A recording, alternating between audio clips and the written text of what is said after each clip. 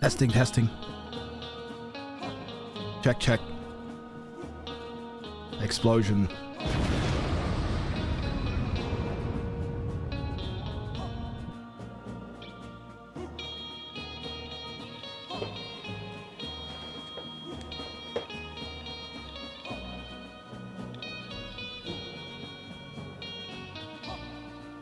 What the heck?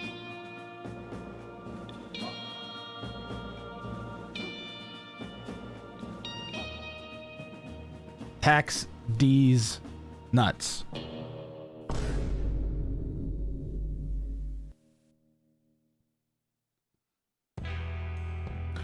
I would be working for the department that says you need to pay more taxes to large and international businesses. Why? Please, no. Why? They have so much of my money already.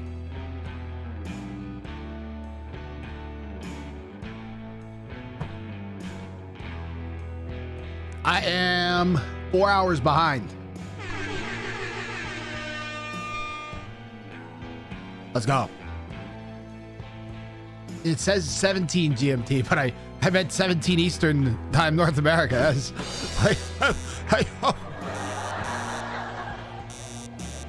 But I was not feeling good after the sets yesterday. And I went to like lay down, and I was just like, I felt like I was gonna like throw up, and I was dizzy. I think I may have just been very dehydrated, actually. So today I have 2 large iced drinks next to me, and I've already drank a bunch of water. I think I was just dehydrated, because I don't think I ate or drank from when I woke up other than 1 iced coffee. So, or maybe 2 iced coffees was the only thing I consumed the entire day. That's what you get for smoking that meth. That wasn't meth. Or if I smoked meth, you know how much more energy I'd have.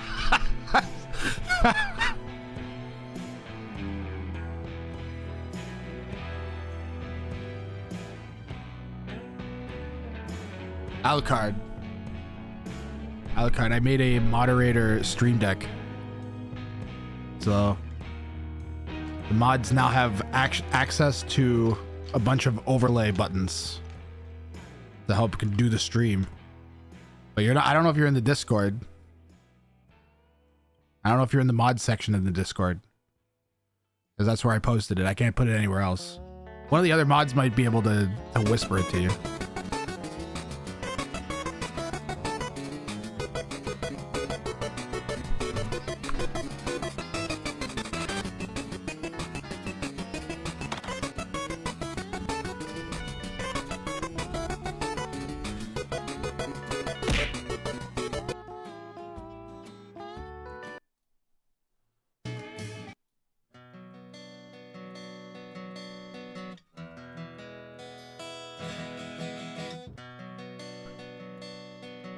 You guys will give me a couple moments.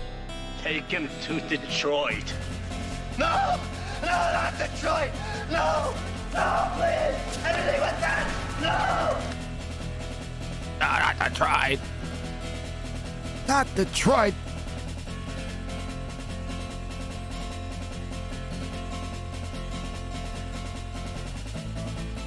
I hate it. I don't know what this is, but I hate it. I'm doing this.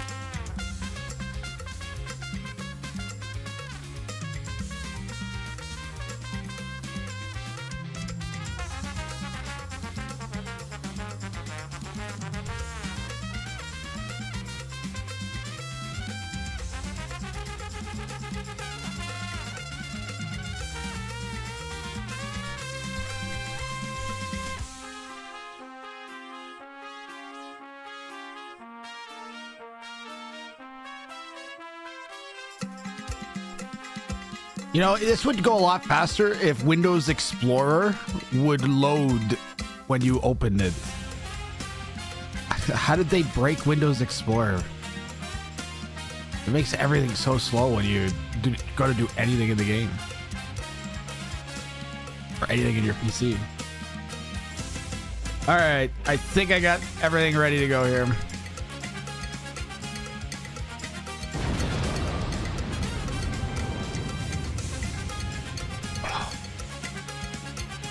Huh. Wouldn't meth just make you normal? I think meth is a hypercharged version of that, though. And I don't think you want to be doing meth. Pretty sure meth is very bad. They made a whole documentary about it called Breaking Bad.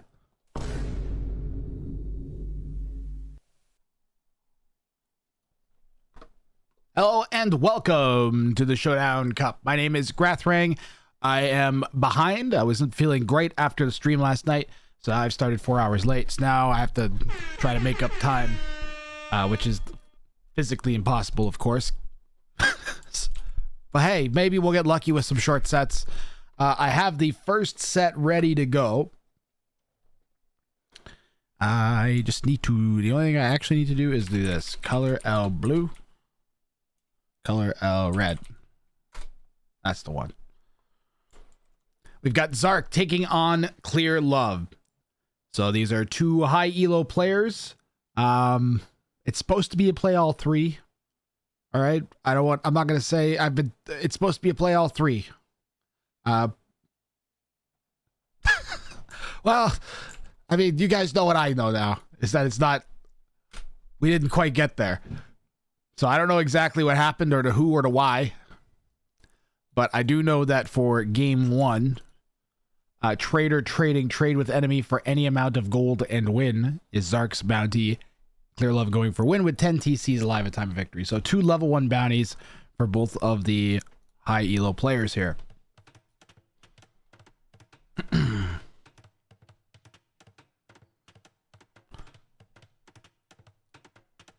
Clear Love in the Southwest playing as the Tupi going for centers of attention. 10 TCs with the Tupi. Is there anything special they have? Towers and castles provide extra pop space. On units return cost. Villagers, garrison, and settlements. Nothing particularly conducive to 10 TCs. So maybe just a strong civ choice here. Zark in the Northeast playing as the Saracens. Trade with the enemy for any amount of gold and win. So that is not a trivial bounty, but it is definitely on the easier side. What's that? You still gotta do a thing, and if your opponent, you gotta be sneaky about it at least a little bit, because your opponent's gonna see your market, see your trade card go to their market and delete it, and just they could completely deny you the bounty.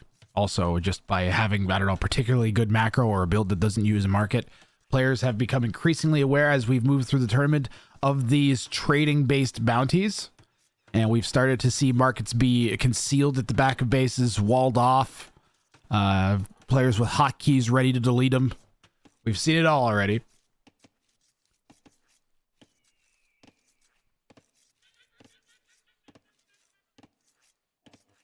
How you doing, Rami?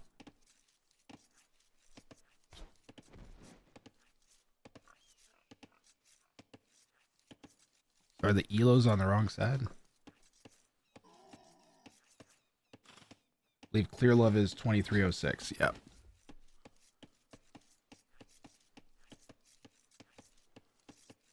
Oh, I know why.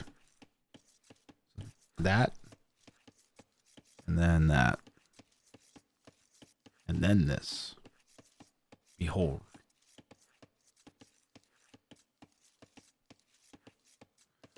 Oh, that might need to be separated.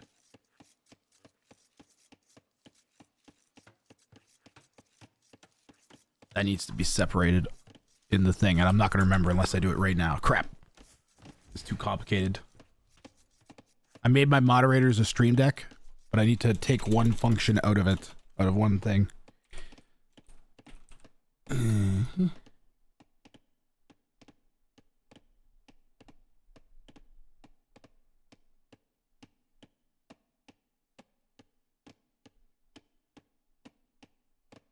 Maybe I can't.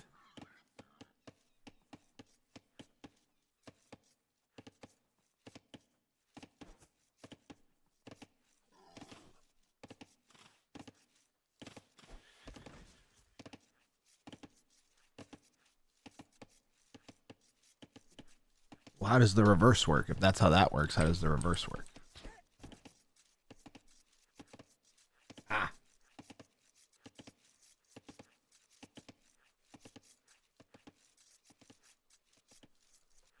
Ah. I figured it out. All right. Should make it easy.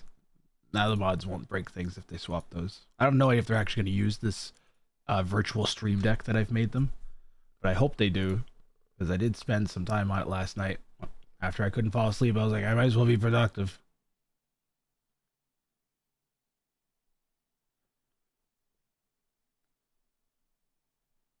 Reverse. This has to be not reverse sides. Bounty names. Yeah.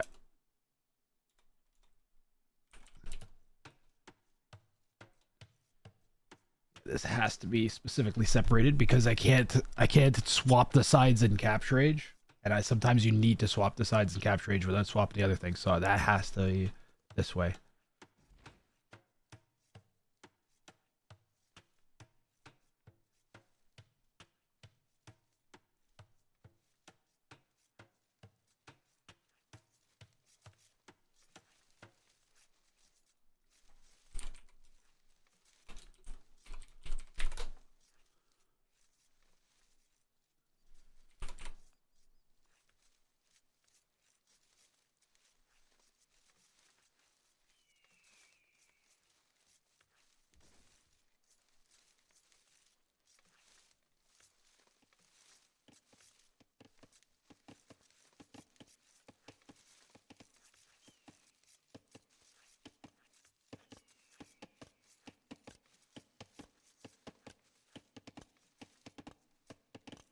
There we go. All right. Hey, this doesn't have the color I just put on it.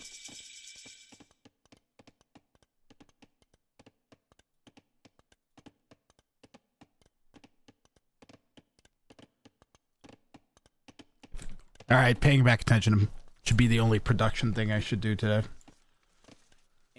Hopefully. Low elo tip on the trader trading bounty. Don't build your market against a wood line with a one tile hole. Your trade cart will, of course, spawn into the hole, and you're going to wonder why it never got to the enemy's market. Correct. Mouse puddles. I really hope that's not a spoiler for your set, buddy. I don't... Did that happen and I missed it and I'm forgetting? The trade cart already has gold that won't change if the market gets deleted, right? Correct. That is correct. Zark finds Clear Love's Wallingville here in the southeast. LOL. Yeah, no, it's not funny. Like, I have to cast the set, and if that happens now, I'm gonna have a different reaction than I would have. I'd appreciate not spoiling your own games. Like, actually. That's my content. That's what I'm paying the money for, my guy. Yeah. Plus, now everybody that watches this on YouTube and then watches your set is now going to be spoiled. So if they're following the tournament chronologically, they're spoiled. I'm spoiled. Everybody that's watching right now is spoiled for your set. Yeah, please don't do that. Right to jail, right away. Thank you.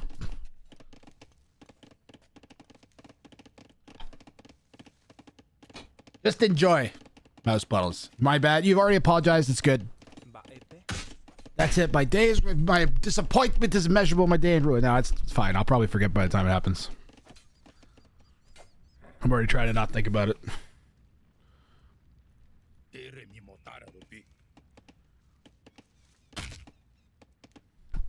I'm gonna chug this coffee.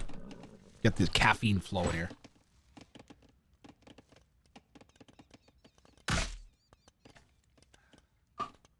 Definitely worked out for me well yesterday.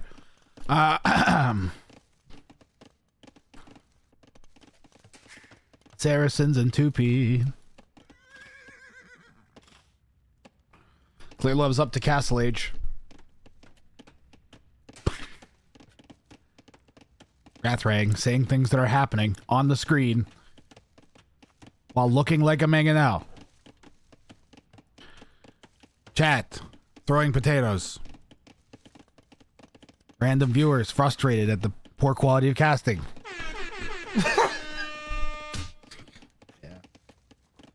Yeah. Talk about bonuses that might be relevant, Rathrang. So why Saracens do they have a special transport chips, extra carry capacity, market trading fee? Let markets cost less wood. Maybe that was why. I'm gonna have to make a market. I might as well get a bonus for it. Spanish are the only one with an actual trading bonus. I think there's a dock trading bonus for a Civ, isn't there? Faster moving trade cogs or something.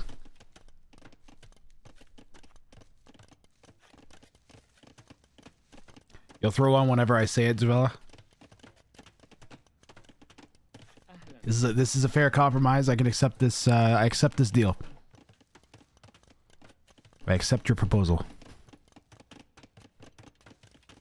So Zark has 8 archers banked up. Saracens get bonus damage against buildings. Clear Love planning the boom, starting off things with a castle. And wouldn't that have been a nice spot for a TC? Put a castle here instead, and then maybe TC here. But might have been worried about like a group of archers coming in late feudal age or something.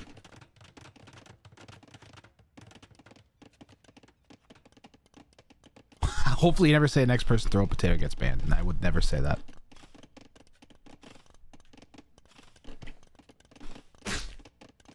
Potato. I'm trying to not say that. Yeah, that's why I said it. You're not Lubov, you're... He's gone.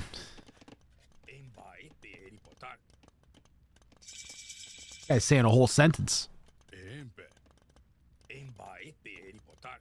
Jesus. Can't you just say, how you doing?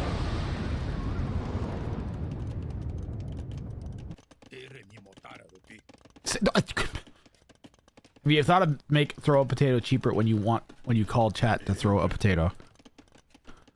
That is a good idea.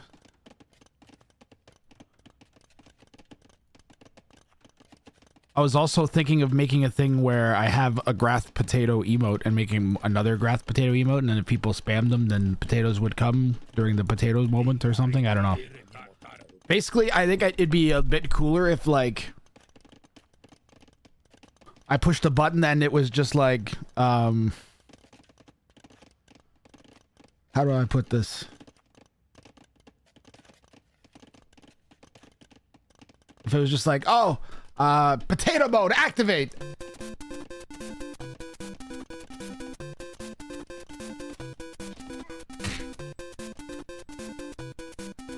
And then like big flashing thing that said like potato mode, potato mode, potato mode. And then all the redeems turned into the same redeem, and it was all just like throw a potato. I can see something like that, and then have different things that could happen.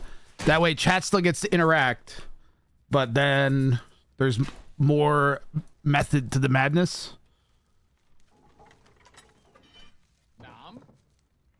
Something like that is how I was thinking about doing it. But also, like, I don't know, it's completely organic now. I have no control. Chat just does whatever, and that works pretty good. All I can do is turn it on or off. All I'm on or all I'm off.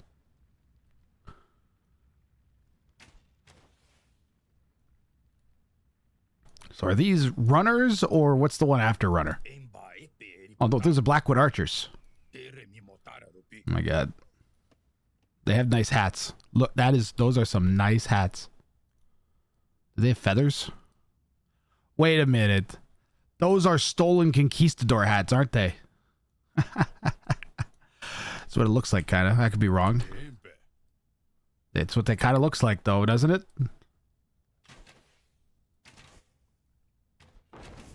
Oh, the mango shot. Zark manages to pull off a nice little flank with the mangonel, chopping off 3. Was that 4? 5. Blackwood archers are cheap. They are glass cannons with just 20 HP They take up half a pop space. They produce 2 at a time.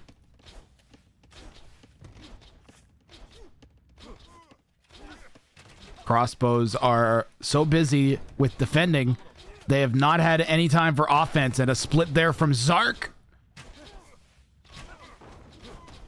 Oh, Clear Love got that shot.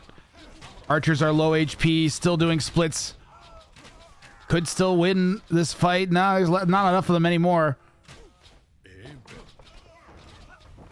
Mangonel getting a few of the Blackwood Archers, but not all of them. They'll get within minimum range, the small batch, and finish that off. Lots of action happening at the same time. Clear Love doing his best to try to get into Zark's base, and we are getting a regular game of Age of Empires 2, it looks like. 10 TCs is just not crazy enough of a bounty, you know? Like, it's just easy. You play normally, and then if you win the game, you get to build 10 TCs pretty much, and then try to win again. You basically, you should try to get into a position where you're close to winning, and you might be able to push and get a win. But then instead of doing that, you use your advantage to boom up to 10 TCs. Which is riskier, actually, I would say. But, you know, you get the extra point. I guess you have to make you can make the judgment call, though. If you're just going to add more eco, it's something you're probably going to do anyways. TCs on gold pile, take map control. Yep. Use them as mini castles.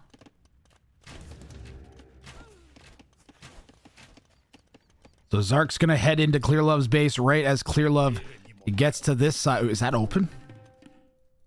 I think that's open. I wish Capture Age had a button to flatten the buildings, man. It'd be so nice if you could just push a button and the buildings all just went whoop. It'd be nice if the game did that too. There's a mod that does that. Yeah, but you can't turn it on and off. Big shot there. On the Blackwood Archers. Doesn't take much to take him out with the Mangonels. So every bit of micro here is critical.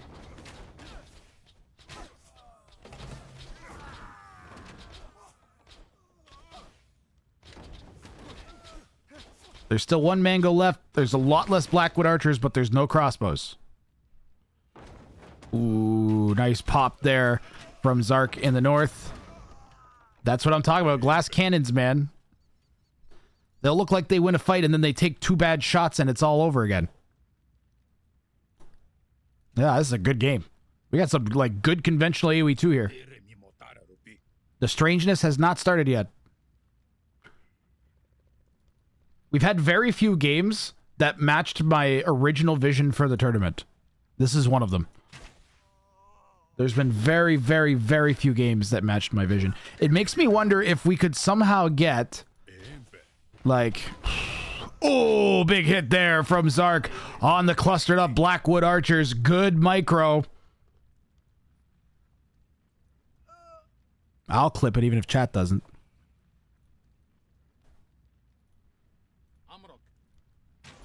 I'll clip the big mango shots.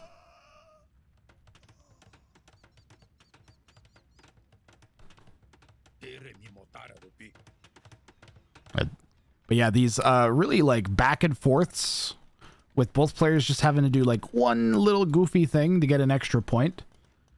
And like this is the really how I thought this was going to go.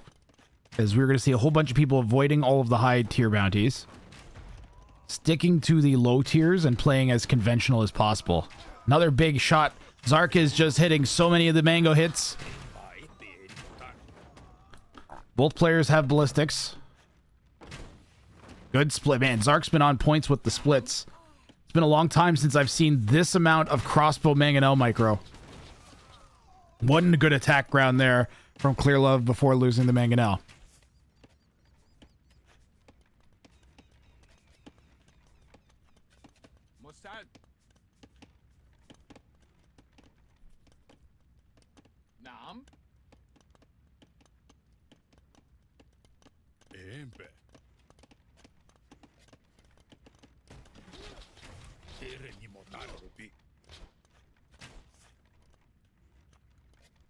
This is just good AoE too. This wild contrast to some of the completely bizarre sights we've seen. Incredibly conventional match here. It's a nice Arabia spawn. Like super open.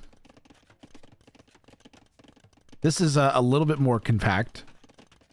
This is the type of lopsided Arabia spawn that made people like this map so much. Like literally, actually, this is not a fair spawn, but it is an enjoyable one to watch and or play because it creates dynamic games where one person is forced to do something different than what the other person is in order to get into a winning position.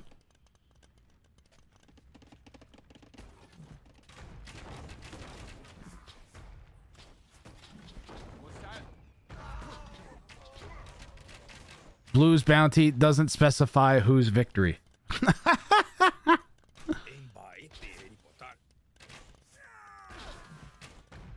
The handbook says that you have to win. The handbook says you have to win.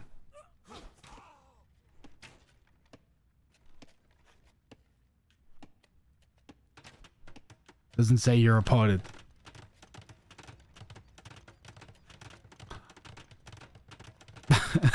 We're just like, I gotta find some loopholes to these bounties. Dude, there's been only, I think, one match. There was one game or whatever for the entire tournament that I didn't have the stipulations already covered. Like, I didn't already have the loopholes covered for.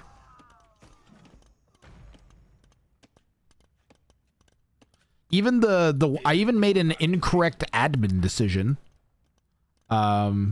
I didn't give ARG points in a set that he earned, but even in that set, it was in. I should have just been reading my own notes, and it would have been fine.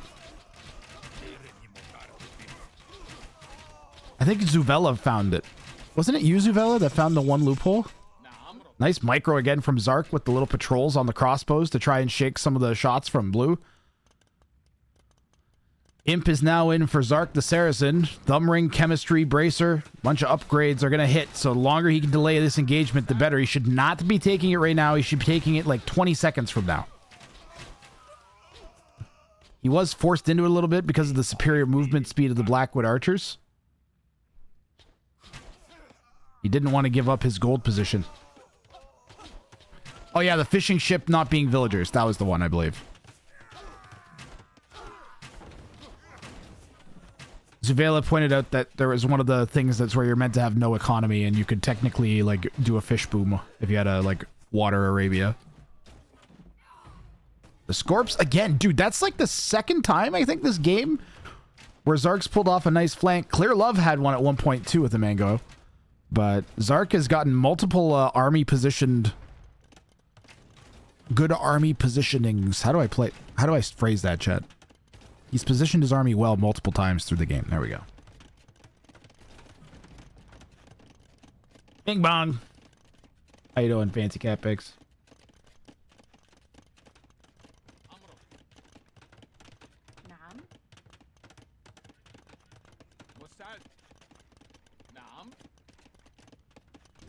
Well, that siege workshop's not going up. I'm guessing Red has not seen that castle yet. Yeah. Well, if Zark was paying real close attention, he might have seen the unit head in that direction. This will, yeah. That'll get found, so. Zark, again, gonna try to pinch these off a bit with the arbs, maybe? No, maybe doesn't want to approach that close. Scorp's getting some good hits.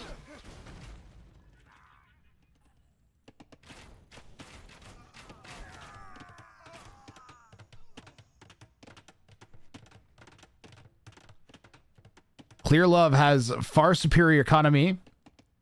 Still missing 7 town centers for the attempt at the bounty claim, though. And, you know, he's got enough for 2. He may not want to build it.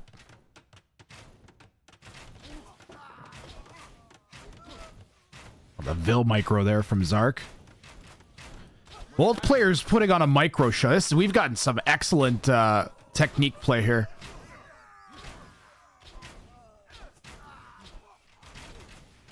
Bombard was coming forwards with Zark down here. Lost some more Blackwood archers. They produce and replace so fast, so he can make 4 at a time with 2 castles. Zark's got to be careful. Yeah, that thing's going to die. Ooh, Zark just called GG as soon as Clear Love hit Imp. Yeah, the fast Imp play here for Zark, and he just felt like he was going to lose to being out macroed and calls the GG. So Clear Love is going to take game 1.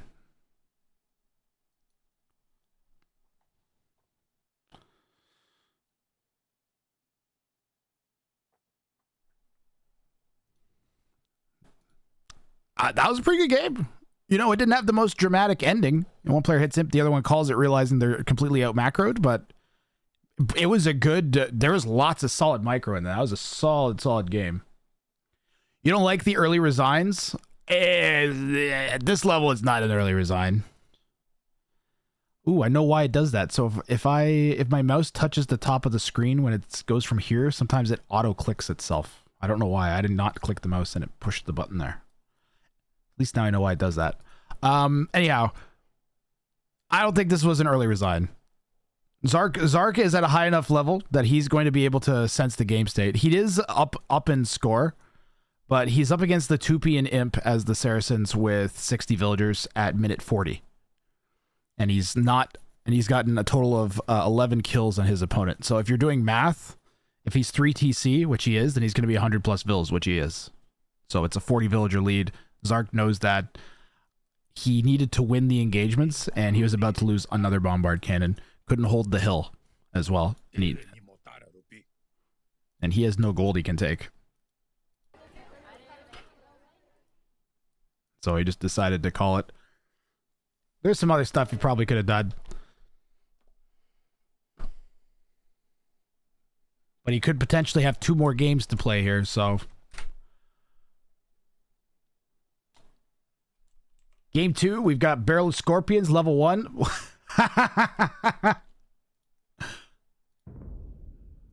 Both players have 2 variants of the same bounty for game 2.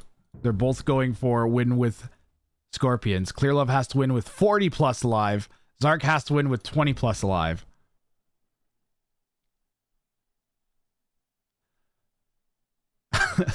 First time we've had that this tournament.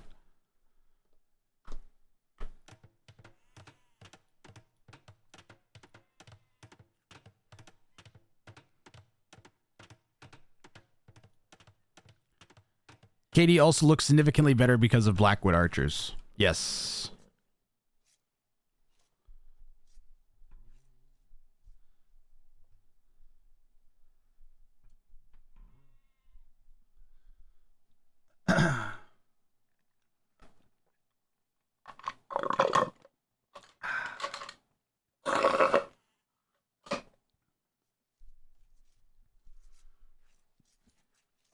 So fancy cat picks. I'm trying to think of ways that I can improve the tournament a little bit better. I feel like we've had a couple of the elos have become discouraged. I think it's like, okay, so if you're a low elo, then you get a match against like a low elo and a mid elo and a high elo. If you're a high elo, you get 2 matches against a high elo and 1 versus a mid or a low. So it's just not going to be fair in terms of like the challenge. So they probably is what they feel like. I don't think so, but I think they probably feel like that. So Yes. if we were to improve the formatting, I think what I would do for next time is incentivize individual game bounties more. So rather than like, basically every game you should be getting a dollar amount if you claim a bounty is what I'm thinking. You claim a bounty, you should get like $2 or $5 or something like that. So if you claim 10 bounties, you could make like $30 or a bunch of money. So like, you can make money just claiming bounties on a game-to-game basis. That way, players who don't do well, that way, like you could go like 0-8 and go into your last game and then go for a level 3 bounty and maybe make like $15, $20 or something. You know, That's what I'm thinking. 1 poutine for each bounty. Fucking today, I might get a poutine. Today might be poutine day. Friday films. Depending on how I feel. My stomach. I was not feeling good after the stream yesterday. I got super. I stood up and I went to go get food, and I just got like really lightheaded and woozy. And I went to like late. I'm like, all right, you know what? I'm just gonna go lay down. And then I couldn't fall. Actually, something has only ever happened to me, I think, twice in my life. Is I was like too dizzy to fall asleep. And I was just like, what is happening? And then I realized like the only thing I'd had to eat yesterday was 2 cups of iced coffee. I hadn't had anything else to eat, anything else to drink, and I realized how thirsty I was, and I got up and I chugged a bunch of water. And I started to feel a little bit better, and I woke up today and I chugged more water, and I've been feeling a lot better today, so. Yeah, that 2 Friday films. I think it's been like 5 ever since before even... Like, you guys didn't see it, but the 3 or 4 days that I wasn't online, I was pulling like 14, 15-hour days disassembling and reassembling PCs and doing nothing else but that, and testing and running BIOS and running a stability test and swapping a RAM and swapping a power supply and then the full mobile. So it just took days of doing that. I got through 5 seasons of The Office or something. We need a hydrate redeem, yeah. Well, just remember, like 2 days ago, I just remembered I was sipping my water bottle constantly, and yesterday I didn't bother filling it, so today I filled it up. Ow! I'm taking care of myself, don't worry. Focusing too much on the stream and not enough on not dying. Alan! I find your lack of disturbing. Round robin, high elo start higher in the bracket, and you match a similar elo. That's kind of how I don't want it to do. I think I helped the low and mid elos a little bit too much, is what I'm saying.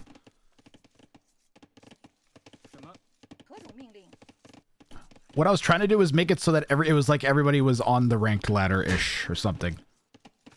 Or and then I combined that with trying to give them an even chance at getting bounties. So everybody had, the way I tried to balance is everybody would have an even chance of managing to get a bounty in every game.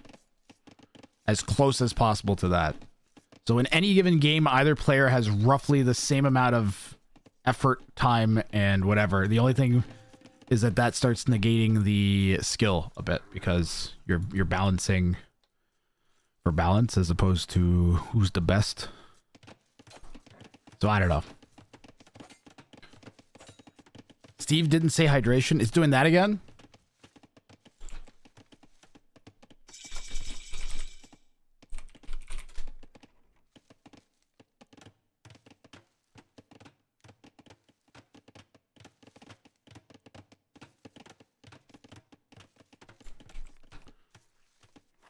Yeah, he's busted.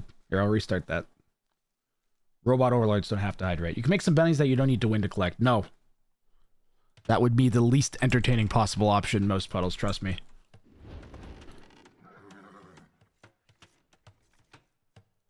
Because people will not bother trying to win. They'll go right for...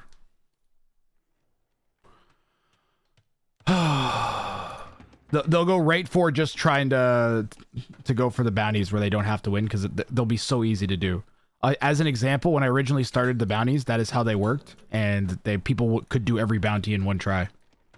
One of them was Build a Wonder. It wasn't win, it was just Build a Wonder in a game, and it was done in it took Ween Dinchester like, I don't know, 15 minutes in game. It was something ridiculous. Like, he went fast imp with Turks, and it was like minute 21 he had Wonder going down, and then he won the game. Like, I was just like, okay. He didn't even win the game. He just built the Wonder and then lost. And I was just like, yeah, it doesn't feel like it was worth it. The challenge comes from doing the crazy thing and winning. 100%. Doing the challenges is dirt simple if you don't have to win. Imagine you just have to make 50 scarps. You're going to be able to do that like most games. If you just wall up and then don't give a crap. So, nah. quality of AoE2 will drop. But you gotta incentivize winning. Anti-cat picks, that should be working now.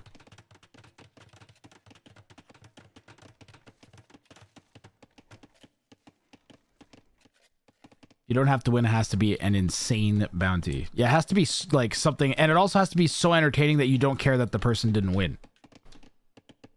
Which I don't know. I can't think of something that...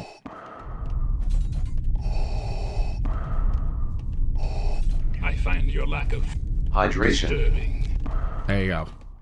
It's working.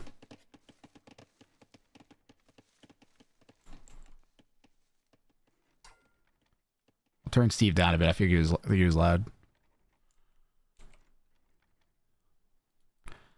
Yeah, and then the other thing is I try to do as few of the bounties where you're opponent dependent as possible.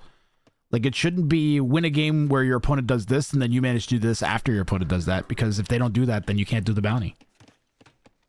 Like I think there's a couple like where the opponent has to have a castle up, and it's like, like they might be doing a strat where they don't even need a castle. Like the build a castle touching an opponent's castle one. That one I'm not a big fan of. It's a fun, entertaining bunny to watch, but from a like enforcement fairness perspective or whatever, terrible. No way of guaranteeing the opponent builds a castle at all. They might have a bounty that tells them to not build a castle, as a matter of fact. Like win in feudal age, then what do you do?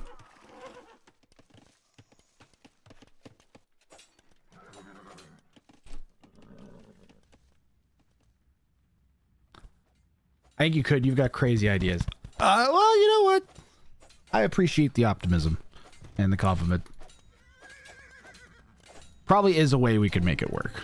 I shouldn't be so negative. Same as a market. Sometimes I don't build my market till imp. Yep. I did. When I used to do the Khmer FC, I almost never built a market. It was too expensive. Like, you were with that, like, when I did my Khmer FC siege push back in the day, it was just... It should be hard, so winning is a must. I like how everybody acted like going FC into, like, a siege push was some insane thing, when, like, Huang has been doing it for years, and then I played literally 4,000 games of it and climbed like 300, 400 elo higher than my elo was at the time, even though I didn't even know how to do a scout rush properly. That strategy is crap. Deleting markets is fun. Allow them to build the castle next to a CC unless they delete the TC. Yeah, but then now you're not doing a build a castle touching an opponent's castle bounty. You see, it's like a whole different challenge that you've made now.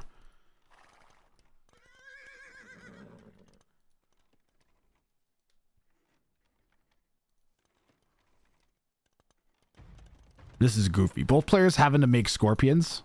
What's so special about the way? Traction Trebs, loose Schwans. Do they even get scorpions? Yeah, they get scorpions. Yeah, why would he go cavalry plus to attack against siege weapons? That's a nice little advantage to have. Now, neither player has to only make scorps. They just need to make a certain number of them be alive when they win.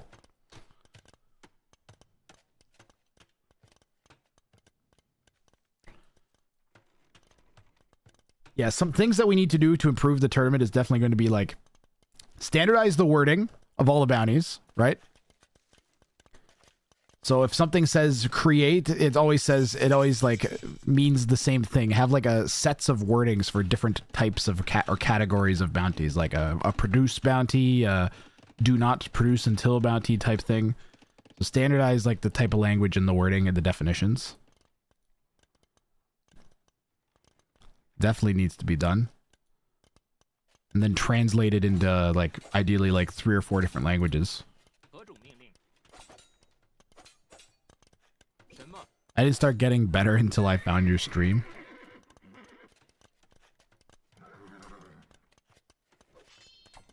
I'm skeptical of this fact. Night Raid here from Clear Love.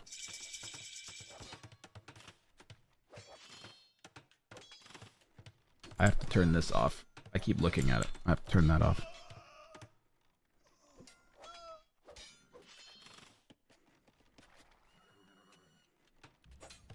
Scouts have been beating at the back of Clear Love's base for a while and they can't get in. The first Scorpion produced is going to be Clear Love. Oh, Zark. Zark getting pushed back from the gold. Does have some Zhen Bays. Try and push the Knights back, but not very many of them. The Knights are getting some vills here. I don't know why Zark's trying to put this TC down at the front of his base in the face of a siege push. Bro. And Zark didn't play game 3 either. Dude, Clear Love has gotten the short end of the stick with opponents this tournament.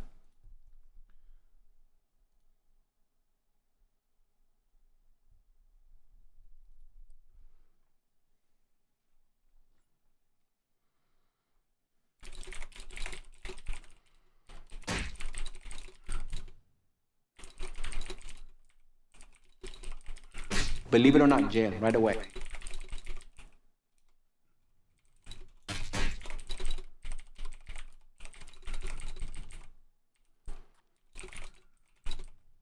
You right to jail.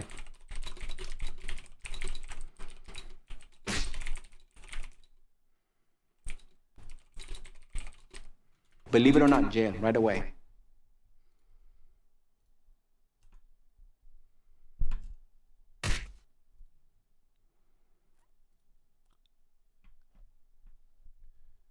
Yeah, give me a second, guys. I am currently going to it. I'm investigating exactly how screwed over Clear Love got. Because I think all three, I think 2 of Clear Love's opponents.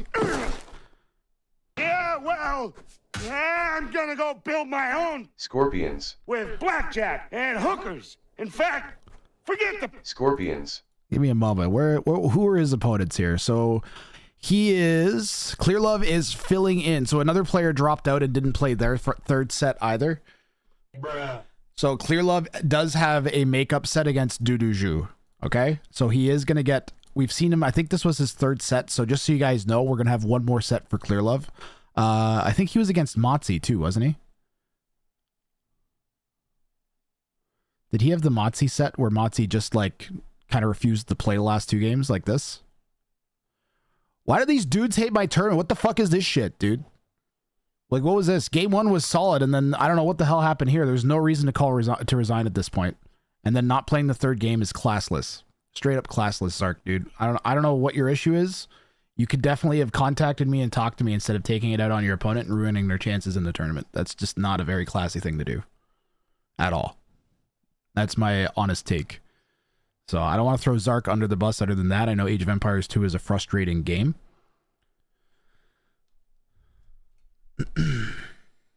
But you can't play AoE 2 if you don't have an opponent. You should be respectful towards them. That's a straight up fact.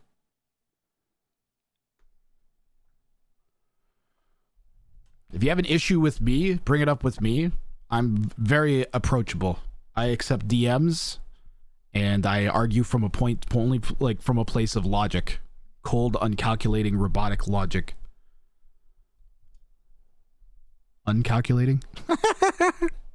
I'm an idiot. My tournament admin, I go into robot mode, man. I'm a Terminator of adminning. Sometimes I won't know what decision I should make, but once I've made it, I know. As soon as I have enough information. Yeah, so Clear Love had the Elatishek set, which was great. No, wait, no. Clear Love had a set against Zark here. Clear Love played Motzi, so he had 2 potato sets.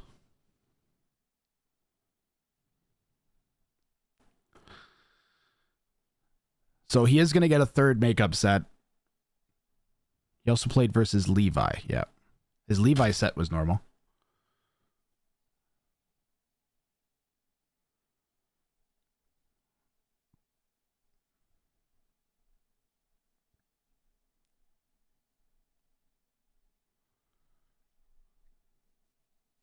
Yeah. Remember the one guy who was about to resign and asked first, who is that? He deserves an award.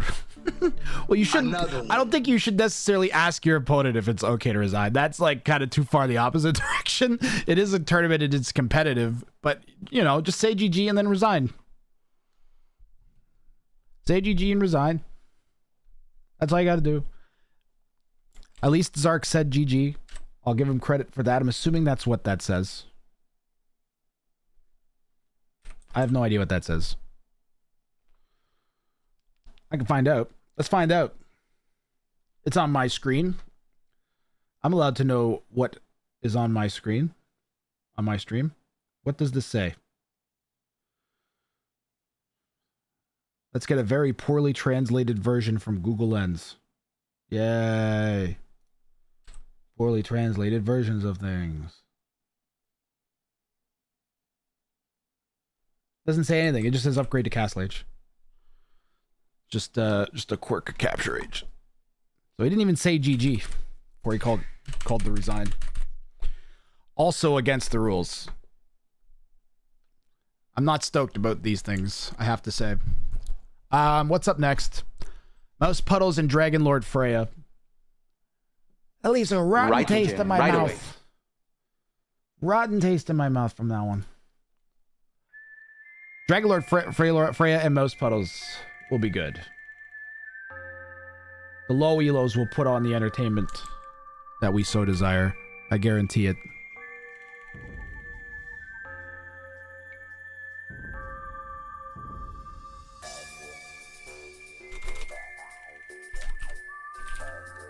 So I work in professional sports, and the number of kids that I've seen get passed up by colleges and pro teams because of attitude issues, not because of their skill level, not because of their potential, lack of potential, but because of their attitude.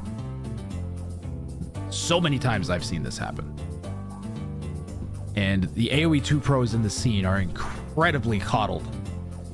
Incredibly so. They all act like they're Sidney Crosby. And Sidney Crosby doesn't even act like he's Sidney Crosby. You get me? All is a horrible generalization on my part. I'll add that too. They don't all act like that. Many of them, many of the high-level players act in this way. Because they're used to being able to act like this. I have a ledger that I'm running. These guys are going to regret fucking with the tournament and not just being professional, quite frankly. Because I don't care what other tournaments do. I know what I'm going to do with my tournaments, and that I will be remembering this crap. It's not fair to my opponents. Is ice hockey expensive to get into? Yes and no. You can buy a pair of skates and a stick and go out on a pond that's frozen. That's pretty cheap. Rubber's like, you know, a couple bucks for a puck. But if you want to get all the equipment and you want to be like super duper professional hockey player these days, you're probably going to be going to power skating clinics and stick handling clinics once or twice a week, in addition to the team that you're on, where registration is going to cost like $4,500, and you're going to be wearing like $5,000 of equipment, and you have to drive to and from the arenas. So no, it's expensive as fuck. It shouldn't be, but it is.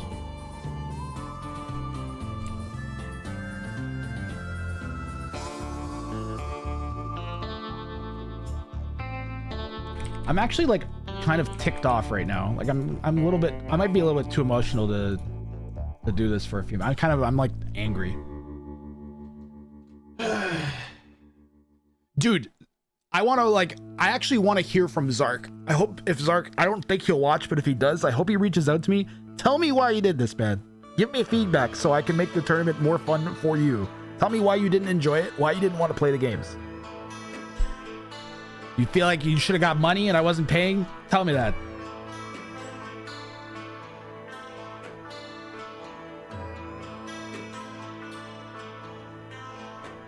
Just like communicate.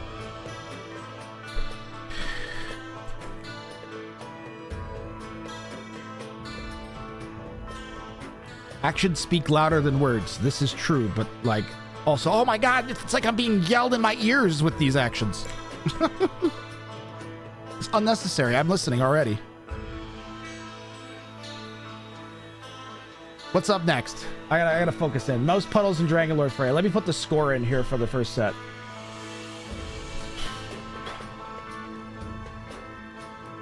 So Clear Love is going to get 3 points because the game 3 is an admin win.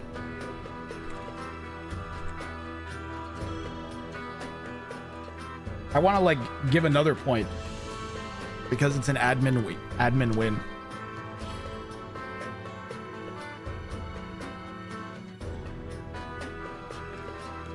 Honestly, I might just see if I can get another replacement set for Clear Love here and bring in an outside player. Yeah, I'm going to put it in 3-0.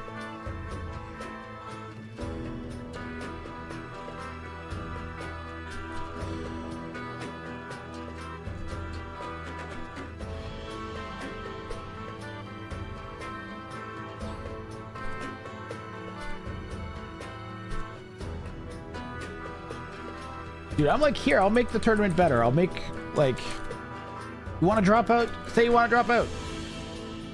I dealt with the players that dropped out. I found ways around it. I can work with stuff, but I can't work with this.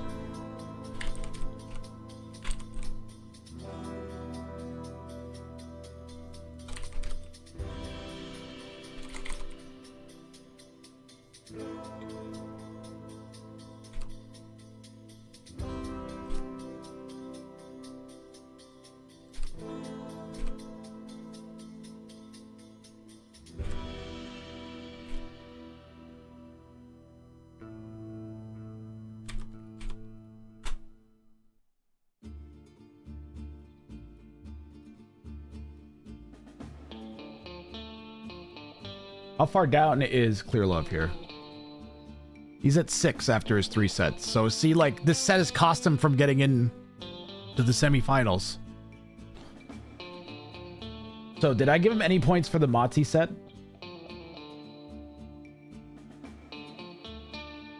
He got 2 points for 2 wins from the Motzi set.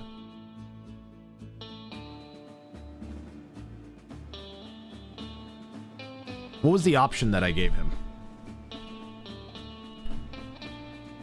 I said if he played the set versus Duduju, then I would erase his points from the set versus Motzi. So I'm going to erase his points from the set versus Motzi. So he gets 0 that set.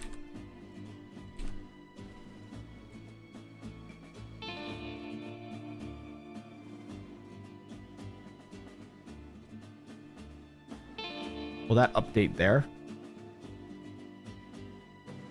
Yeah, it did. Okay. So Clear Love still has 1 more set to go, and he's got 9 points from it. I negated his set versus Motzi. I'm going to count this one, I think.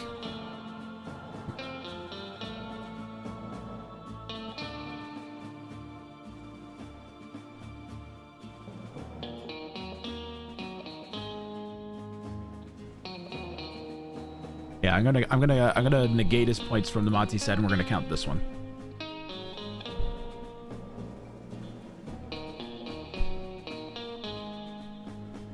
A lot more equipment to buy than say soccer, yeah.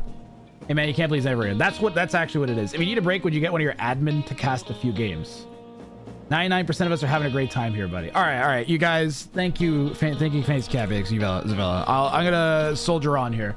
Mouse Puddles and Dragonlord Freya. That's dealt with now.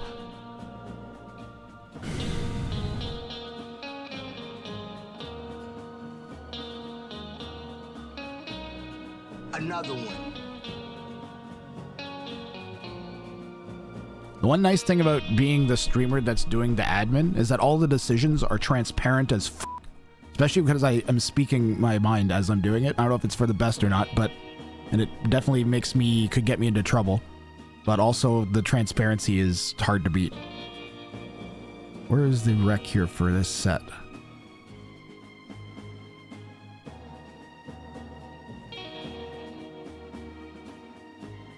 Versus smart guy. Mouse Puddles, there it is.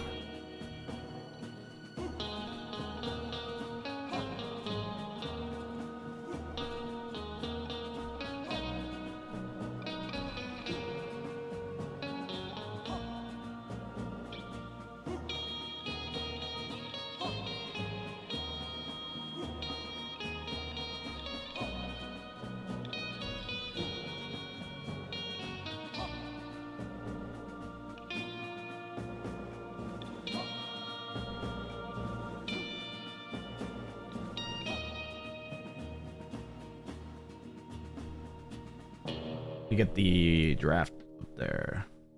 Did I already download the draft? That'd be great. Nope.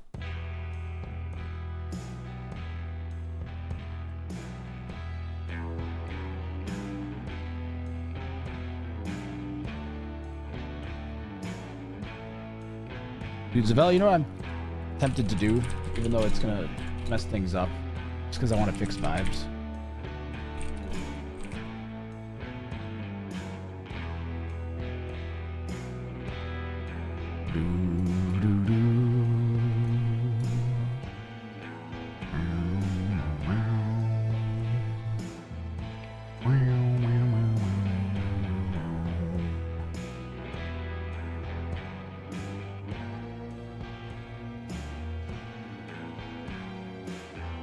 There we go. That'll load the bounties in for the set. There we go. And perfect.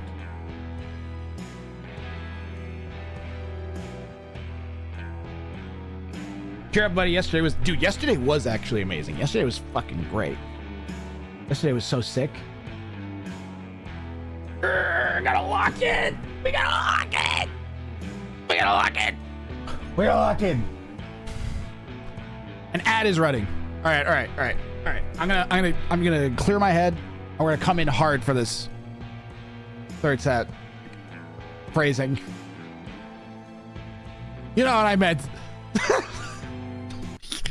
Oh God, you know what I meant. Something wand stiffener.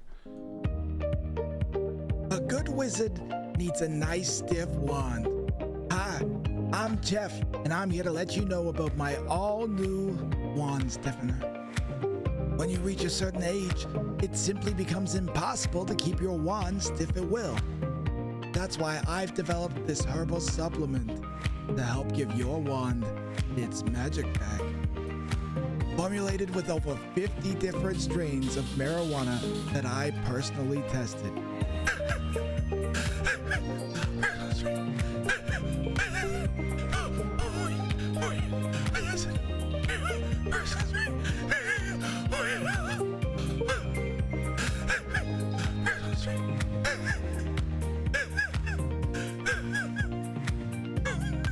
Wand stiffener? That sounds like I'm talking about my cup. Jeff's wand stiffener. It's definitely not for your penis.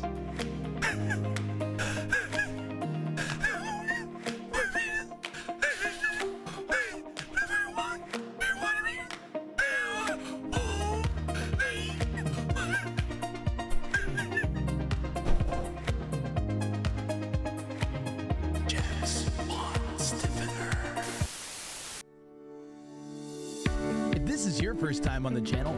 Is this you? Well, good news, Jimmy, because I've got an explanation that shows you exactly how this channel works. All you gotta do is click down here on Wheeler's Sack. Scroll through the list of available memes, pick the one you want to see pop up on screen, and click. And you can react to whatever's happening on screen. Isn't that great, Jimmy? But wait, there's more. No, actually, no, that's about it. Memes by Grathrang.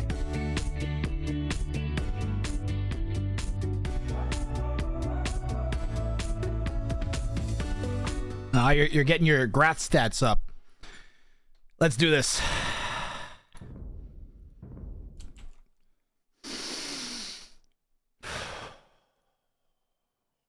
We're taking some deep breaths. And we're locking in. To game one of Lefty Sexton and Mouse Puddles. Wait, Lefty Sexton and Mouse Puddles. Damn it, I picked the wrong game in the rec. Damn it. Give me a second. Should be Mouse Puddles and Dragonlord Freya. I picked the wrong set of Mouse Puddles.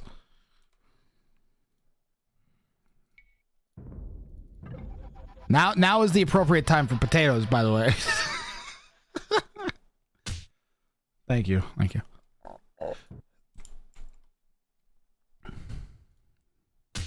Oh, the file transfer failed because it's going over the OneDrive. Sometimes it may be good, sometimes it may be shit. OneDrive.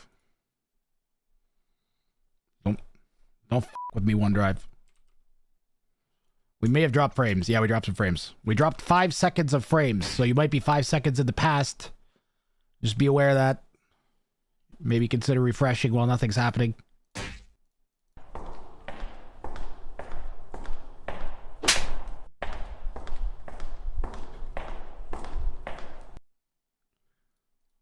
Alright, there it goes.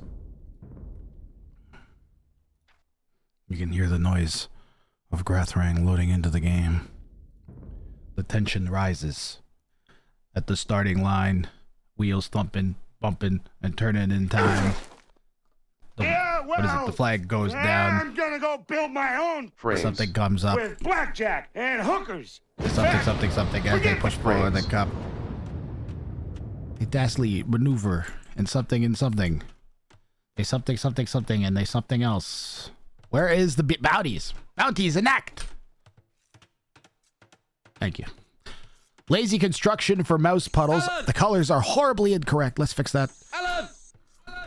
I have to change Dragonlord Freya to a different color so we can actually see the difference between... This purple and blue are way too close. We'll track mouse puddles here. We'll get the bounties on the right side. We'll shrink Dragonlord... Fix it. I'm working on it. Fix it. There. And I think everything is close to make... Oh god, the colors are backwards. Color all blue. Sometimes may be good, sometimes may be shit.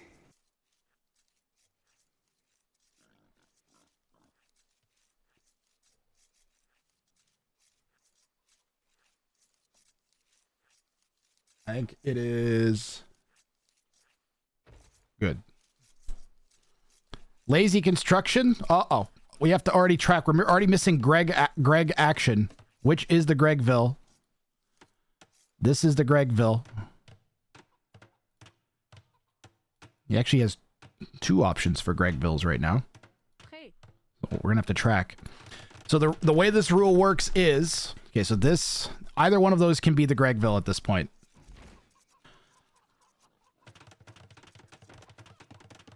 And I think we have a bounty failed. Because that was built by a different villager. So that's, we've got a bounty failed here for mouse puddles.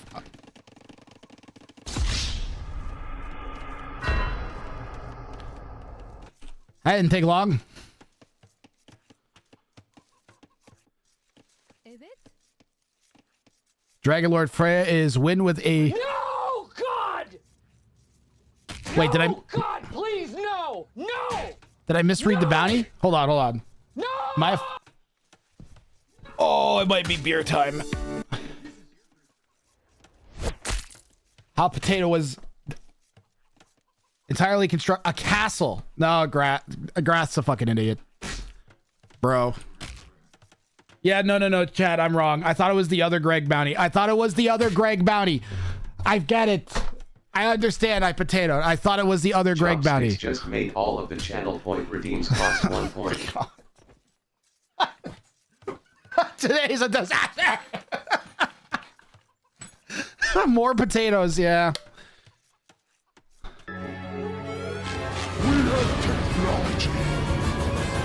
It's still good. I know. Bro, what is this chicken funnel that Dragonlord Freya's got? Truth's gonna need some Harvard doctor to tell us who's alive and who's dead. Well, you guys have to wait to see it. It's pretty great, though. Man, this chicken funnel is so awesome. I'm so glad I can see it without a bunch of memes in the way.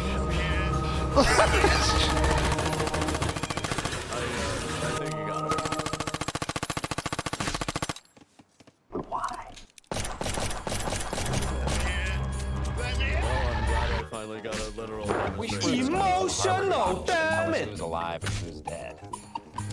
Guys, have you seen the rat gang rat? Trying to make sure that our dead. Gang rat. I don't remember. Behind us. Is it gang rat or rat gang? Alan! I always mix that name.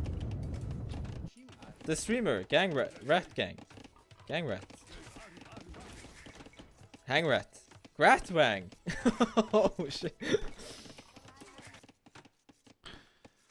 All right, so how is this chicken funnel working? Yeah, that's a hole, right?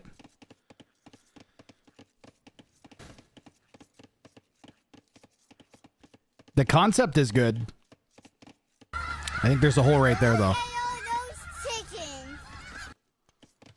So the chickens were bisected here.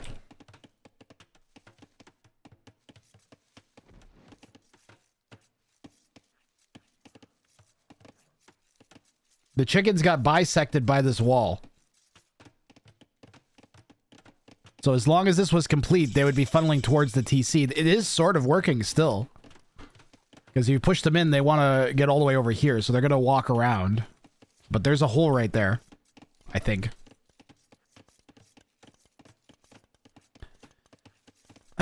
Get out of here, time bar. Dragon Lord Freya, draw the line. Win with a completed wall. Walls and gates only that touches parallel outsides of the map. So Dragon Lord Freya, if she wants to get to that part of the map, gonna have to either chop this wood or go around over here. And that is an acceptable wall. If she goes up here and then comes down, that's fine. And you can see Freya's plan is to set up at the back of the base and not have to worry about the opponent destroying the wall. We've seen some players build it like straight across the front to actually get some utility out of all the res that they're going to be just putting on the map doing nothing. We have a 7 villager archery range. Nobody needs an archery range that desperately, let me tell you. That chicken funnel is funneling. It's doing chicken funnel things.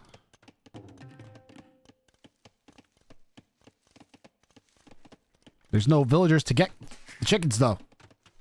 Dragon Lord Freya was so proud of this chicken funnel, she has 2 perfectly funneled chickens and ignores them. 5-vil lead, though. How's Mouse Puddles doing? Mouse Puddles getting some walls up?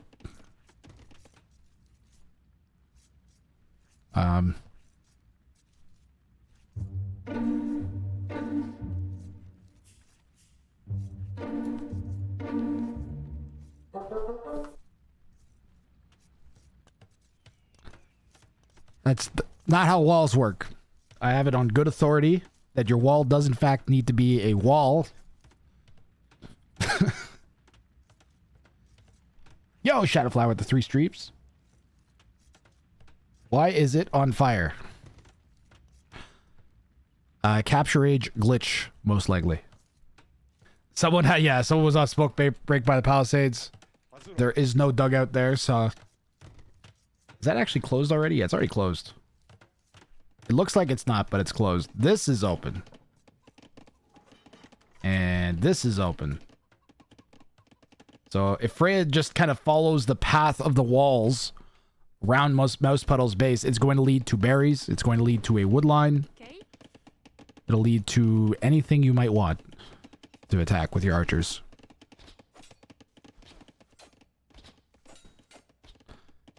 Mouse Puddles, now that he's getting attacked, cranking out the scouts.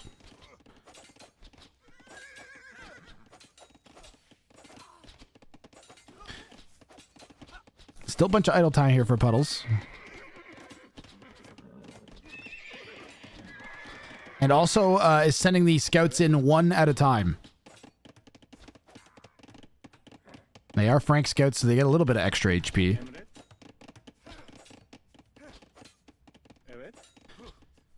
The earlier in the game you are, the more important your units and your micro is, because you've had less time to produce them, and it's taken up a higher percentage of the amount of time that your villagers have been working. So the units are proportionally more important.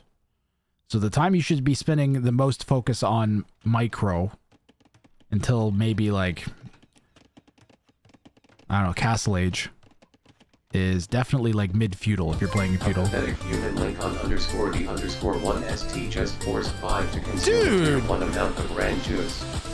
In total, they forced 7 to consume ran juice. Lincoln the first, thank you very much for the 5 gifted. Thank you, thank you, thank you. Much appreciated. I have an explosion.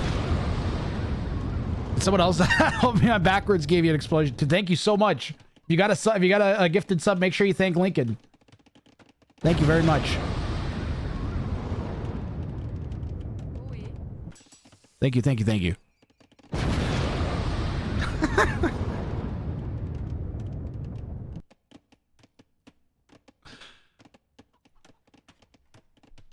Five gifted out of nowhere. Let's go. Hope one. Isn't that Hope? Hope? Like the pro player Hope? Hope 11222. I think that's the pro player Hope. I recognize genuine battle tag, puppy saturation, former Grathrang regular. Pardon me, former Grathrang mod. Former regular. I haven't seen him around in a long time, but if he's watching it, I'll surely appreciate it. And Mock Bear mode I've seen before.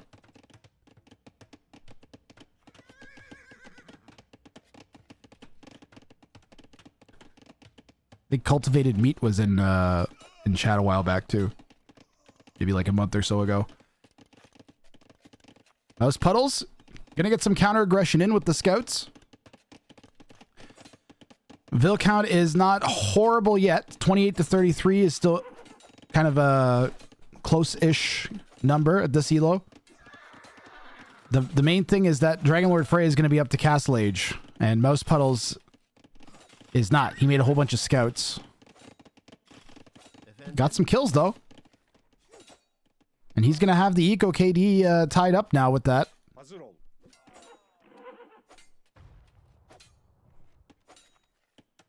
Plus, going to be able to get the walls up back at home. Not bad at all for Mouse Puddles, gotta say. Sure, there's 6.5 minutes of idle time. That's...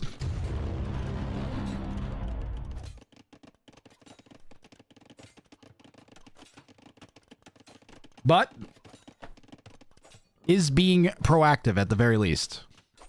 I think trying to squeeze out a Castle Age click up.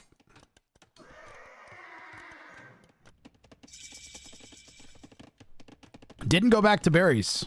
Well, now you're walled up. Maybe he'll go back to berries because that's completely safe. And Frank's berry bonus is just as fast as gathering hunt.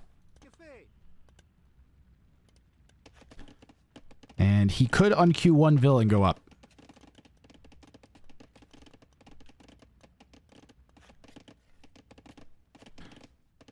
Okay, guys, if you find yourself in this situation,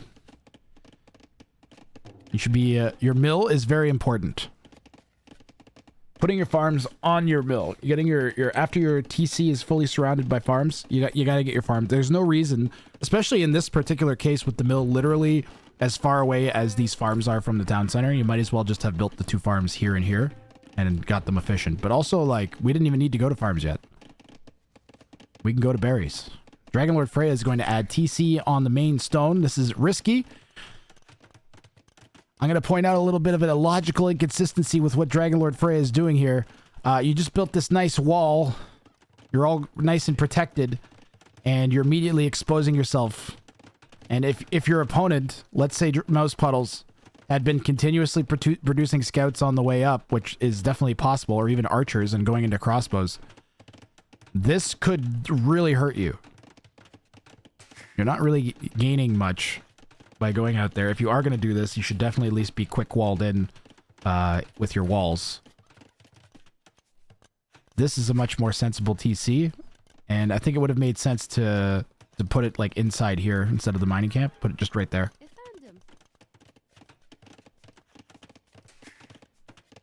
But maybe Dragonlord Freya has some sense of how the game is. Knows that she cleaned up all the scouts that were in the base, and they probably don't have much more based on the score. And felt safe going out to get the stone. To be fair, there's still a hole in the wall. Yeah, this is open, right? I don't know if it is open or not. I'm like, it is open. There's a plant there that I didn't see before. It might actually be closed. The wall has taken shape. I'm sus about this though. Oh, no, it's diagonal. It's diagonal. Okay. It's just diagonal on a hill. And there's a palisade between these two.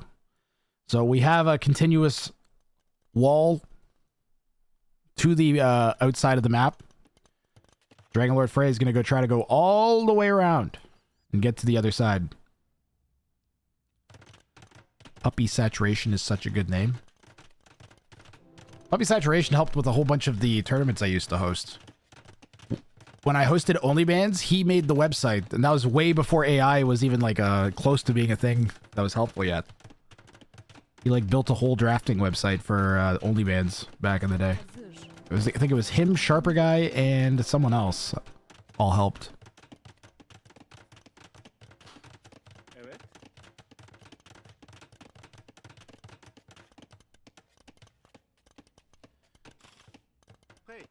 Okay, Mouse Puddles wanted to go forwards and be aggressive. Needs to delete the monastery. I think he got the delete off. I think.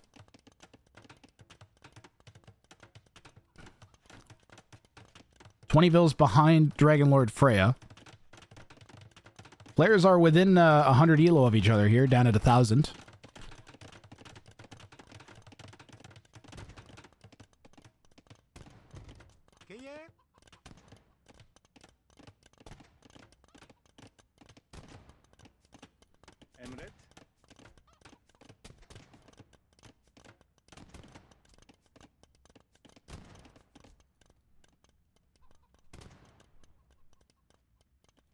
Hazır ol.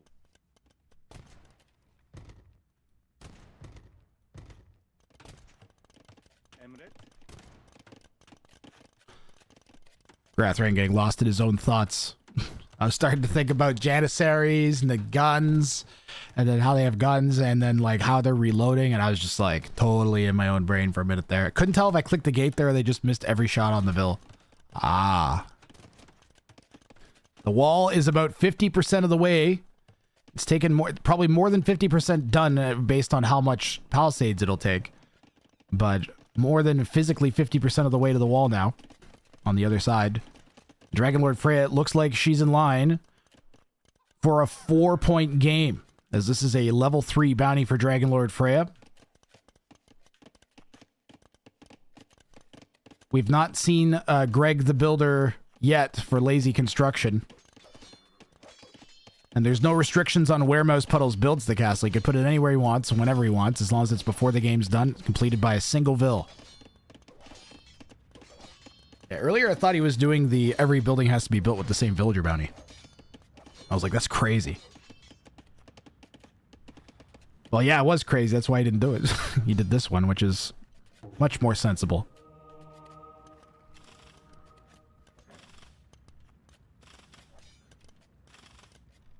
Nice night raid from Puddles. Dragon Lord Freya has camels on the way to help try and get rid of this. Mouse Puddles even picked up armor before he went in, so Freya doesn't even have fletching. The knights were able to dive, get all the way to the back of the base, and oh, they just about found the Stonevilles? Where's Blue's POV?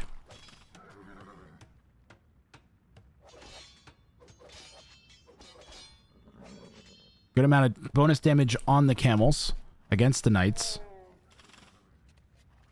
So they're actually doing 15 damage a hit on the knights. Minus the armor.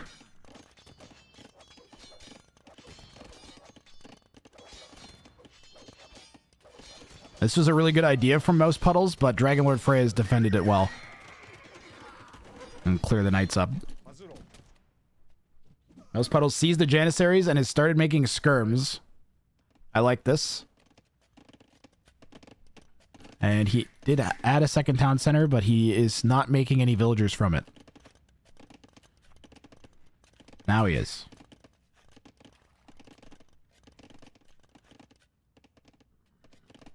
Both players with massive walls this game.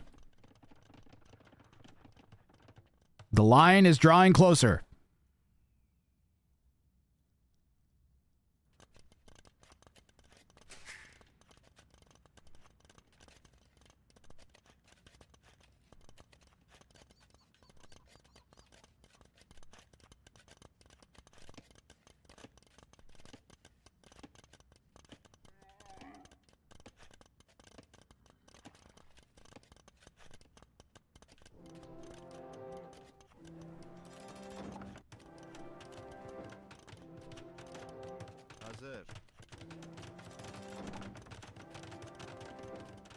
Boo-doo-doo. What's that noise supposed to be? Like the monastery, you know, monks chanting in a big cavernous room makes sense. Stable makes sense.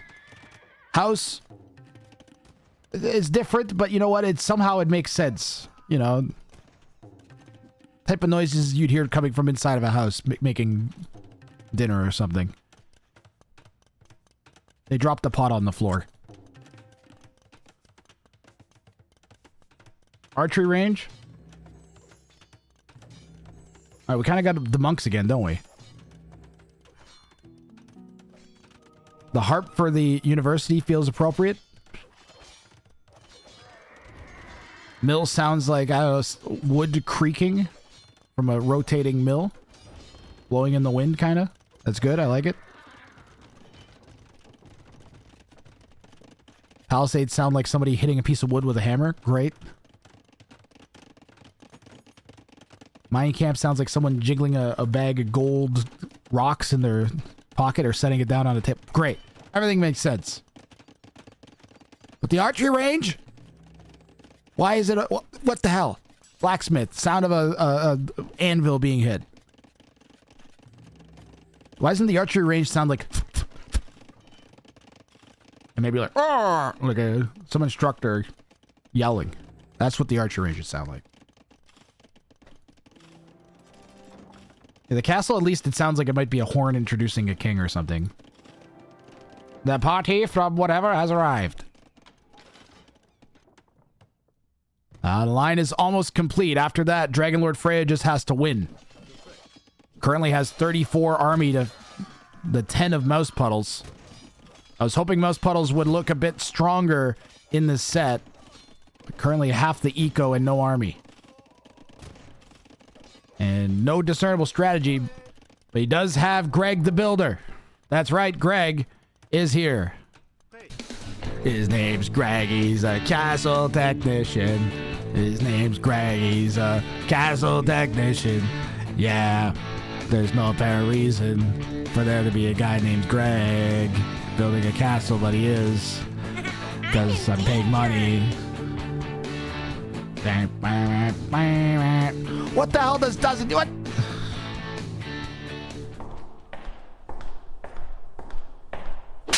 Don't slap. Leave Greg alone. Dragon Lord Freya. Oh.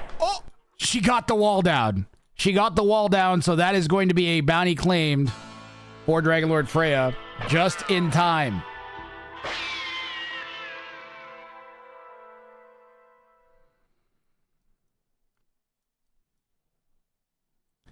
Yeah, I don't know what Mouse Puddle's plan was here. How close was it?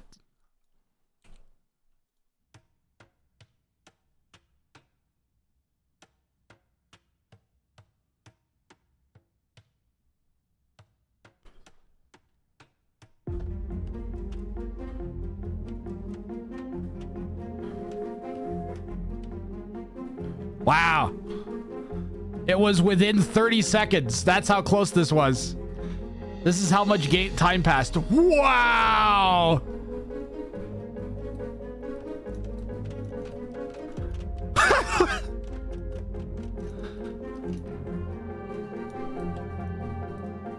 This is connected diagonally.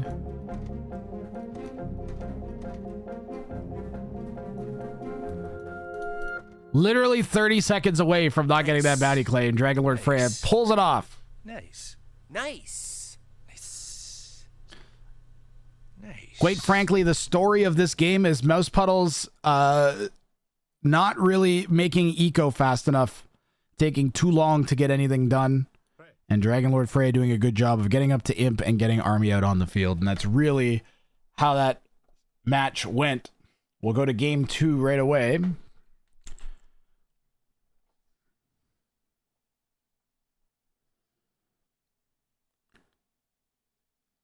And what do we have for the second bounty?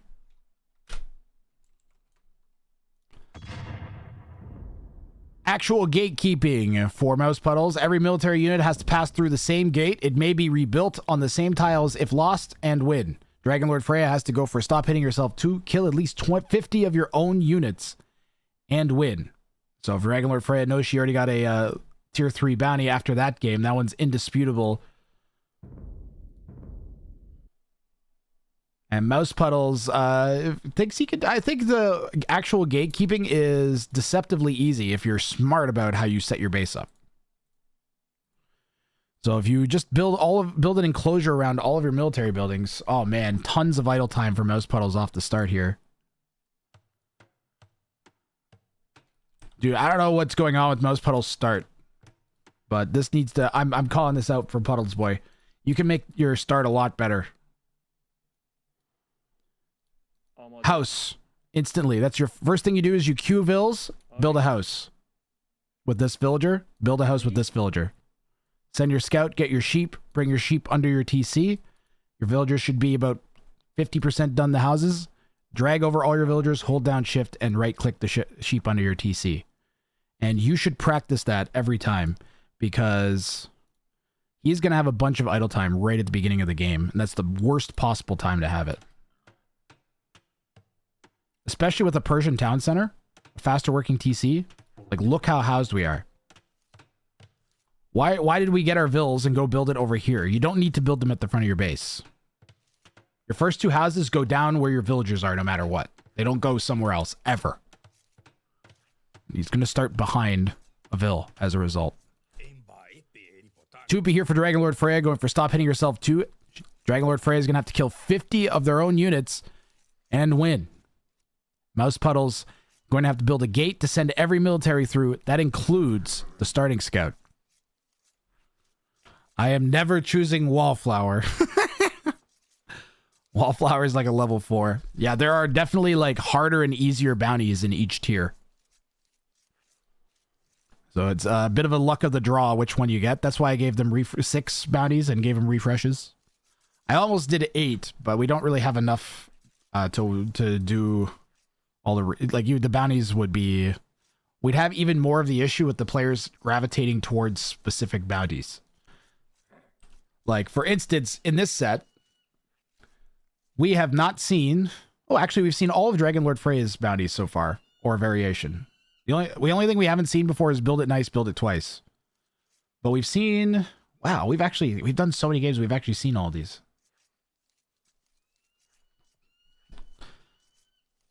But they still chose ones that have both been attempted before, multiple times. And not ones that have been attempted a single time or none times. What are the rules on gatekeeping? At what point must they pass through? Before they die? Before they die or before the game ends? They all have to pass through the gate. So if you lose a unit and it hasn't passed through a gate, you fail the bounty. If the game ends and you have military units that haven't passed through the gate, you fail the bounty. If you, what else? If you delete a unit before it's used, if you delete a unit before it causes damage, then that's also fine.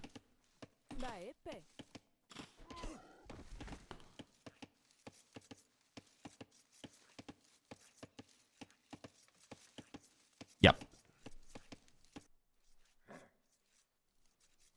Wait, no.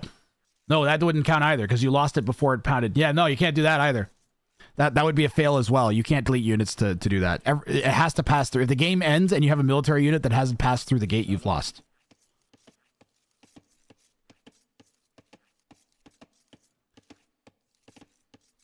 And the gate, like if you have a gate and it'll become very obvious which one is your gate. You could have like a wall line of gates maybe, or a gate tunnel, and then pass all the military units through all of the gates. And then you have 8 options for where you want to replace the gate, I guess. That seems excessive and wasteful. It doesn't achieve anything. But the gate is considered to be the location where the gate is, not the physical gate itself. So if the gate gets destroyed, you put a gate here, let's say, and then Dragonlord Freya comes and kills it. And as long as Mouse Puddles doesn't lose any units, or the game doesn't end before they rebuild the gate and send any military units through the gate that haven't already, then they'd be fine. Once they rebuild the gate, they can send more units through the new gate, and that will count. But it has to be in the same spot. Mouse Puddles is going to have a fairly easy wall off here. Is set up in the corner. Already closed down here. Super long wood line. And you can set up a choke to the berries.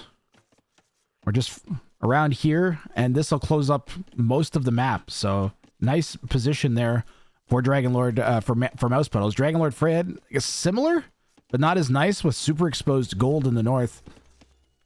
It does have some safe gold. Making a safe wood line will be tougher.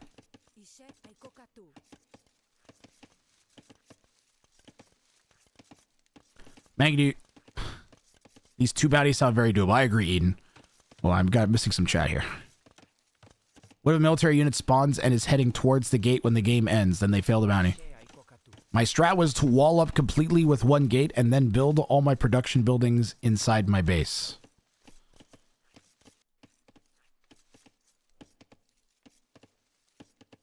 Not the worst strat. The only problem is, like, if you make a bunch of archers, and then you pop them and try to defend, and the opponent has skirms, and they shoot over your walls and kill some of your units before they go through the gate. That'd be the only thing I'd be worried about. Me, if I was doing this bounty, I'd probably do a... I'd probably go FC unique unit with some civ, maybe Spanish. Something with maybe Bengalis. And then I would put the castle on wood and gold, and I would put a one tile gapped wall all around that.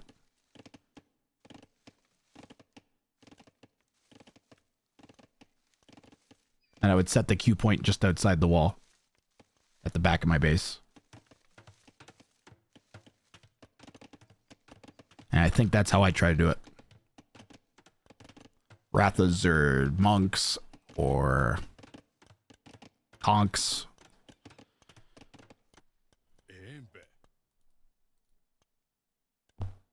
If you convert a military unit, it would also have to pass through the gate, though. Because it's still one of your military units. I love war elephants, but monks are too easy to counter. War elephants really are situational. Persian war elephants are incredibly situational. They do have a place. I think one of the best things you can do with war elephants for the Persians is make like 2 of them with a forward castle at any point in the game that you have the eco to somewhat support it, and then just pop a couple of war elephants into their eco, and that's can be really frustrating for them to get rid of. But beyond that, it's going to be hard to get much utility out of them. Occasionally, they can be nice if you don't want to make siege for some reason. If you're castle dropping with the Persians, you make a war elephant, break through walls on arena, maybe something like that. But even then, you're like a monk behind the walls converts 400 HP of unit. It's crazy.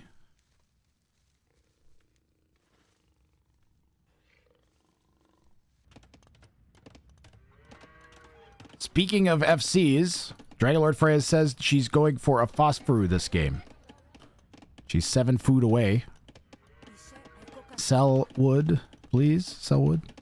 5 gold away. Ah, man. There it is. And going into castle. So the 2P get Blackwood archers. And they are cheap glass cannons.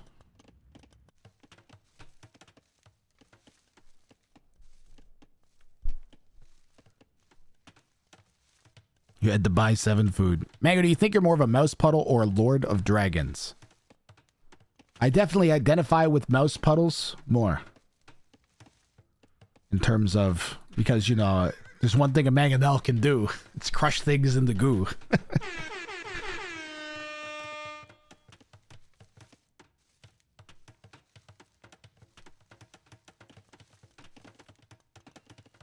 Alright, I'm caught up. I have read all of the chat things.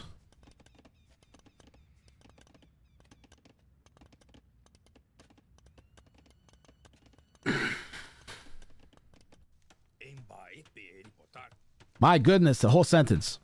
Go team, go. Go team, go. What about you, Friday Films? Friday Films, what's your favorite movie? You're going to name yourself... First of all, you're calling them films. 1.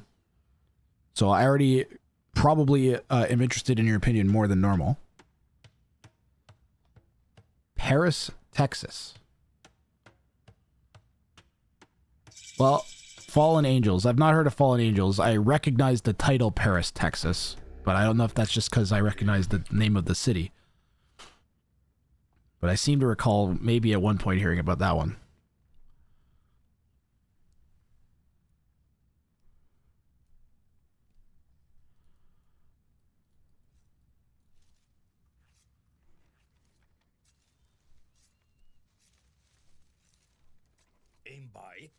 What about you? I'd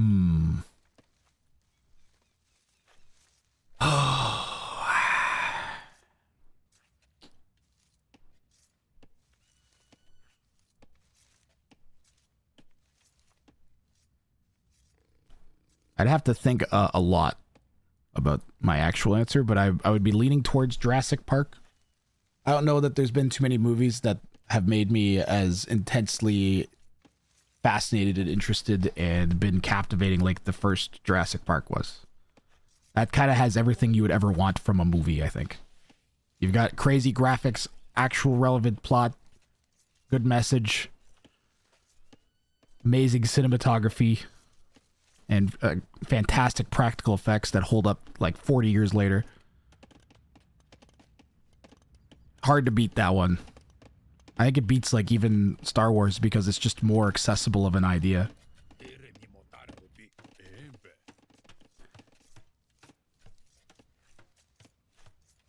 Mad Max Fury Road. That is definitely one of the funner movies out there. I definitely agree with that being one of the funner movies.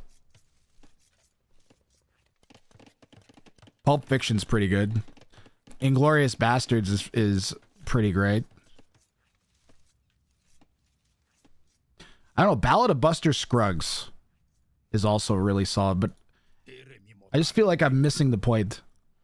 I've seen movies like Schindler's List, and I just feel like there's like two different types of movie. There's movies that are made to be art, and then there's movies that are made to entertain. And I just feel like they're not quite the same thing. Has the Starting Scout gone through the gate? Good question. Good question. Good question. Did the Starting Scout go through the gate?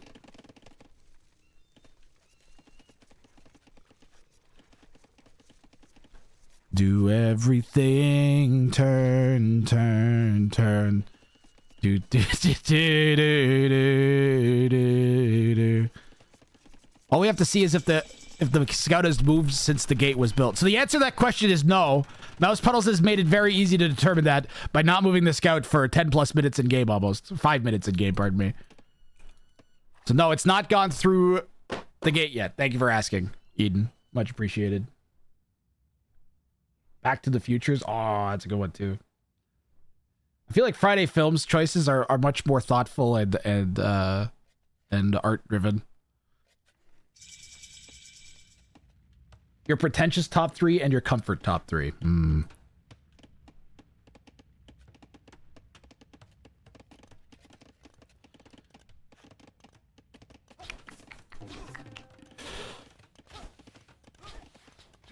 Does Band of Brothers count?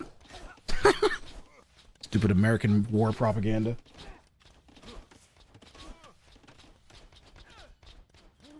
It got closer. We have to watch this way too closely. I'm trying to watch the archers breaking in. And I didn't see if it actually ran in. No. Okay, it didn't. It didn't. We're just gonna have to watch it. If it goes back out, though, it will. That's the good thing.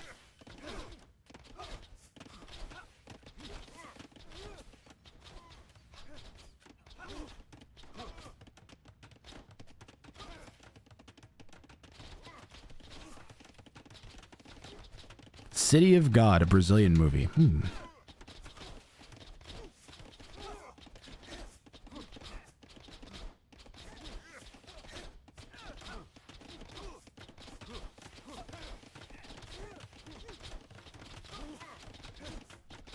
I'm thinking about movies hard.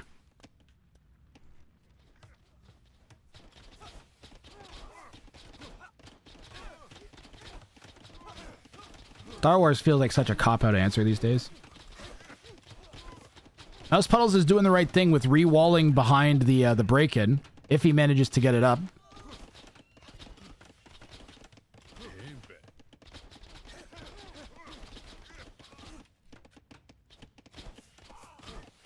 And the next target should be, I think, that house? Maybe that one? In this case, Mouse Puddles shouldn't be trying to make a bunch of units to try and counter this. Like, think about how fast this is dying, right? Are you really going to be able to make 3 ranges and make skirms fast enough to actually turn this back, considering you don't have upgrades, you don't have units, you don't even have the buildings? No. What Mouse Puddles should be doing here, guys, is making a siege workshop. And he could have already had a siege workshop and a mangonel on the way, or 2 scorpions. Once you have walls up, your defense is mangonel. And this is another reason why you want a mangonel defense. So Dragon Lord Freya is trying to do a Phosphoru using Blackwood archers, but she does still have her eco running, so it's not even really a Phosphoru.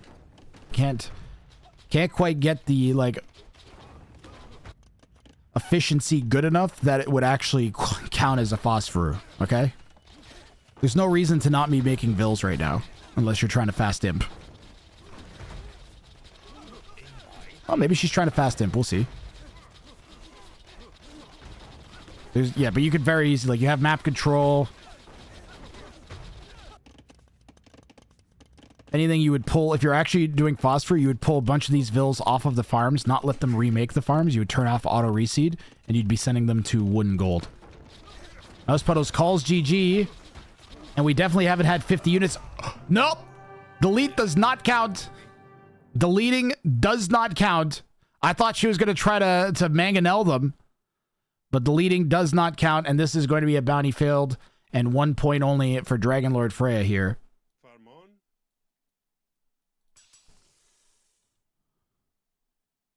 No, God! No, God, please, no! No! Oh, Little Miss Sunshine. No! Little Miss Sunshine was a really good movie. I liked that a lot when I was younger. Don't need some Harvard I don't know if it actually holds up or not. Who's dead. Decided to make sure that our dead. Stop shooting the mango! Dead. Leave the mango alone! Dragon Lord Freya deletes, but that does not count for killing your own units. The definition of killing your own units is they have to have their health removed. Deleting doesn't actually do that. So we move on to the third game of the set.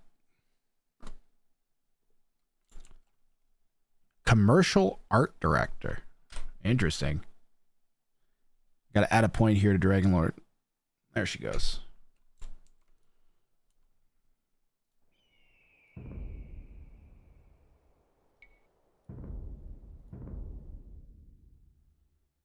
Game 3 of Dragon Lord Freya versus Mouse Puddles. We are just going to keep going here. Okay, Boomer for Dragon Lord Freya has to click up. No clicking up until 100 villagers are alive and win. So she either has to win in Feudal Age, or she has to make 100 villagers before she goes up. Pardon me. Mouse Puddle's going for a win with 30 janitors alive at time of victory.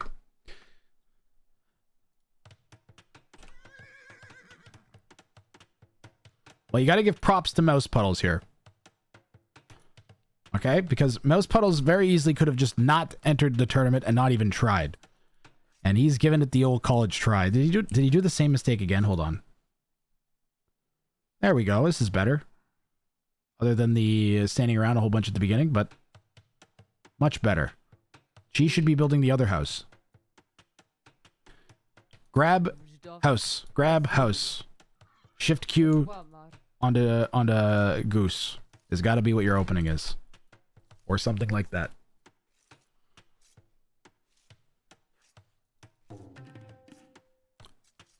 Goodfellas heat anything with Daniel Day-Lewis, such as Last of the Mohicans. Oh, man. The Matrix.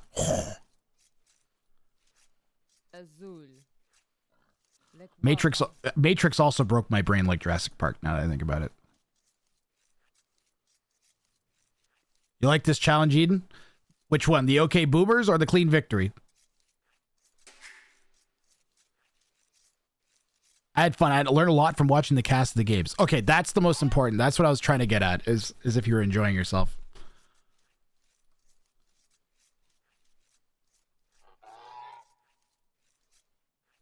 I'd feel bad if you didn't have fun at least.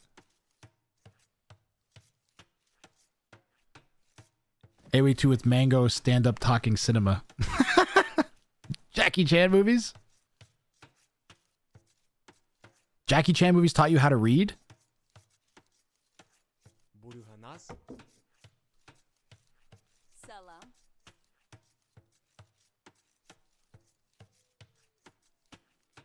I don't know, is it bad that most of my favorite movies are all big blockbusters? Memento. Oh, I really like Memento. Memento was great.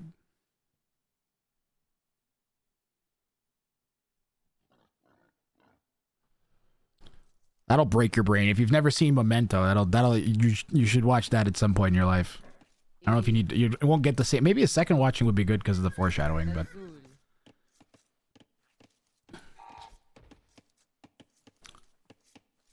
would be effed if Jackie Chan taught you how to speak English. It might work good though, McCausland, because whatever Jackie Chan in his movies, like they make fun of him speaking English all the time, and that might indirectly be like, okay, I know that might communicate information, right? He'd be like, oh, I know that that's not how you say or phrase that, or I know how he's speaking wrong now.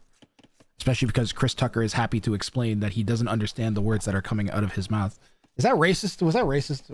I don't know anymore.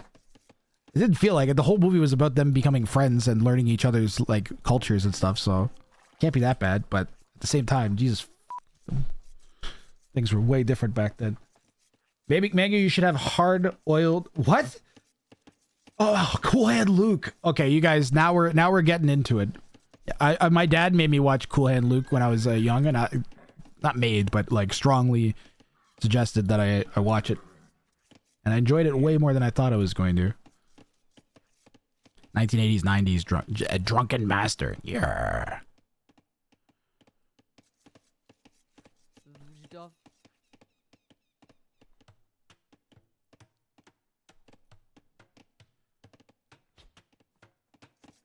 Good, the bad. I've not seen. Believe it or not, I've not actually seen the Good, the Bad, and the Ugly. Not in its entirety. Bonnie and Clyde was good when I watched that.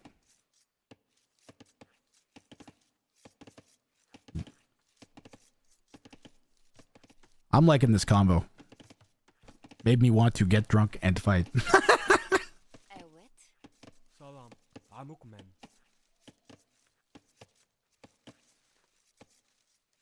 No Country for Old Men and There Will Be Blood.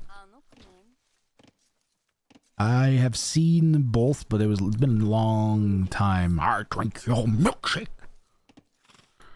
Remember that.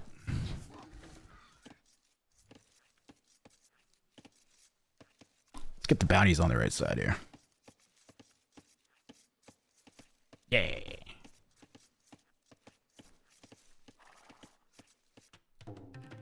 Close Encounters of the Third Kind. You see the new Spielberg UFO movie that's coming out? It's got all the UFO conspiracy people going crazy. They all think that Spielberg has insider knowledge. He has insider knowledge. And I'm just like, I mean, there's been rumors about that. What if it's true? That'd be a hell of a way for disclosure to happen. Steven Spielberg made a movie about it, and it turned out it was all, even though it was supposed to be fiction, it was real. No way that's how it's gonna go. You just know it's gonna be some weird goo asteroid that smashes into us and we all get like infected by some weird alien organism. It'd be more like Alien. That's what that's what's gonna happen. Or The Expanse.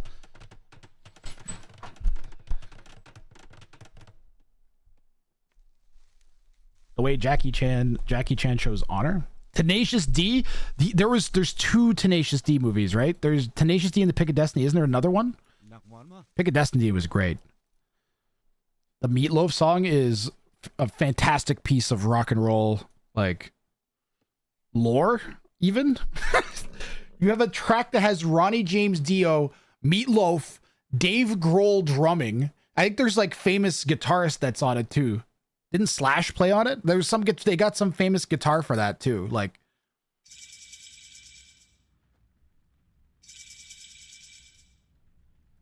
Spielberg already made, he made E.T., he made Close Encounters, and now he's making whatever the new one's called. Disclosure, I think. All Spielberg movies were documentaries. Jurassic Park is an actual island you can visit. I don't recommend going. Hey, surprise, surprise, the player with the OK Boomer Bounty is going Cumans. We discovered that it's the only viable option because it takes you 48 minutes to make 100 villagers, even with a Persian town center. So if you want to actually do the bounty, you got to pick Cumans for this one, or be prepared for a very, very, very, very long game. I haven't seen Dune 2 yet. I saw Dune, the first one. I haven't seen the second one yet.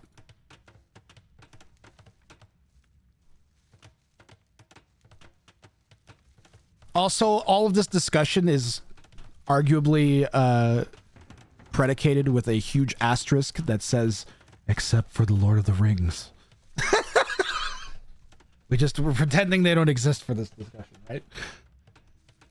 I think there are aliens out there, or there have been, but the speed of light limit and the large distance, we just never interact or exist at the same time. So Mikasa, it's already been proven that concepts like the Alcubierre drive are possible within the realm of physics. They just require an insane amount of power. But on a long enough time scale, if assuming humanity wouldn't destroy itself, eventually our technology would progress to the point where we could produce that amount of energy. So I think that it's inevitable that somebody will be traveling interstellarly, whether it's humans or some other creature that exists out there. So I'm not totally unskeptical about the potential of there already being something, but there's so much obfuscation around the subject that it's impossible to get any real credible information. One of the most credible studies is the Hesdalen Lights. Is one of the most credible UFO studies, where they like went to this valley where the UFOs happen all the time, and then conducted like a scientific like survey research over the course of like 2 decades. And one of their leading theories is there's huge piezo crystals in the mountains, and when there's like slight tectonic shifts, it creates strain and generates electricity from the crystals being bent inside of the mountains. Like, actually. So, you know, I also like the Nope movie explanation of it's like some weird sky and atmospheric sky beast that people think is aliens, and it's just like, nah, it's just some predator that exists in the atmosphere we never really found. I don't think that's actually what's happening, but I thought it was a decent alternative explanation that you don't normally see suggested. Lynch Dune is unhinged. I think my mom really liked Lynch Dune. Even at the speed of light, it'll take forever to go intergalactic. Well, Mikasa, the way the Alcubierre drive works is you create a fold of space-time, so you're not actually moving faster than the speed of light. It works the way that the spaceship in Futurama works. It moves the universe around itself. But it requires like something like 30% of the output of the sun for 2 hours or something to just generate the field, to start to generate the field that would let you do that. Never mind maintain it. It's not even a wormhole. Well, it's related to that, but it's literally just like a bubble of space-time that you're like compressing. You're compressing the fabric of the universe around yourself and pulling yourself through it. It's wild. Totally physically it's been proven physically possible. It just requires right now impossible amounts of energy to do. So it's different from the wormholes. Wormholes are like basically the same kind of idea, except it's like the universe itself has concentrated energy and mass in one area that may or may not connect to another part, or a singularity that just like crushes everything. They don't know which. They have strong suspicions. Project Hail Mary. What's that? I've not heard of that. We got some time in this one. Dragonlord Freya has to make 100 bills. This is why we're having this discussion. Freya's got to make 100 bills. Mouse Puddles has to make 30 janitors. So at the very least, nothing is really gonna... We're not gonna get too much till Castle Age, because Dragonlord Freya, having just killed Mouse Puddles 2 games in a row, is not gonna want to apply pressure until she's got 100 bills. We got some time to talk here. New Space Boy movie? So yeah, Cosley, wormholes and the Cuvier are related. They use the same principles, but different. Space Boy movie. Project Hail Mary. I'm Googling this now in the middle of the show match while we wait for 100 villagers to exist. Project Hail Mary. All this free promotion for all these movies? 2021 hard science fiction novel. Based on a novel. I see. Ah. Okay, I have a basic... maybe I should have gone in blind, but I have a basic idea of the principle of the movie. It seems interesting. I won't ruin it for anyone else.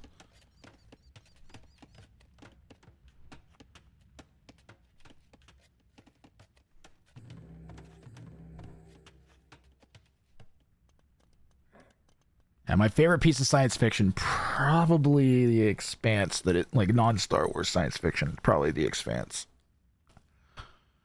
Star Trek's pretty great, but its quality recently. I also still have I haven't watched any of Deep Space Nine. I've seen Voyager. I watched Voyager when I was a kiddo. Captain Janeway, and of course I saw like Picard a whole bunch, but I've not seen any of Deep Space Nine. There's new Lord of the Rings stuff coming up too. What is it? Oh, that's like the prequel to whatever. Is Stephen Colbert? Is that the one that Stephen Colbert's son or something and him are writing? He will do a good job. Colbert loves. Have you ever seen him start talking about Lord of the Rings? You couldn't hand off the IP to a much better person, I don't think. He, at the very least, will make something that Lord of the Rings fans will like. Or at least what he thinks Lord of the Rings fans will like, as opposed to what he thinks will make money or babidi booty. He's going to try to service the story, so that's really good. Red Dwarf? My dad really liked Red Dwarf. Annihilation.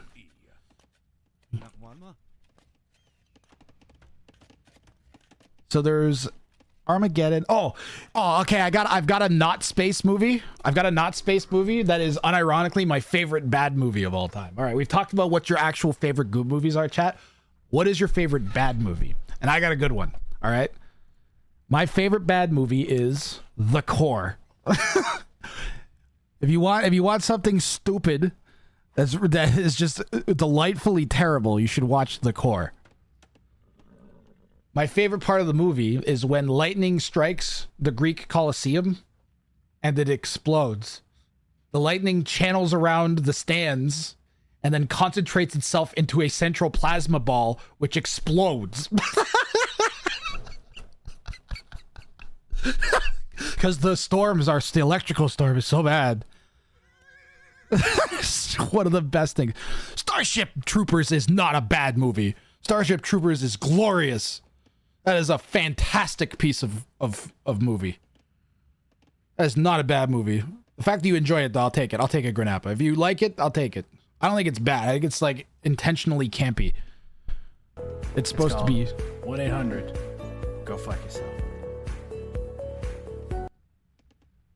Super Mario Bros. And I unironically love it. I'll take it though. It could be. I guess you could maybe say it's like a B movie-ish. But even that, I don't know, it's pretty fantastic. Helldivers 2 is one of my favorite video games of all time, and it's basically Starship Troopers, the video game. It's better than the Starship Troopers video game.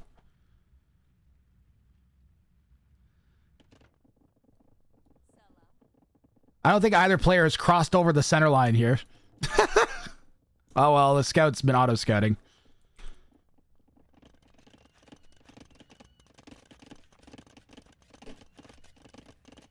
It's intentionally bad. I love it. Yeah, it's campy. Yeah, I agree. I'll agree with your take there. The B movie motif is core to the theme of the source material. Yep. Starship Troopers is a parody, but the book isn't. Yeah. The guys making the movie were like, yeah, this is definitely like gotta be a parody. Yeah. Borat was a pretty good cultural highlight there.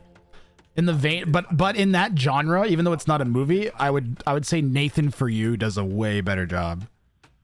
Like the Nathan For You TV show. He could have made that into a movie. A couple of the episodes. And it would have been just ridiculously... it would have been really good. Some of the episodes are just... He made a suit. I can't even describe his show adequately. He helps businesses. Masturbation. But helps is in quotation mark. Why, Jicky? Why? Why? Why, Jicky? Why? Why? Why? Why right now? Why at this particular time? Thank you for the bits. Oh! The poop flavored ice cream from Nathan For You. The fake Starbucks restaurant. He gives people a gas rebate for like $50, but they have to go through an extremely long series of like a scavenger hunt and like 5-kilometer hike to the top of a mountain to deliver it to the mailbox where the rebate is accepted, and it's all written on the terms and conditions. So the gas station owner is just like, yeah, we made some more money, but I don't think I'm gonna do this again.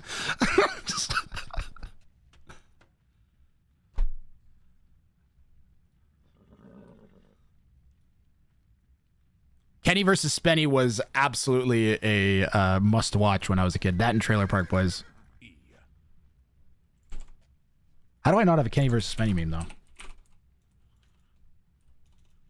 Here, the trailer. You know what? The trailer. I got something for this. Because the players aren't doing anything. We'll get our own action.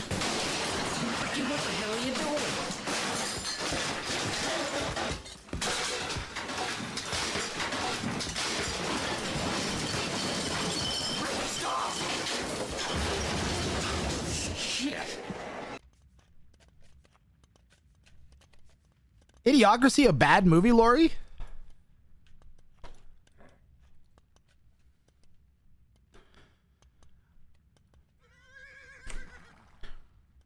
You think it's bad? Low budget. That's fair enough. Yeah. That's actually a good point. It would kind of be classified that way, yeah. You like money, Doobly? All right, Dragonlord Freya has hit Castle Age.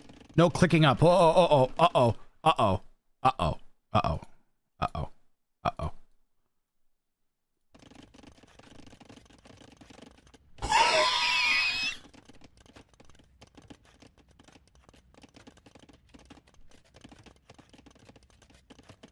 right, 100. Castle Age. Okay. Dragonlord Freya is good. Mouse Puddles has 16 elite janitors. So halfway there for Mouse Puddles. And could this finally be Mouse Puddles' game? He once again is got half the elo of the eco of the opponent, but he has the army lead.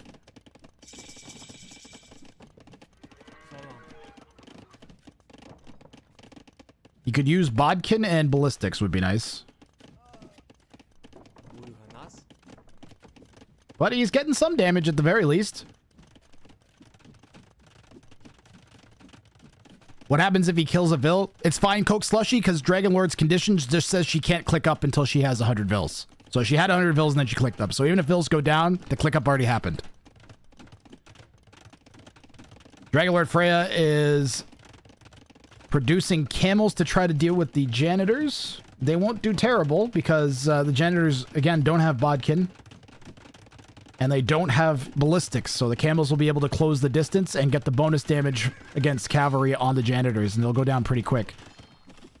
Dragonlord Freya picking up +2 as well. And Mouse Puddles will need to micro down the camels.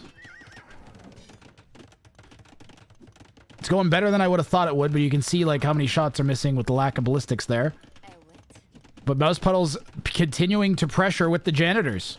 And this is the best that Mouse Puddles has looked in this set. The camels are piling up fast, though. And I think Mouse Puddles' plan might have been like a quick-ish, relatively, for him to imp and get Bracer and upgrades, maybe. Might have been the plan. Yeah, the human eco is just... You got 3 castles at the back of the base for some reason. Prevent raids. Maybe the rear castles are smart. You don't really often see rear castles like this. Usually you're going to want to put it out on protecting resources. But if you just want to have a working food eco, like that'll definitely secure that. Good luck, have fun, don't die. Yeah, the production, we're floating res. We've got very little production happening for mouse puddles. And also now he's gone Imperial Age and he's not really doing anything with it. So if you go Imp, you want to do it so that you can get Imperial upgrades. He's picking Bodkin up, so if he gets Bracer, at least he could still get a little bit of use out of having gone Imp. But he doesn't have a castle for trebuchets, isn't making chemistry so that he can get bombard cannons. Yeah, the play here, if someone handed me Mouse Puddle's keyboard and mouse and told me to take over, I would buy a castle, put it here, start producing camel archers, pick up ballistics.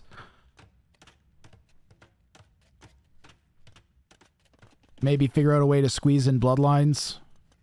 Knowing that I had to do the bounty, I would just get some more janitors out. I'd stop making the spears. Well, he wants the spears for the camels, though. He wants the spears for the camels. But you're Berbers. Your response to the opponent, Cuban, making really crappy camels, probably should just be to make your own. You have cheap camels. But again, I want a castle somewhere. Maybe outside is too risky. You can put it here. Here would be acceptable. You're behind your walls. If you put it far enough back, you can still protect the stone and be out of treb range. Maybe. Maybe. Yeah, probably not, actually. A little too close. Kipchaks for raiding spears. Kipchak into janitors is a choice. Yeah, the opponent is making the direct counter to a Cav Archer unit. So you definitely don't want to go into Kipchaks. As Dragonlord Freya. But at this point, Dragonlord Freya has so much army that... It's fine. It's fine.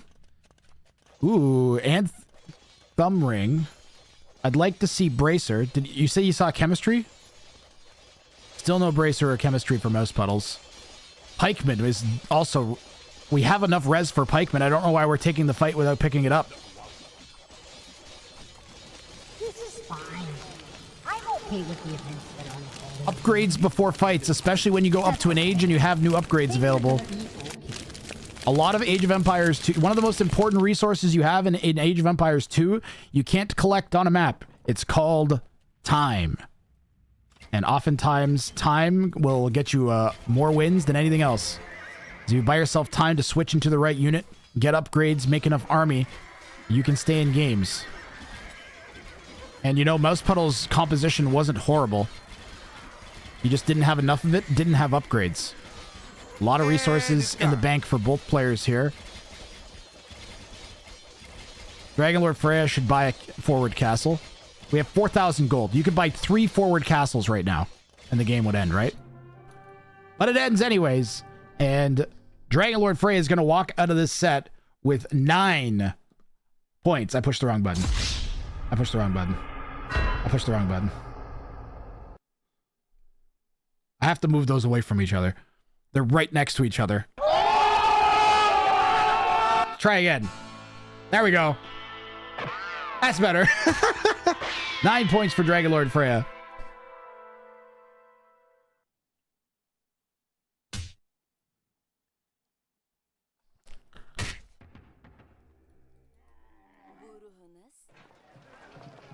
Part of the reason I keep hitting the wrong buttons is because the players are on different sides, and then I have to think about which side to push, and then I'm like, no, this person failed. I have to push the failed button. No, wait, I'm supposed to be pushing the 6, and then it happens too late. I don't think fast enough.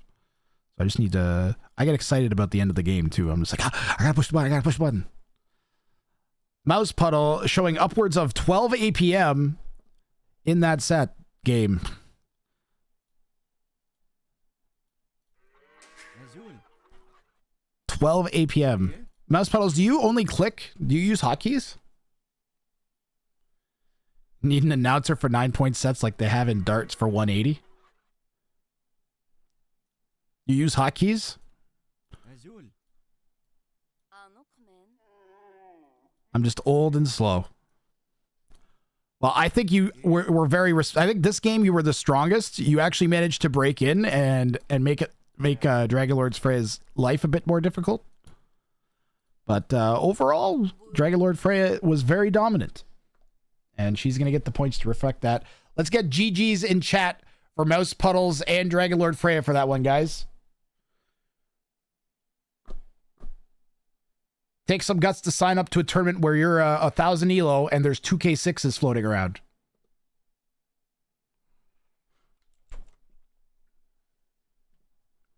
So we will move on to the next set, which is going to be Nick May and Plotter Ghost. Wait, why do I feel like I cast that already? I thought I cast all 3 of Nick May's games. Maybe he had one left.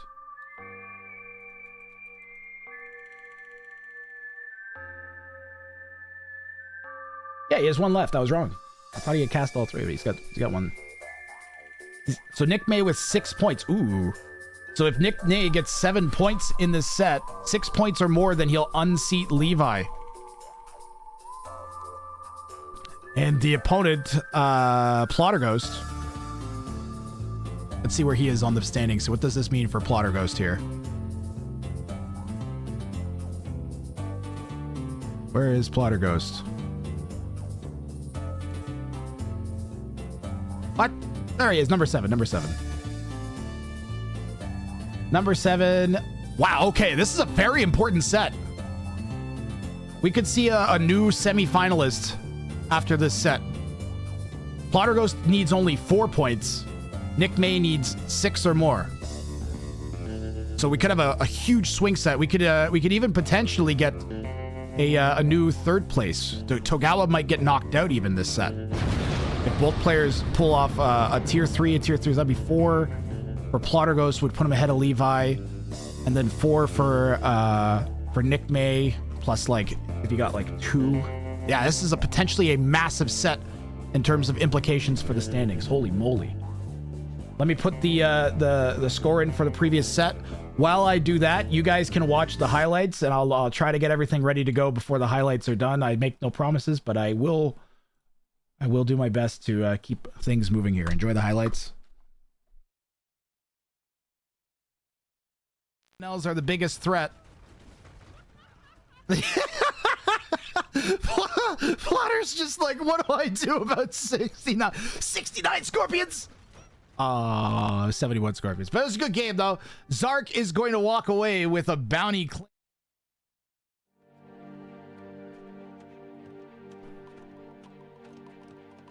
Chipmunk says, I'd say GG, but I want to try for my bounty first. Why say GG? That's even in bills.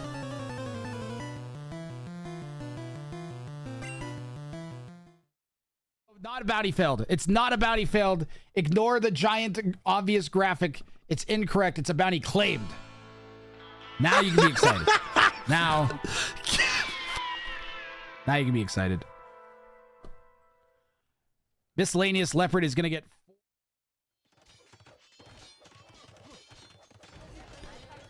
He could build a tower, yep. And that will clear up all 7 of the men-at-arms. A sick little trap here from Zark. Trapping in the men-at-arms. And then putting the tower down. We've had very few games that matched my original vision for the tournament. This is one of them. There's been very, very, very few games that matched my vision. It makes me wonder if we could somehow get... like... Oh, big hit there from...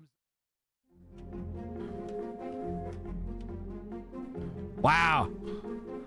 It was within 30 seconds. That's how close this was. This is how much time passed. Wow.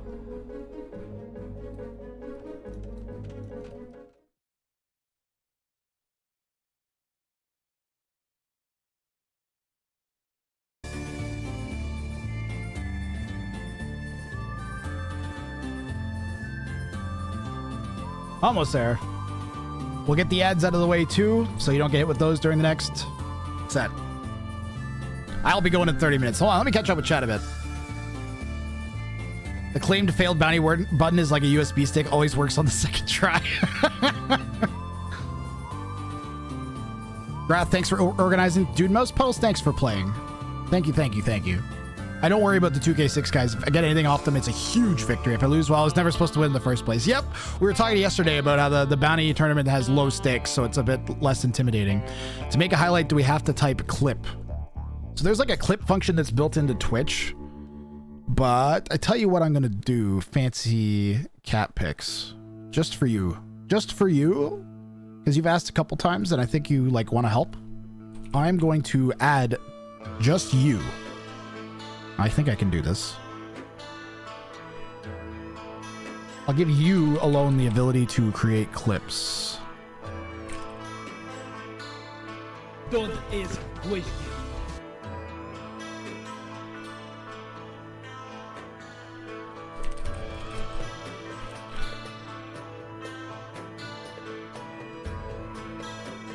Okay, you have clipping ability. Don't abuse it. All right. If you use it, it works. It will work. So if you hit the clip button, it'll tell you that you made a clip. All right.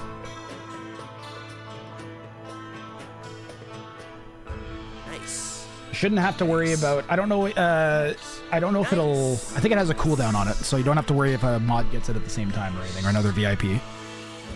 Let's see. I draw the line, and what was the name of the third one that Dragon Lord Freya did here?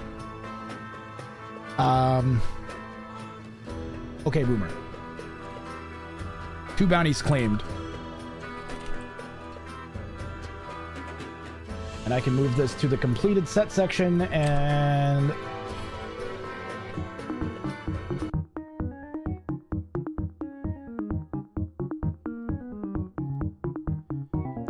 Fancy cat pics, I've made it so that now you can type exclamation mark clip. So if you see a good highlight, feel free to do that. I've made it super easy for you.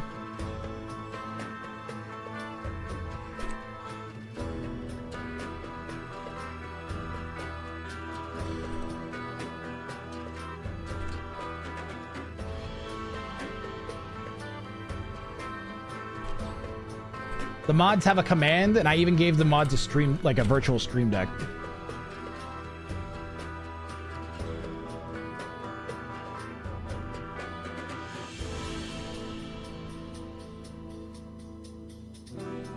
Pull ELO names from spreadsheet and get the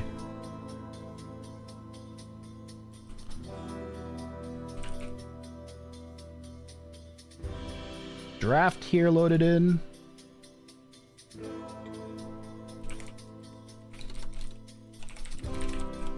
I wonder if I could automate this like even more.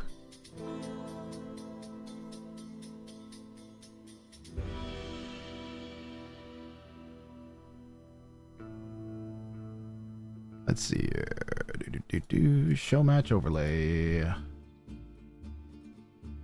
Most puddles, Dragon Lord Freya. May Plotter Ghost. There we go. All right, over to the bounty pools.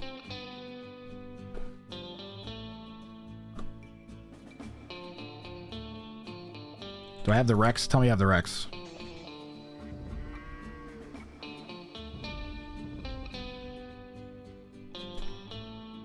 I think I missed the like 2 days of not putting the Rex in.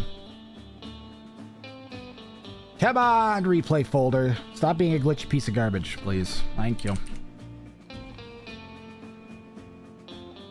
Nice, I did. All right, we're going to load right in here. I'll do good work. I trust you. You've been asking every time something good has happened. You've been like, I want to. How do I do the clip? Well, now you can. So Nick May has long live the Warrior King. His name's Greg 2. Buildings are stupid. Archers suck. Lubov's discount day 2 and the Ents. Plotter Ghost has quit milling about. Quartering troops. Militaristic Society 2. Electric Boogaloo. And we have not seen that yet this tournament. Trader Trading 3. Archers suck 3 and an explosive victory. And our first bounties for the players, they have chosen to... Ooh, Blotterghost used a refresh to get a new batch of 6. Clean Victory, Barrel of Scorps, Not Agrarian, Greg the Builder, and Kiss Me Up 30 Mangonels, Barrel of Scorps 3 as well. And he went with the lower tiered Barrel of Scorpions, win with 20 Scorpions, Heavy Scorpions alive at time of victory. And Nick May going with the Ents. So produce only Trebs and Vills and win. And I'll get the colors set here too. Nick May is going to be red. Plotter Ghost will be yellow.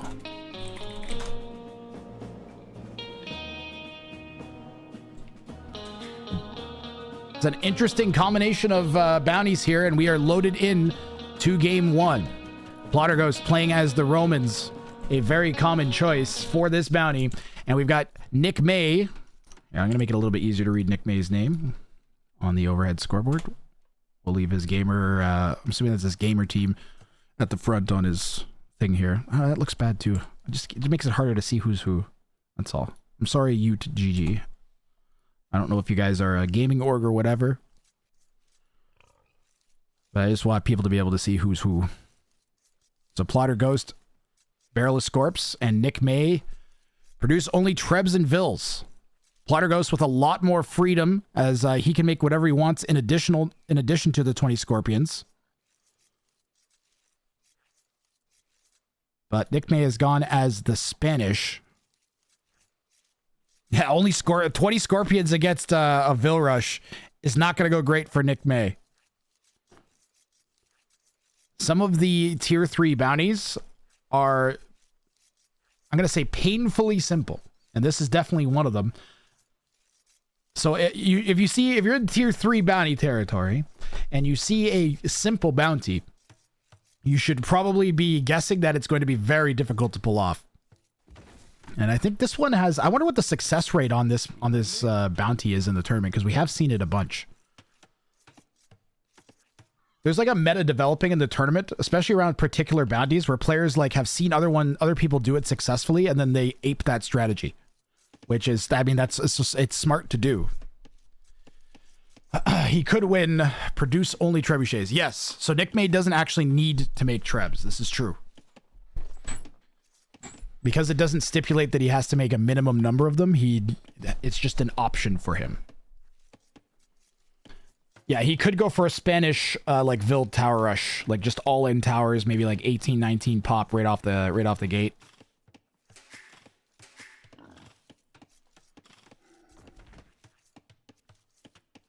Let's get the prediction running. If you think that a bounty will be claimed this set, you can predict. Yes or no.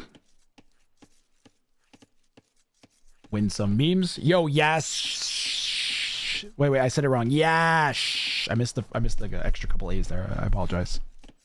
I'm so sorry.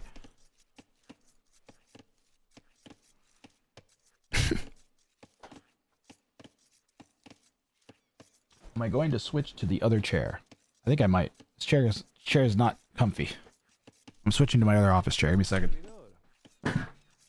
Oh, and I'm gonna drink water. I'm drinking water today, chat.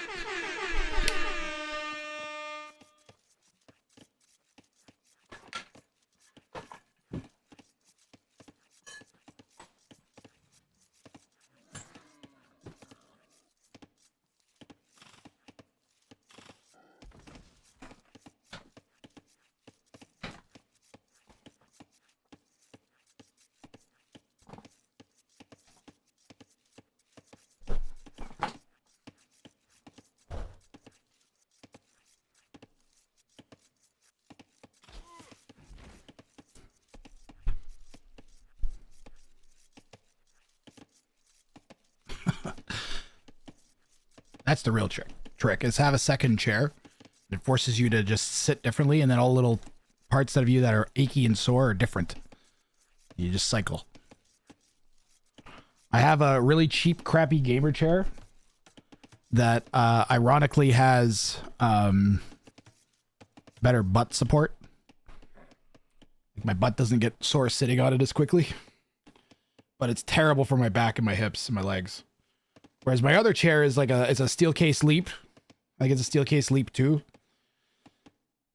But the cushion on it is completely worn out. It's gone. So it sucks to sit on after like half an hour.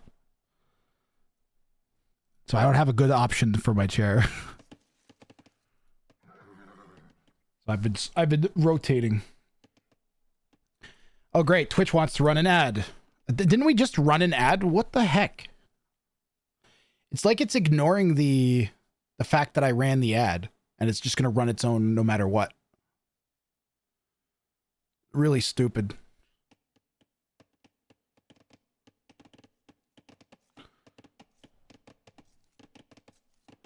Like, Twitch, just let me run my ads when I want to run them, for fuck's sakes. Nick May is going to go for a tower rush. It's going to be 20 pop tower rush here. 5 vills going forwards, and Plotter Ghost is going to miss it.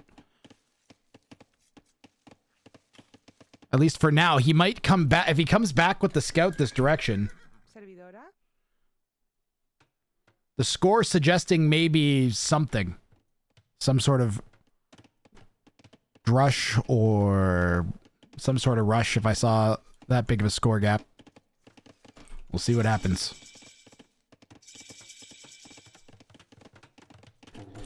Yellow cannot see that. Nick May started harassing some walling vills in the north. So Nick May is going to try and accomplish this in feudal age, it's looking like. Don't think that my ads count. That's so stupid. How else is everybody going to get their tail wax? The timing of the tower rush, really good for Nick May. Bad for Plotter Ghost, as he does not have enough wood for another lumber camp now. He got double bit and horse collar, and now has no wood. And he's got to be careful, because if he gets pushed off berries, it's going to get ugly quick, as he's just on his second last sheep now. Spear manages to take out the starting scout for Nick May.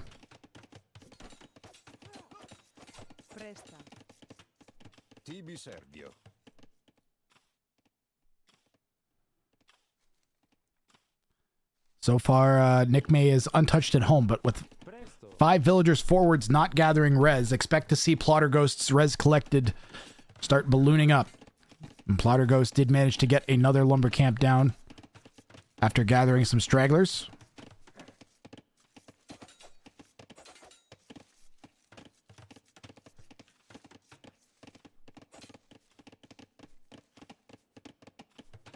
Walling in the lumber camp. Monday?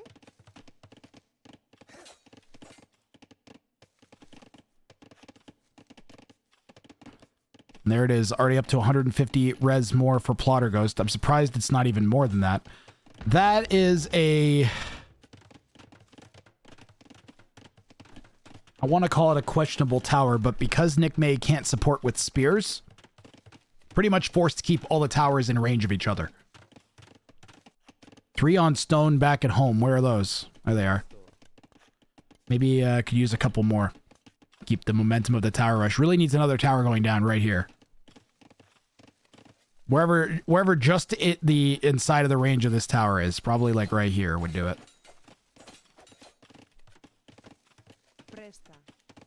That'll kill what's left of the berries here. There's still 400 food there to take. Fast walls from Nick May. Scouts are going to have to go all the way around to get to the vills now.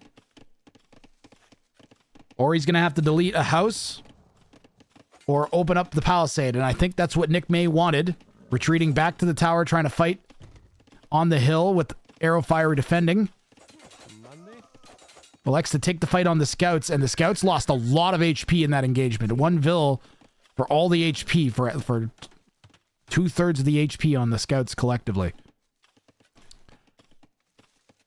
Hashtag match doesn't work. I'm casting from Rex Yash. The whole tournament is cast from Rex, but nobody knows the results until I cast them, including the players themselves. The most they'll know is if they won or lost the game. They won't be able, in a lot of cases, and some of them maybe, a lot of cases they won't actually know if they've passed the bounty until we've confirmed and made it official, and they haven't missed some stipulation or failed to perform a loophole properly or whatever. Oh, that was a sick quick wall, but it's the other side that is the most needed, and it's not there.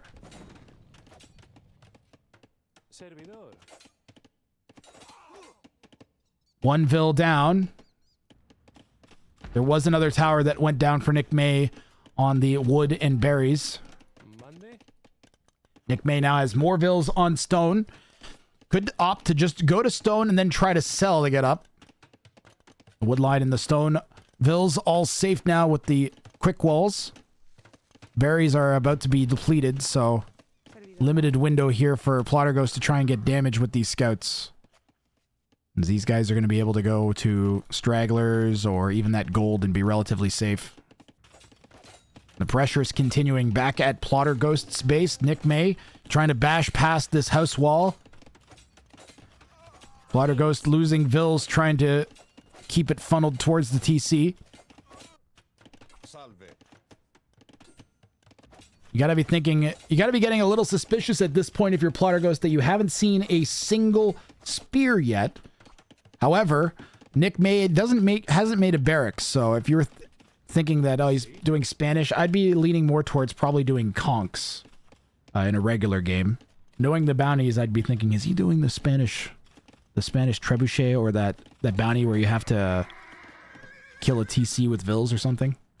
That's what I'd be thinking. Yeah, if you have any questions about the players though, Yash, if you do exclamation mark rankings, that'll give you their current rank in the tournament. And this is a huge set for the implications and the standings in the tournament. Both players with the potential to grab a semifinal spot with this match.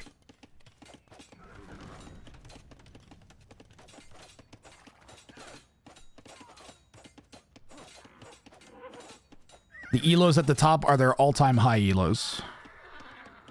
So all of the scouts are dead that Plotter Ghost made. Nick May traded 2 vills for all the scouts. However, Plotter Ghost does have 1,000 more res collected, and that's going to translate into a much quicker castle time. Although some of that is going to also be all of the military that Plotter Ghost has made.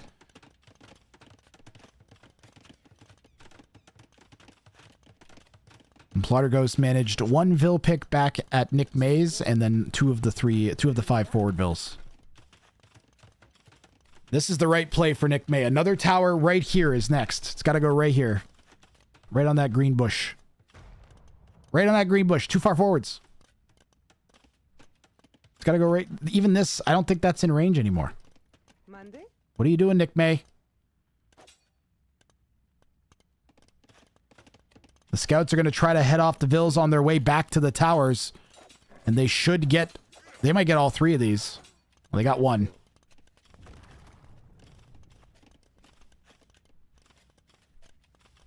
Oh yeah, this game's a breath of fresh air after the last couple boom fests. This is nice to see some aggression early on. Let me check Red's POV here. Only 1 forward vill left now. Vill count's even, but Nick May still hasn't clicked up, so it's going to equate to like a 5 villager lead at the end of the day, which makes sense with the Eco KD. Both players keeping their idle time under 2 vills. 1 vill and a bit for both players.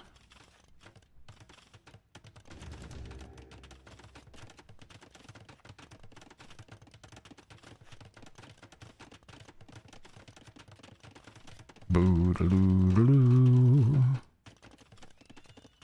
Boo-ba-doo-ba-doo. See?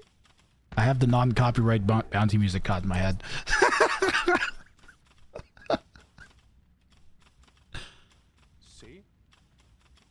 It's too associated with dopamine now.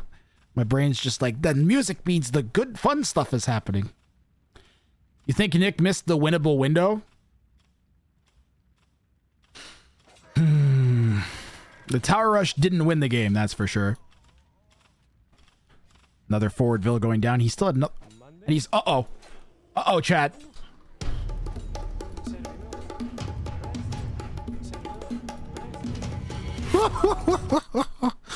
Is there any more bears over here? Uh-oh. Uh-oh, chat. Uh-oh.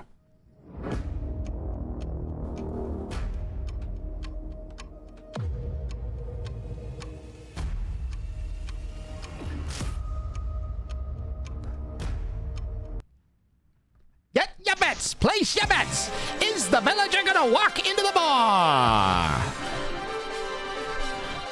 Will the villager survive his journey through the wild? The bear waiting to devour. What are your odds, chat? I'm like 50-50 on if the Vill's gonna go right and find the boar. Or find the bear.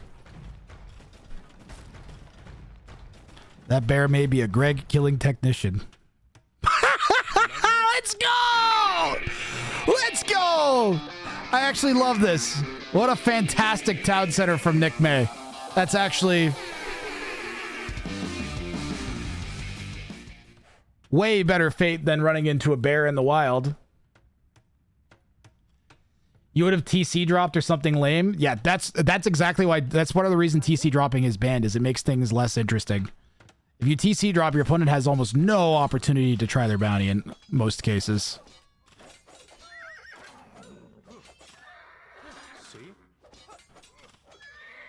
That is a really good raid by Plotter Ghost, sending the cavalry directly to Nick May's gold.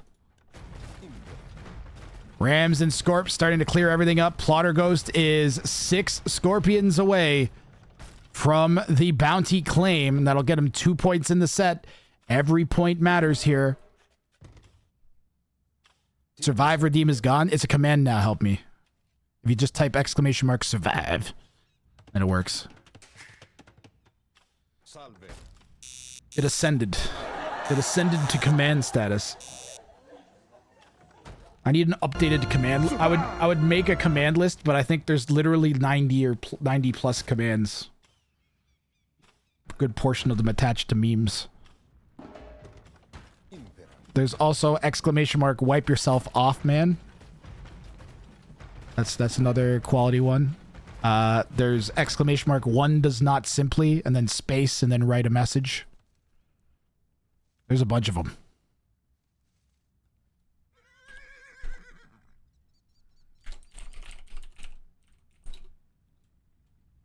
That's Leopard, you wrote the exact thing I was typing. That's exactly what I was gonna write. Word for word. I was on H for hidden.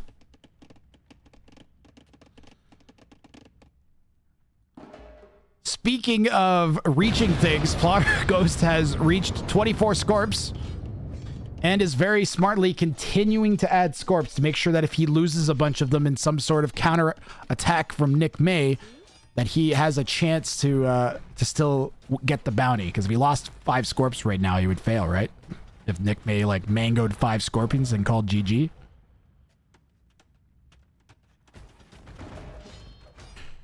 You're at work today, Leopard. That stinks. I started very late, so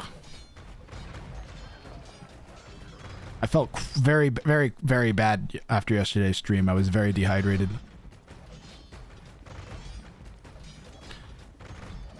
Command should send you to a wiki with the list. Yeah, I should make like a public spreadsheet or something. It's a terrible sticky note. Come on now, Control V. There we go.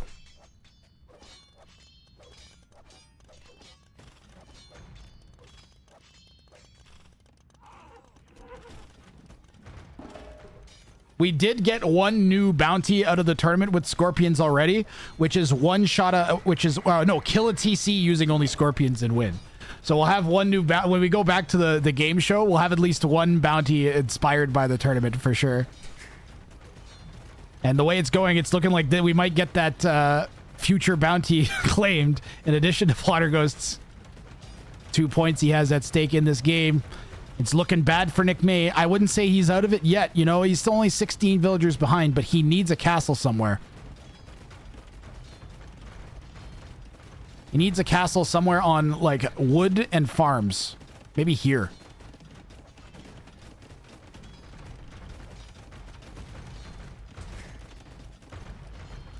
Town Center's HP dropping rapidly from the Scorpion assault.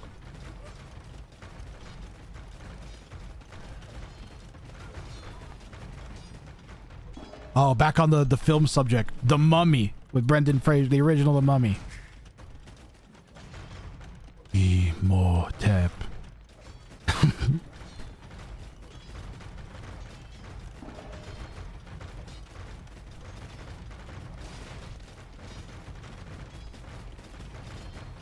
Ghost needs to add some not scorpions to the mix. More rams would be good. Yeah, and it's got Brendan Fraser and Rachel Weisz in it, so potential for it to be decent.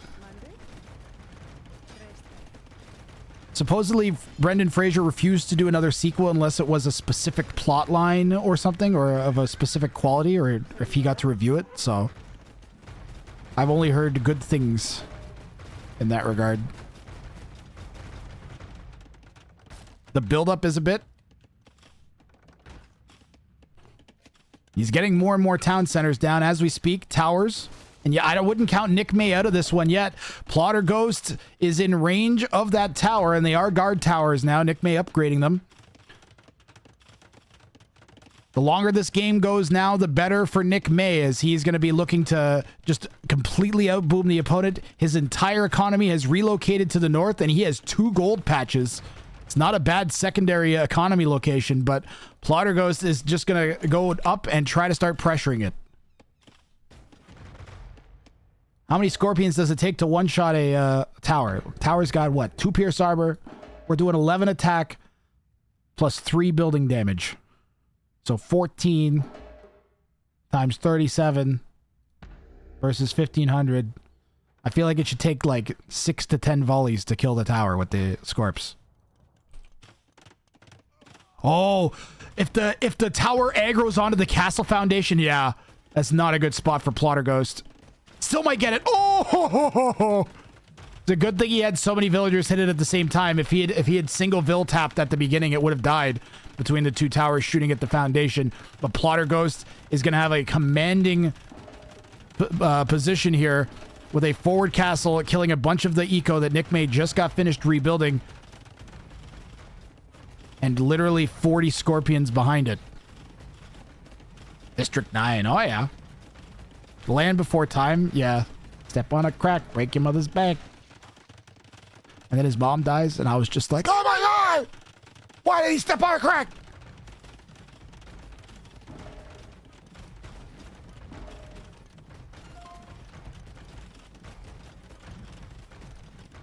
Yo, Zdanik, how you doing?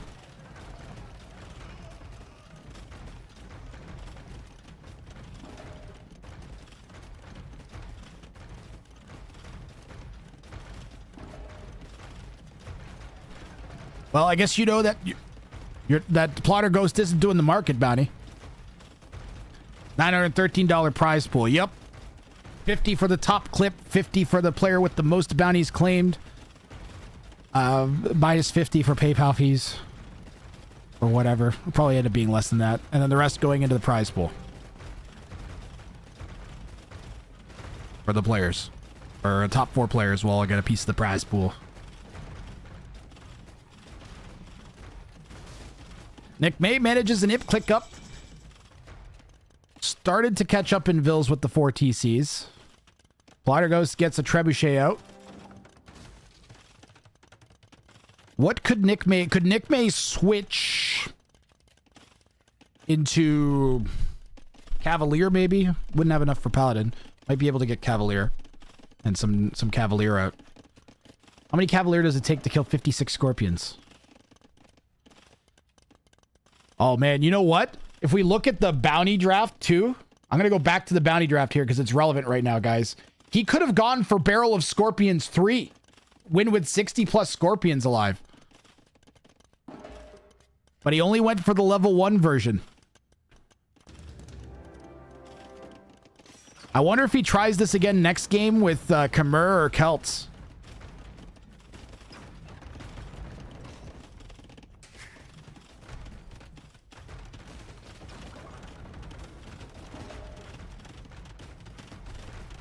Well, the towers ain't doing nothing to the Scorps, but they're not doing a whole lot. Look how many, it's taking like 5 barrages. Look how many shots it's taking to kill 1 Scorpion.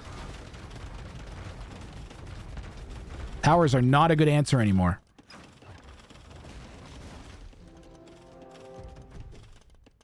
I see a flank. It's going to be some forward light cav down here. Nick May with some eco that's squirreled away. He should not go this direction. He realizes it and turns around. Nick May is about to get a bit of a power spike because he's going to go into Supremacy Villagers. How much that's going to help against Heavy Scorp? Probably not a lot, if I'm being honest. Yeah, Plotter Ghost did get lucky that his opponent went for a 0 military bounty. And Nick May have to abandon. I think if I saw my opponent was going this bounty and I saw 60 Scorpions, I'd be like, yeah, I don't think I can actually win this.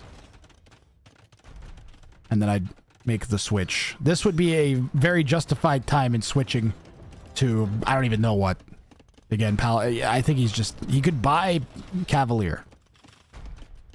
Oh no, he needs to repair the castle. He calls GG, and Plotter Ghost is going to get a very definitive bounty claimed.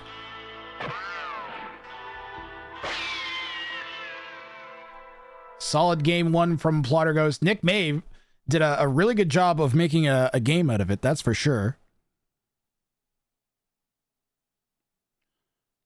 And Plotter Ghost earning the 4 points. Or pardon me, 2 points. Right. 2 points for that bounty. 1 for the victory and 1 for his level 1 bounty. Looking at the military, we have a 69 armor high. 19 buildings went down from Nick May. He was only able to get 1 in return. I think it was a house his villagers smashed down. A res collected lead. Really need to have the eco lead with this bounty, and it's tough because your only option is going to be towers, which will almost always put you at an eco disadvantage unless it's very effective. And it was not there.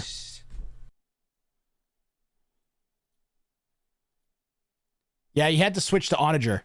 He needed to make spite mangoes, and I wouldn't go spite mangoes and throw.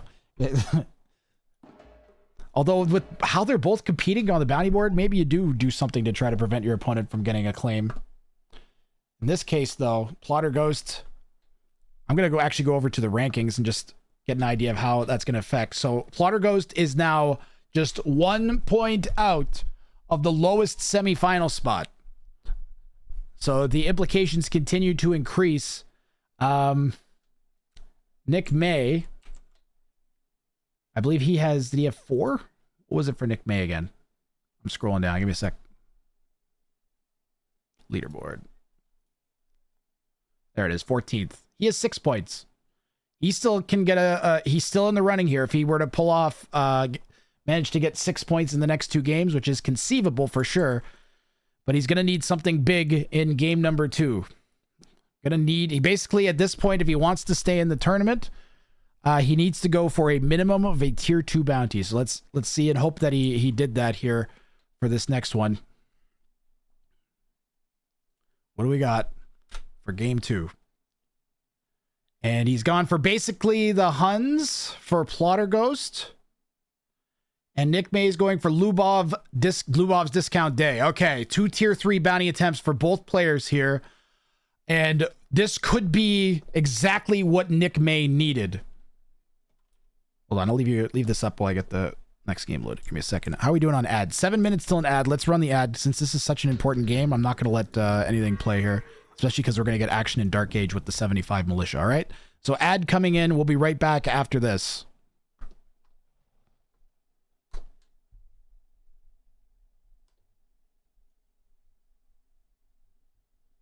If your throat is sore, I bet you need some lozenges. Take it from me, Alligator Randy. Your friends seem to take unnecessary precautions when you try to cough on them.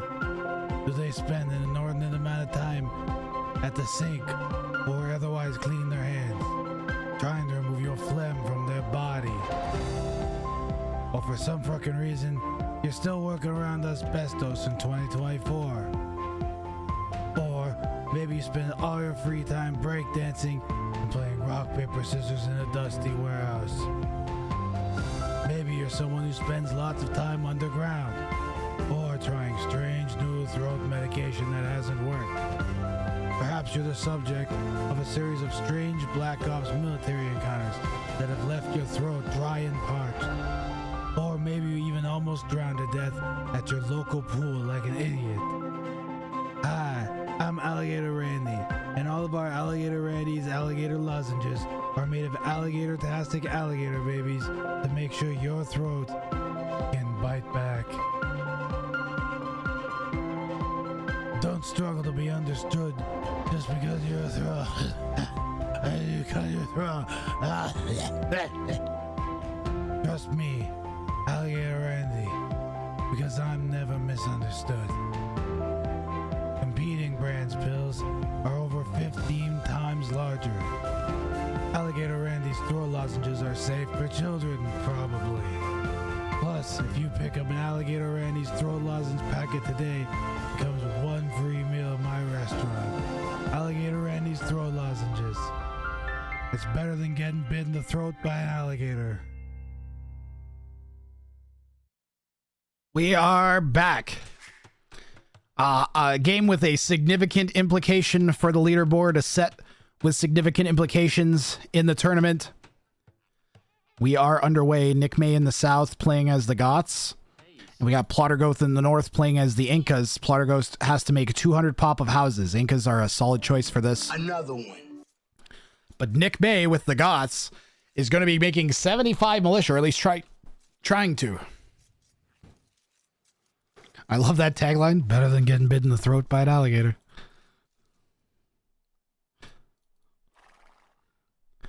I've never been bitten in the throat by an alligator, but I have to assume that it is at least better than that. Forward gold for Nick May. So counter aggression in Dark Age has potential to pay off. He does have rear secondary, though. Set up in a corner-ish. Should wall to the main gold. Should wall like... This is a little bit far out. You might have to potato base. You may have to potato base. What's yellow working with? Forward gold, rear main gold, or rear main stone, rear berries. Nice spot for the settlement there on the wood and the berries. Although it's going to make luring the boar a little complicated.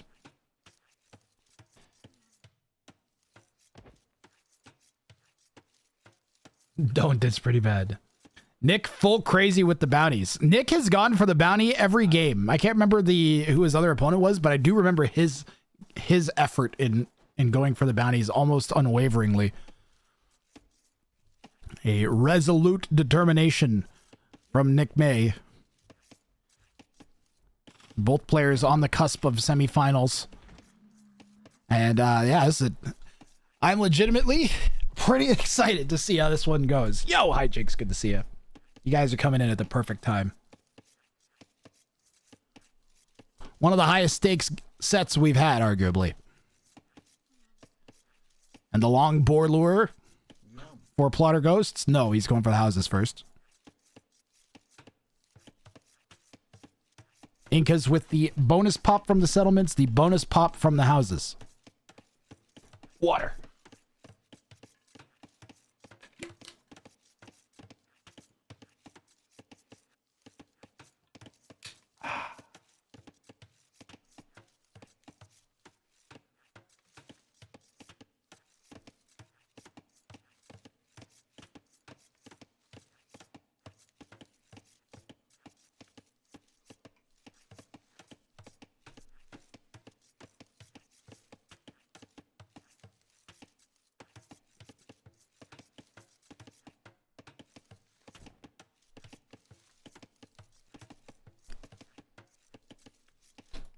I set my phone to do not disturb.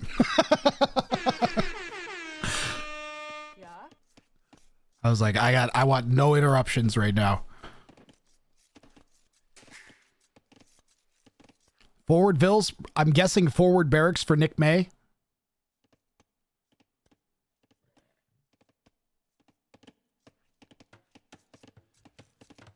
Militias are coming. He's got where he's going early, pretty quickly. He's trying to set himself up for success, not just YOLO into it, so to speak.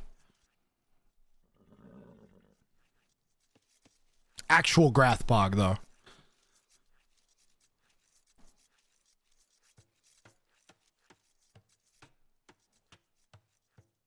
For the prediction that started 30 minutes ago, that was for the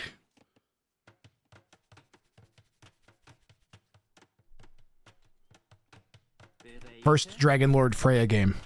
And that's a yes. I've got it.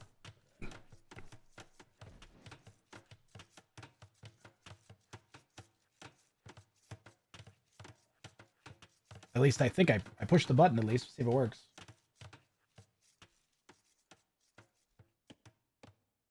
Basically, Hunts with Inga should not be level 3. He's already halfway there before a couple militia from the opponent are even out. Yeah. I may rebalance it for semifinals.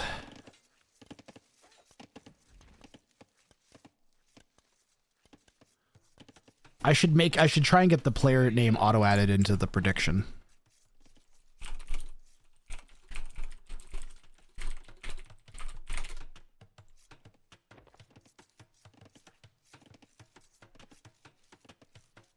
At the very least. So we're up to 2 militia. The pressure is looking good early on. Nick May is going to mix in some Vil aiming on res, and holding Plotter Ghost off of gold will be very important, because Plotter Ghost is going to need gold to repel the militia to get archers, or whatever unit he decides to make.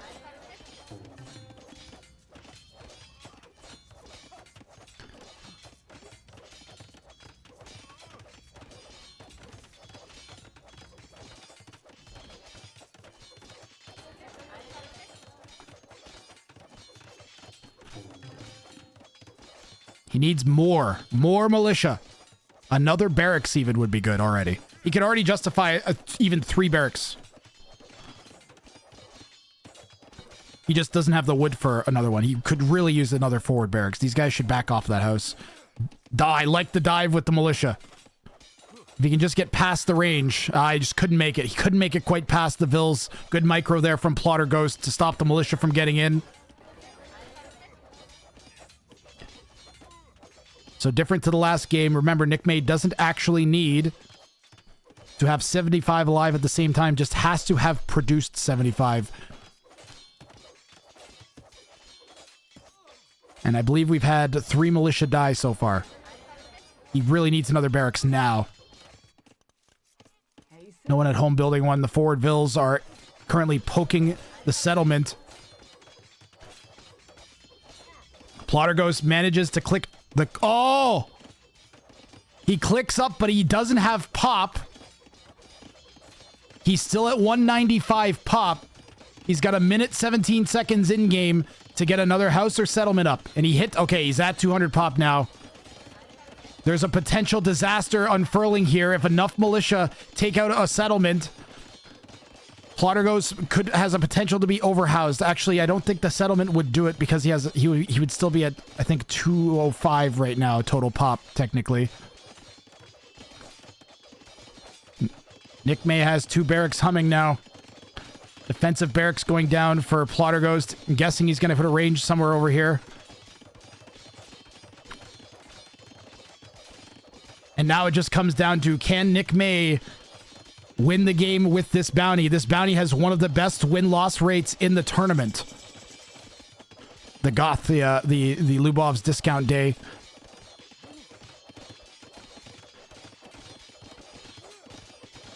It has been repelled during the tournament at least one time that I can recall. I think there might have been a second time. We have seen it a lot. Yeah, if you see Inkas picked, you can very easily justify attacking houses. Plotter Ghost did manage to get to Feudal Age before losing any housing space, so Plotter Ghost can play normal from this position now. And Nick May sending all the Vils. Nick May has said every villager. He's deleted his TC. Okay. He's going for... Oh, no. He went for the illegal TC drop.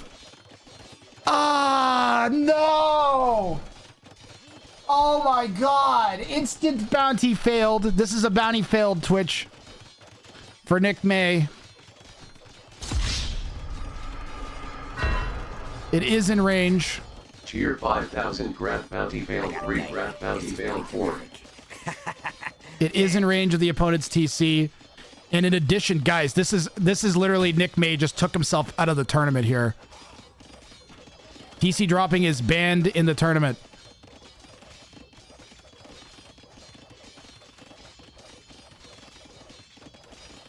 You are not allowed to TC drop until you reach Castle Age.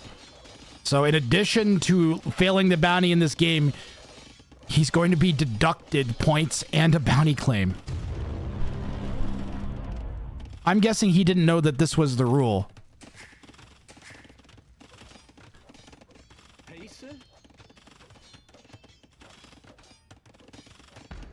It does not invalidate Plotter Ghost's claim, and if Plotter Ghost manages to pull a win out,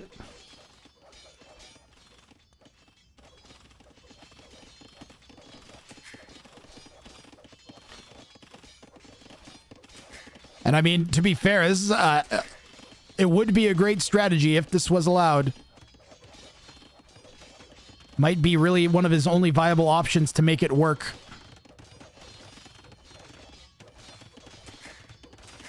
I may let Nick May I may let the TC drop slide. I can't though. Yeah, I can't let it slide. Whoever, if he were to advance into the semifinals over someone, or get the bounty claimed over someone, so it will be points deducted from his total for the tournament. Really unfortunate for Nick May. But hey, we still got the rest of this game to watch. Plottergo still has to win it. He still has to win the game in order to get his bounty claimed. TC drop or no. Legal TC drop or no. He still has to win to get this bounty claimed, does Plotterghost. He cannot make the argument that this prevented him from doing his bounty beyond it being a strat he has to contend with. And it doesn't look like it's going to work anyways.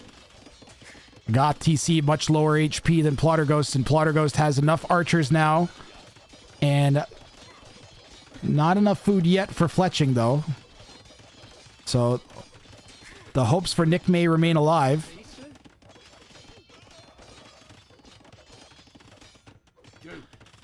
And there's a small possibility that Nick May's got a buddy on the leaderboard and just wanted to try to prevent Plotterghost from advancing beyond him is the only other reason I could think beyond him. If that's assuming he had read the handbook and knows the rule. But it looks more like he just didn't know that. I don't think this is malicious. Nick May calls the GG, and Plotterghost, despite an illegal town center drop, is still going to claim this bounty and has gone up to 6 points in this set.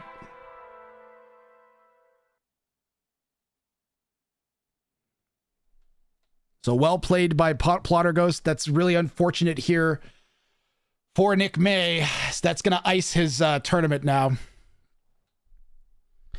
Yeah, I think he just didn't know that there's TC dropping is not allowed. So I'm going to quickly just take a peek at the handbook for the relevant TC drop.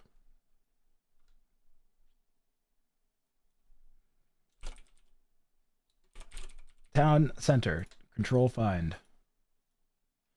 You are not permitted, here's the wording, you are not permitted to build a TC in range of the opponent's town center before you reach Castle Age. Violators will be deducted 1 bounty completion plus 3 points. So it is written, so it shall be done. That was 5,000 bits? That was 5,000 bits? I thought it was 50 bits. I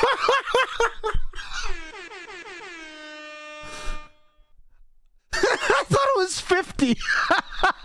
I thought Hidden Bobsled was just saying hi with 50 bits.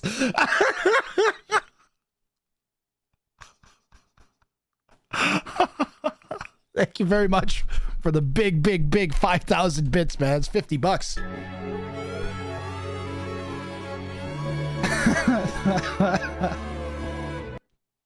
There's a story, Hidden Bobsled. Let's hear it. Let's hear it. You got my ears. Thank you so much. Emotional, damn it. Let's hear it. I'll get game 3 rolling. I fell asleep watching Twitch and bought $200 worth of bits in my sleep. You fat butted $200 of bits? You butt dialed $200 of bits? Well, I'll take it. That's fine with me. I'll take it. 5,000, yeah. I gotta tell you, this is pretty terrific. Holy yeah. Thank you so much. That's amazing. Thank you, Hidden Bobsled's upper thigh. Thank you, Hidden Bobsled's upper thigh. and Hidden Bobsled, of course, too. Thank you so much. He probably hit the two-factor too, Hagbrider, because it pops up. It's just like a button you got to push. Thank you, Hidden Bobsled. Thank you, thank you, thank you. Well, the good news is we still have implications afoot in this set for Game 3. We will once again go over to the rank before we take a peek. So, a Plotter Ghost currently at 9 points on his 2 previous sets. With those 6 points he is already guaranteed, well, not guaranteed, but he's already got himself into the number 4 spot and will eliminate Levi from the tournament. And potentially some other people mathematically as well. So again, a very significant game 2, and he could make it other players' lives even worse in terms of getting into the semifinals with even more points up for grabs in this third game. The potential exists for him to walk away with 11 out of 12 potential points. I believe 10 out of 12 potential points. He had a level 2 in game 1 too, right? Yeah, he had a level... What was the first game? Oh, level 1, game 1, yeah. So he had, out of the 12 potential points, he has... What did he go for game 3? One more. There we go. Stop hitting yourself too. Kill 50 of your own units and win. For Plotter Ghost. In the southeast as the Byzantines.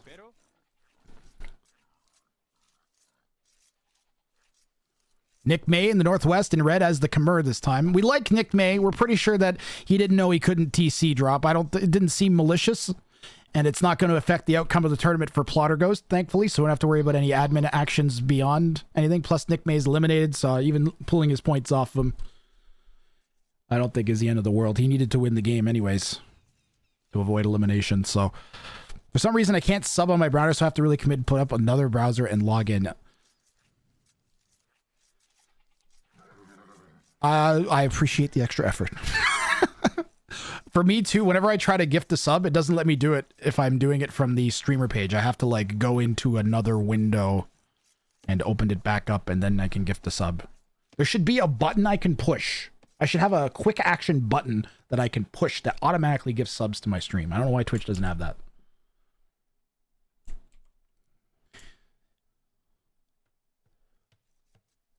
Dude, Hidden Bob said, thank you for the literal $100. Thank you, thank you, thank you.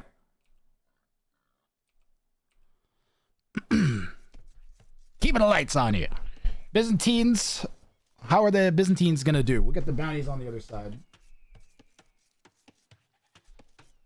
Kill at least 50 of your own units. Actually, you know what? Byzantines with cheap trash, right? Solid choice.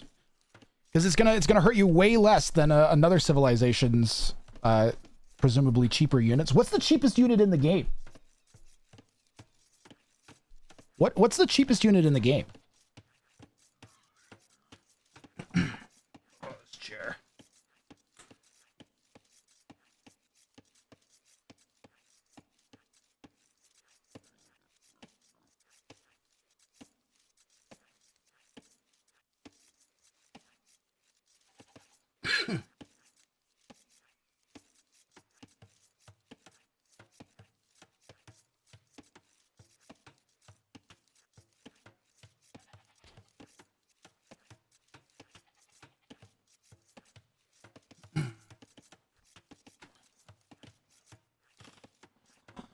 Blackwood Archers because they have the second free unit or whatever.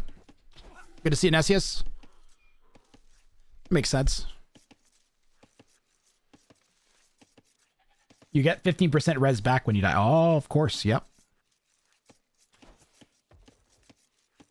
I was thinking maybe Trash Bow. Would be the cheapest. But I think... So 35, that's 80 for 2. So 40 res each. Trash Bow aren't cheap. They're 60 wood each. Are they not?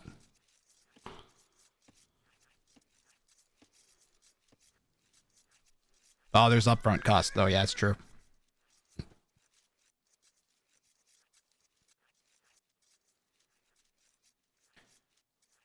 And it's not an Incan spear or a Byzantine spear.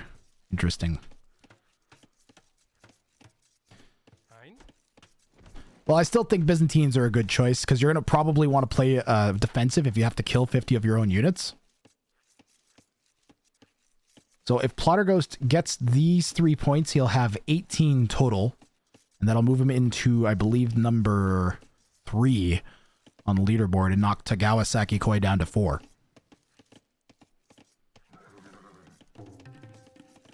With semifinals and finals being delayed, I was thinking of also running the semifinals as a smaller group stage or round robin. And then one final match after that. And we get a little bit more tournament that way. We can justify the gap because we're probably going to have to take a break for a Red Bull on the weekend, right? Suppose I could schedule it to run right after Red Bull finishes, but there's no real way of knowing when that would be. And that's in like, I don't know, 3 days we'd have to schedule and play. So I don't think we'll do that. I think it's more likely that we'll finish up next week sometime. Like maybe Monday night would be a nice night to aim for semifinals, and then maybe finish finals later the week at some point. Something like that. We'll see how it works out. I still have a lot of sets to cast, and I fell behind again today because I woke up so late. But that's the general plan for the rest of the tournament. We still have, even in the group stage, like 20 sets left. 20 sets. 26 minus 1 is 25 sets. So still 75 games of group stage to go.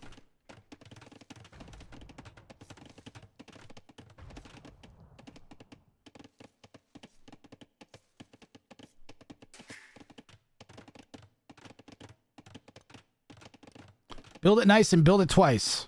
Well, we've got a bounty failed.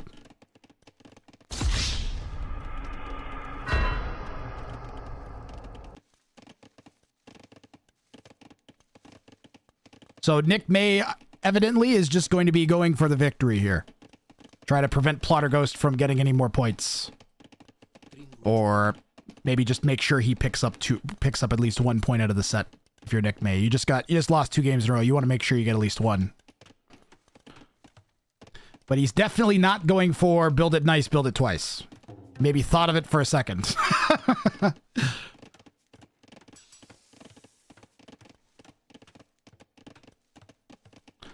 So this match is all Plotterghost. And depending on how aggressive Nick May decides to be, Plotterghost may be in trouble. I don't think it's gonna be hard to kill 50 of his own units if Nick May is doing some sort of feudal archer play. Thought Commander End turned the gold cost into wood instead of a much lower conversion. Instead of 70, they are 50 res. So they're close to being the same price as a Blackwood Archer, but you get twice as many Blackwood Archers. Is what I'm hearing. Nick May's grabbing fletching. He's keeping his archers banked. Plotterghost coming to poke with 1 scout that he made, and he's going to get 2 vills for it. Unless Nick May deletes the mill, he's going to lose 2 vills. Nope. The spears came out. Or pardon me, the archers came out. No spears, no spears. Plotterghost grabs a pair of sheep that Nick May missed. Yeah, the Blackwood Archers only have 20 HP, so a sneeze will kill him.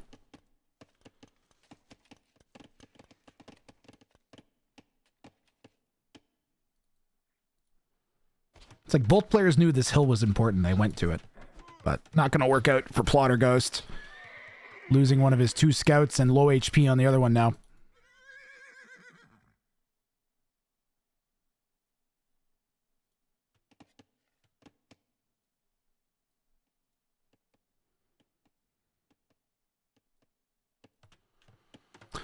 Yellow's walled. Byzantines get extra HP on their walls on top of that. It'll be hard for Nick May to do feudal damage. Not impossible. 7's enough that you could probably chew a palisade and get in, especially if you're sitting on a hill like that. Nope. Just going to keep looking. Is it open here? So he may have clicked the archers in, and they're currently taking the shortest path that they can to the opening.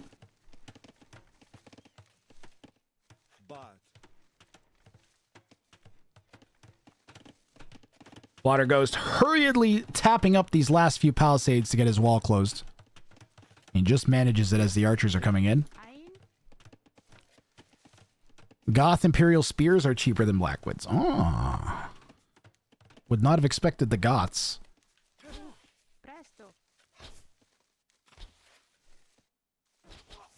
Well, Nick May's still going to be able to harass the berries from that position, so Plotter Ghost sending a couple skirms over.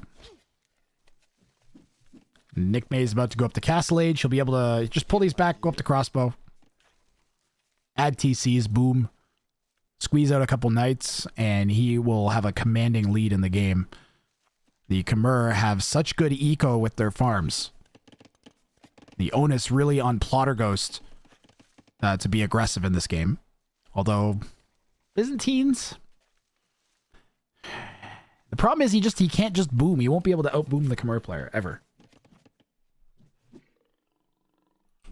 No matter what you do, no matter what eco upgrades you get, that Khmer not requiring mills or town centers to drop off food, this is incorrect. You can't just gather hunt. This is phrased wrong. They still have to build mills to drop off food, just not farms. I wonder if it was supposed to originally include hunt, but it's glitched and then they never fixed it. They're like, yeah, this is OP enough. And then they never adjusted the wording. Sounds like the type of thing Microsoft would do, am I right?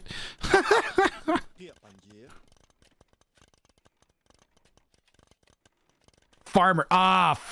Thank you. All right. I tried to lawyer it. I couldn't. This is why Grathrang hosts bounties and isn't a judge.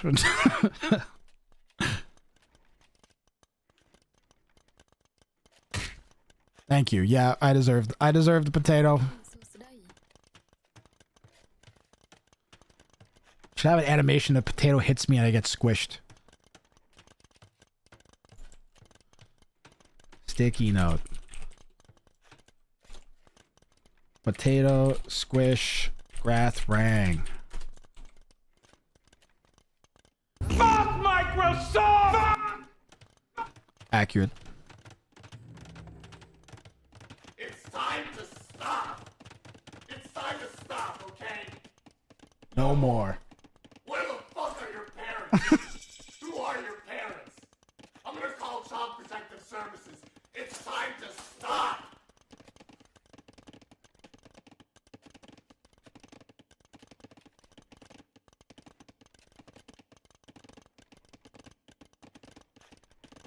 So have we figured out what the actual cheapest unit is yet?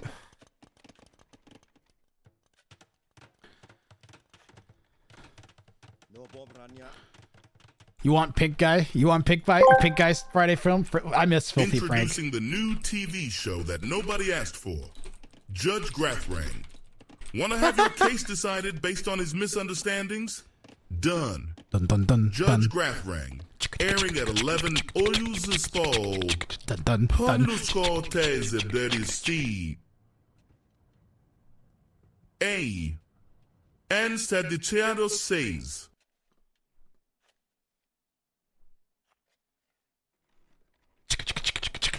Dun, dun, dun. Dun, dun, dun. The Grathrangs are real.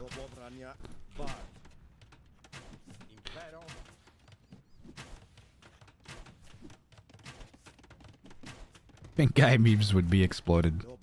You can't go wrong with more Filthy Frank. Nick May breaking in with the crossbows. He didn't add an additional town center yet, and instead he's going to drop a castle somewhere. So he might sense that he has some momentum and can maybe deny a bounty from Plotter Ghost, pick up a W at the same time. Forward castle here on Plotter Ghost's main stone would be nasty. Also on this side even, where the gold is. I see a red group of villagers coming forwards, along with some crossbow accompaniment. Plotter Ghost doing his best to out-micro the crossbows, but Nick May is doing pretty good. Can't get into where the vills are, though. An elite skirm kicks in for Plotterghost. Plotterghost has Bodkin, but not the second armor, just the first armor here. Nick May with both upgrades for his crossbows and skirms. He's got a couple skirms in there. More crossbows coming forwards with the Vils. And where is the he's going to put the castle in the base. Oh, it's going to be a hell of a castle if it goes up. I don't think Plotterghost will be able to prevent it. And I wonder if he can sense the castle coming. You definitely see a villager. He definitely sees the group of villagers hanging outside of his base. He needs a siege workshop yesterday.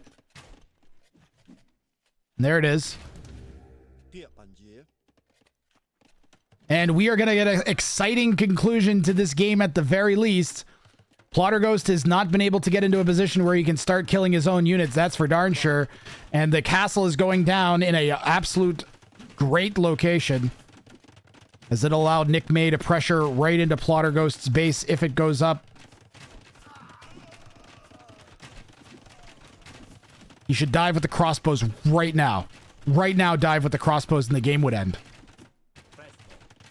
Maybe wait till the castle goes up, but the skirms, if he can win an engagement against the skirms, and Plotterghost is making them as fast as he can, and Nick May does go for the dive on the Vils. The skirms, though, without the DPS from the archers attacking them, are starting to overwhelm numbers here for Nick May. But Nick May has a what I'm going to call an ace up his sleeve. Hopefully he realizes it. He could absolutely pop out 1 or 2 ballista elephants here and deal with the skirms that way. And he wouldn't even need an extra building to do it.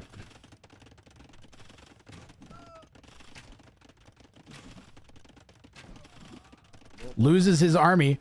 Plotterghost adding another TC at the back of the base. Nick May does not have enough stone for another castle, but he could build a tower somewhere, maybe. Still has 13 crossbows. There's 1 in the castle. The rest are coming forwards or scattered across the map in various spots. A couple crossbows right around here would be pretty irritating too. There is a ram on the way for Plotterghost.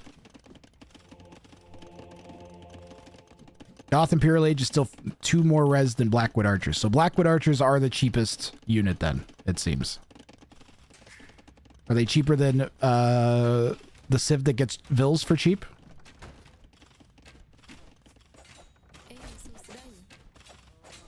And villagers actually have anti-ram. They get 1 bonus attack on rams.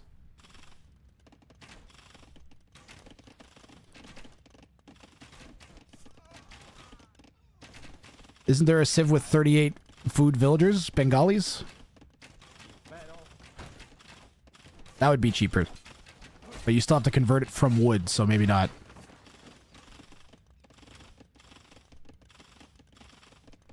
Hindustanis cost 38 in Castle Age, though, I think, Nessius.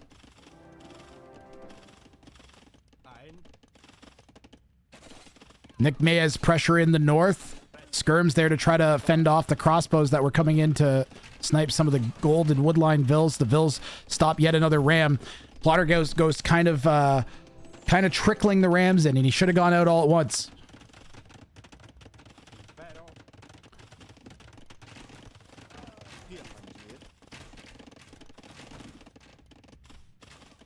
Still doesn't beat the Blackwood once you factor in cashback. Oh, interesting.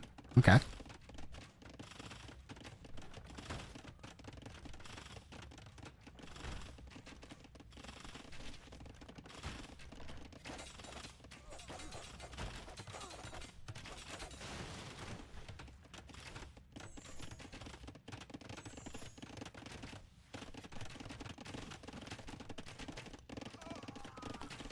Army is all Nick May here, repairing the castle that he has in Plotterghost's base, so even less stone than before. Plotterghost is going to try to squeeze out the bottom. There's not a lot here, and there are crossbows waiting to prevent an escape over there, too. And he'd be much better off trying to go out this way, but that's where the crossbows are, so Nick May, with a strong pincer on Plotterghost's entire base. And now it looks like Plotterghost is starting to bank up rams in his siege workshop.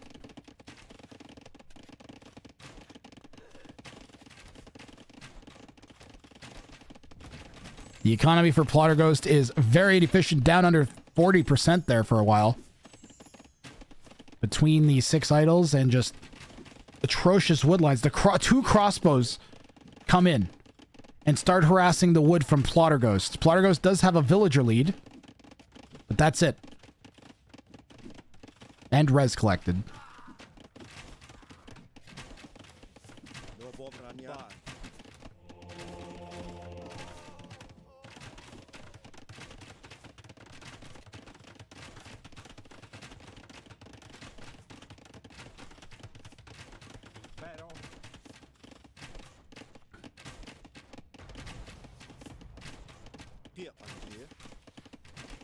What can Plotterghost do? He needs to... Alan! I'm glad he's making a mango, because he needs to get this side of his base back. He's trying to get more skirms out. Skirms see a good defense, and where are these elephants coming? Oh. He made elephants, but not ballista elephants. I would have made a ballista. There it is. You know what he could do here is he could send the ballista over and start chopping all the wood with the ballista elephant, like unironically. Oh, maybe not. Plotterghost has a TC down in the south now. There was space for a town center on a corner wood line, and he's going to use it. Skirm's clearing the crossbows away now. Nick May added a second TC.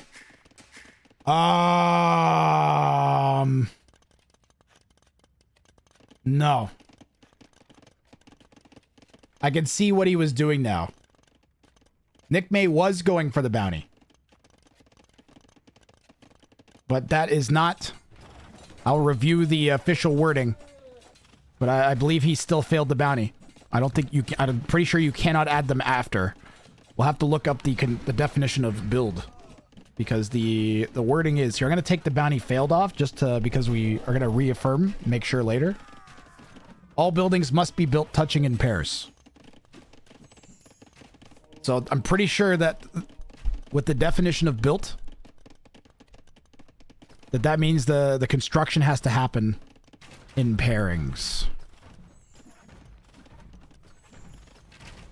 They have to be built touching in pairs. So you have to build a pair of buildings at a time, yeah. We'll do a deep dive on the definition of built and on everything around this bounty. But Nick May actually still be in the running.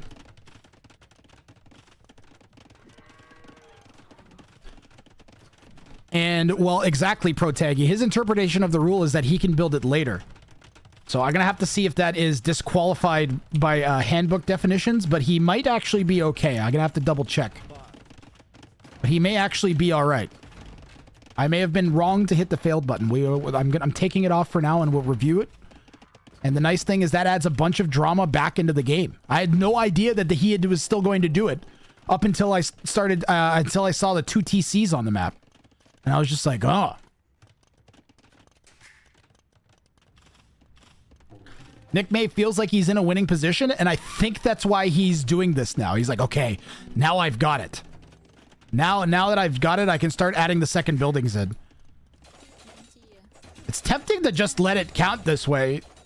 If this was the, I think that if I was doing my game show, and there weren't implications for other players that aren't in the set, and it was just like Nick May and some random ranked opponent, I'd probably think about giving him the bounty. All right? But I have to go by whatever the written things are in the handbook to be fair to everybody, all right? There's a single house somewhere? Where? There's a single... There's 2 there, 2 there, 2 there, 2, 2, 2. You see a single house somewhere?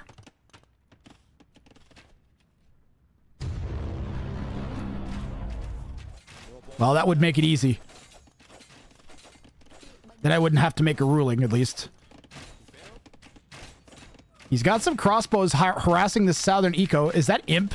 That's the Imp TC. Do you think Nick May will assume that that's the Imperial Age Town Center and start pushing it? He's punching the Siege Workshop down with Vils.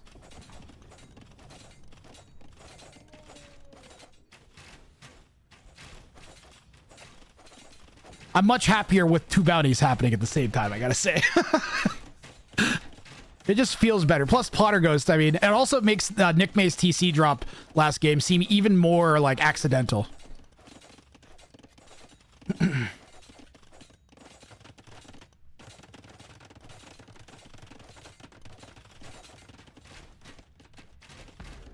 I believe I had messaged Nick from Nick May saying how much he was having fun, so I don't think he'd be a salt lord. Like, we've had a couple of the higher elos have been very salty and not even bothered playing games against their opponents in some cases. Plots needs to nuke his army still. Oh yeah! The whole mass death thing hasn't happened yet. He is still behind in eco. When he hits Imp and Nick May isn't, that might be his like, okay, I gotta start like worrying about the bounty.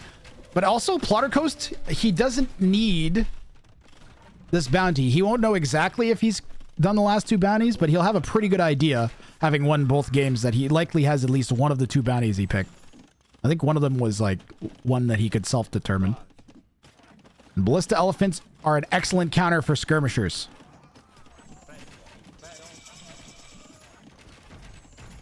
Not when they're being healed infinitely, though.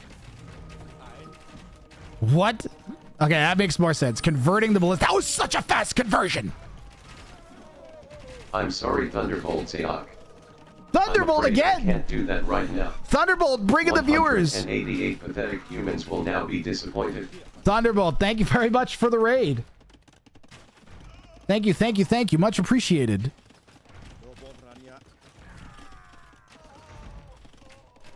Is that 3 streams in a row we've had a Thunderbolt raid? 4?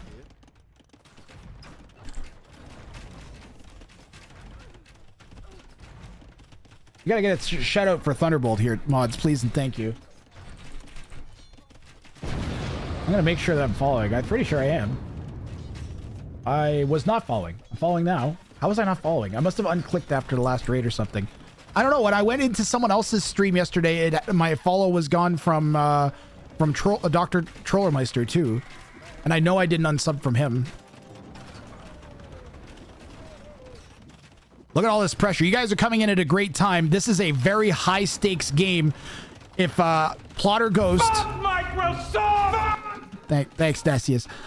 Plotter Ghost here is about to break into the semifinals, and he has done it.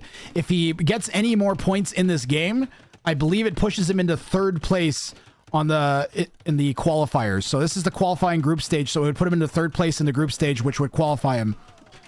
And also mathematically eliminate a bunch of people. Nick May, if he gets his, would end up with 3 points out of this set.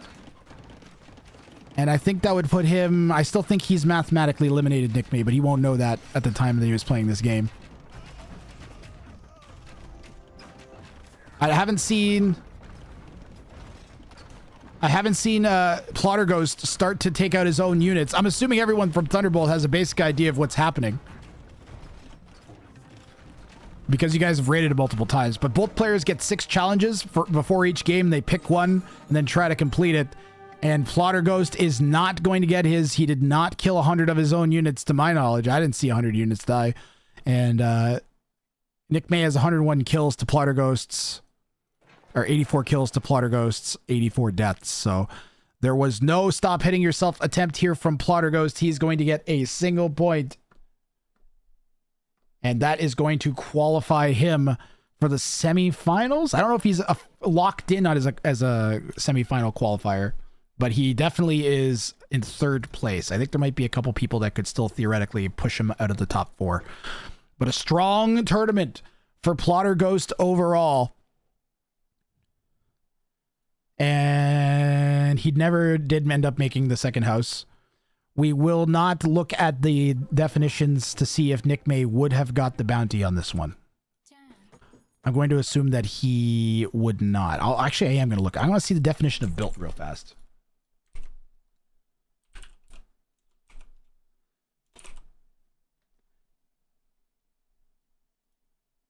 Uh-oh. Built is not defined. Construction is anything that starts as a foundation is hit by units with hammers until it is built. Oh, that does it. No, that definition covers it. That does cover it. That means that if until it is built, it's not considered built. So if you can't just build one, you have to build 2. So that covers that. Let's go over to the ranking, and we can see how this is going to affect Nick May and Plotter Ghost. You guys just give me a couple minutes. I will update the spreadsheet that has the tracking on it. Coming up next, we've got Halush taking on AT41, 2 1700 ELO players. So another even matchup. Also on the docket today, I'm going to try to get to Bergaman and Murderface. And then we'll see if we get to either of the Dragon Lord Freya sets. I doubt we'll get all the way to Duduju Neo. We'll probably kick that off tomorrow. So Nick May got 7 points that set.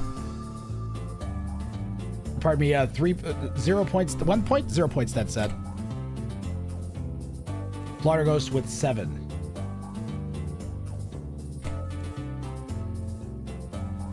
And then while I add everything else in, I think I can just drop that in so you guys can see the scores update.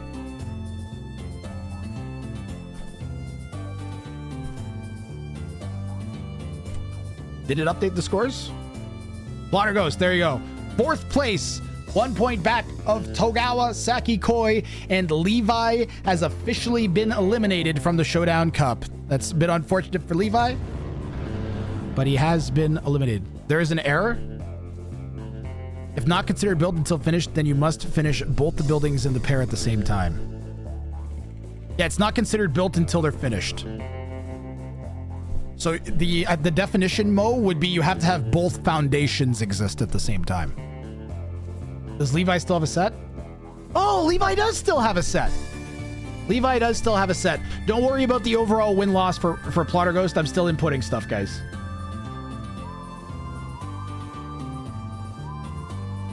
So he had a tier 2 and a tier 3, right?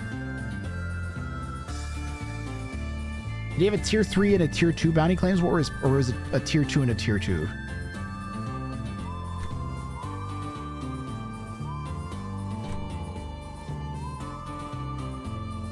He had basically the Huns.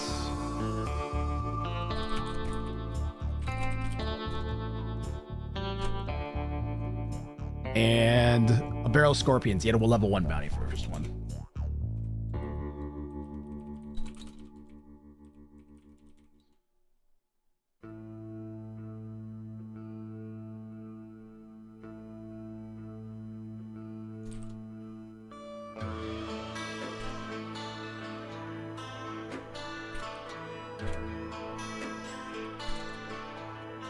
While I do this, rather than just staring at spreadsheets with me, why don't you guys watch the highlight reel? Give you something to do until I'm back with more action at Showdown Cup. Bells are the biggest threat. Plotter's just like, what do I do about 69 scorpions? 71 scorpions. But it was a good game, though. Zark is going to walk away with a bounty claim.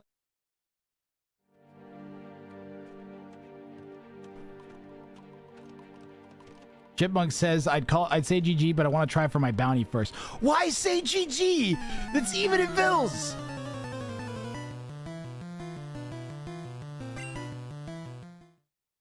Not a bounty failed. It's not a bounty failed. Ignore the giant obvious graphic. It's incorrect. It's a bounty claimed. Now you can be excited. Now you can be excited. Miscellaneous Leopard is going to get...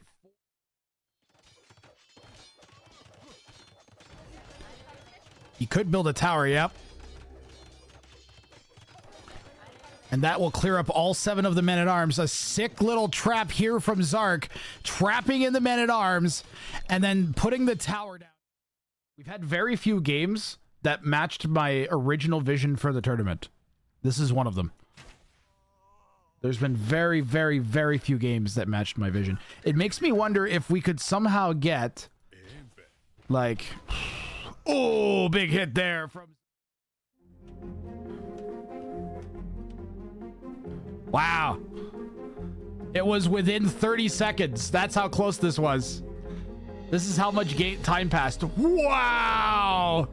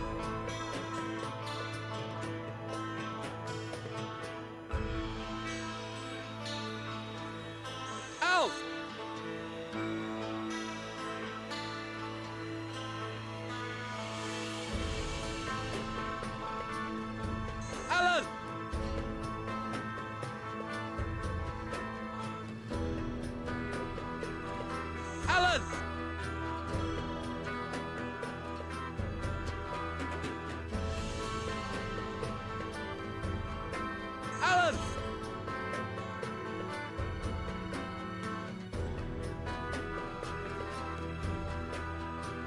Alan!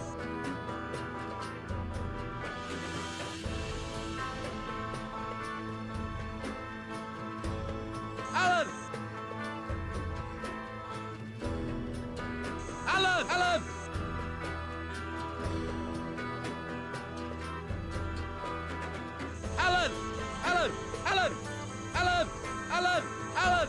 Ow! Alan! Alan! Alan! Alan! Ow! Alan! Alan! Graph, Alan! you are muted. Alan! Yeah, I know. Alan! Alan! Alan! Alan! Guys, you're making this impossible. I'm turning the points off.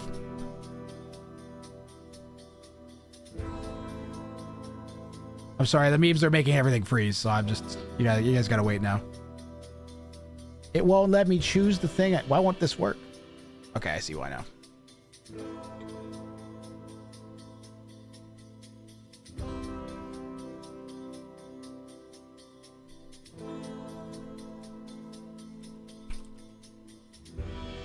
Sorry, I had to turn the potatoes off and the Allids. You can have them back. I think I finally got this loaded properly. Nope, it's still being a potato. Why is this potatoing on me, Chad? This time. There we go. AT-41 has got heroic entrance, quartering troops, custom renovations, inclined to build, only rams and archers suck 3. This is fine, non-agrarian society. Killager, quit milling about, a barrel of scorpions 2, and the dumbest wall for young Carter. Alan!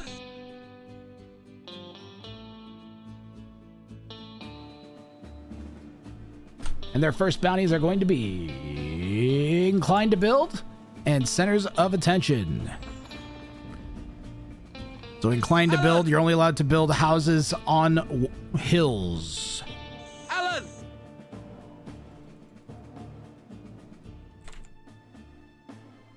Alan.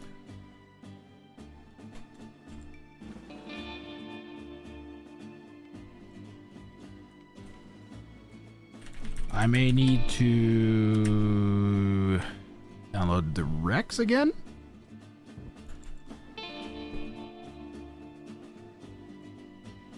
I must have mislabeled them somehow. 'Cause I know I added these ones.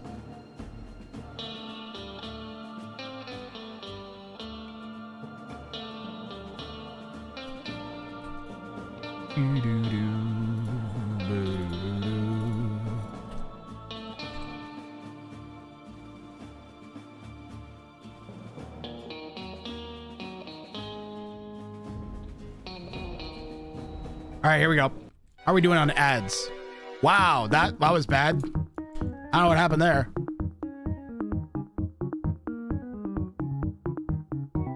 I think you got the bounty. I bet you need some lozenges. Chat, you're breaking my stream. Stop it. Let's see here. I got the bounties flipped, possibly here. Yes, I do.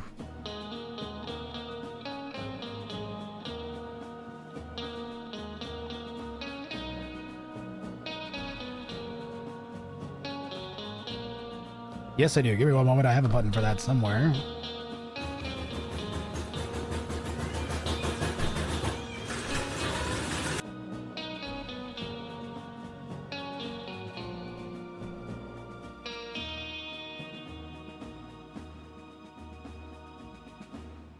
Hello?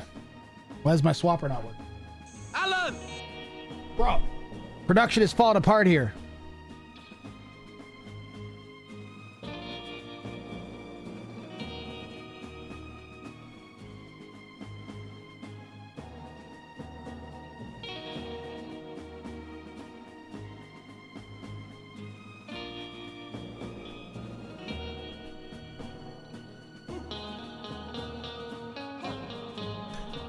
I don't know. I'll just do it manually. Give me a second.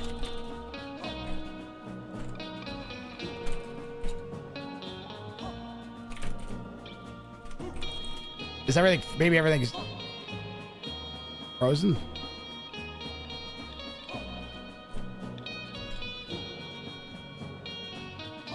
Something's really busted here. I'm restarting my streamer bot program. Give me a moment. Ads are in 9 minutes. Let's get the big fat ads out of the way now before the next one. I'm sorry about the delay between sets here, guys. I'm working on it. Back in 3 minutes.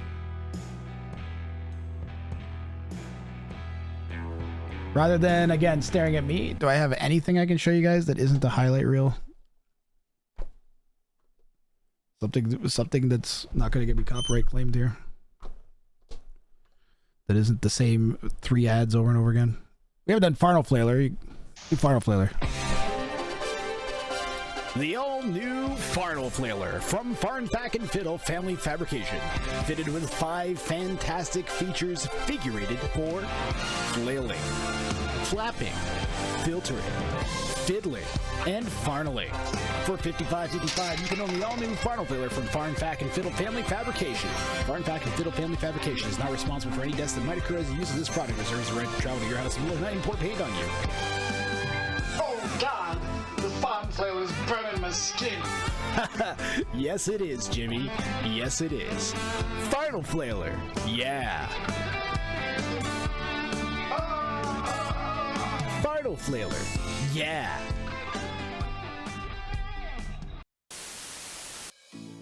I used to have problems. We all have problems. That's why I looked for a solution. Hi, I'm Barry the Beaver, and I'm here to inform you about our all-new product, Barry's Tail Wax and Lubricant. Tired of your tail not making that awesome slapping sound you love? Are your friends, loved ones, and co-workers disgusted by your horrible slap?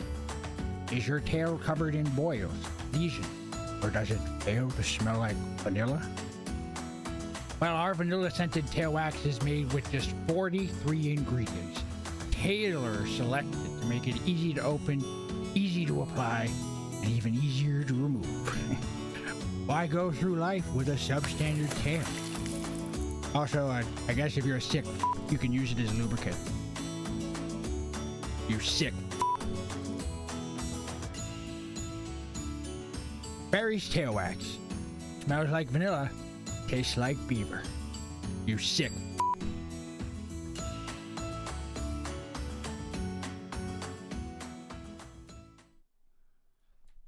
Okay, I think I got things the right way around now.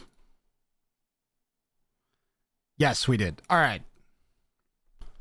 Do. And I even have the Rex. All right, we're actually good to go here.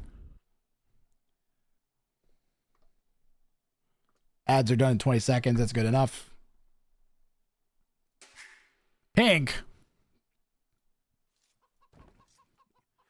We'll go teal.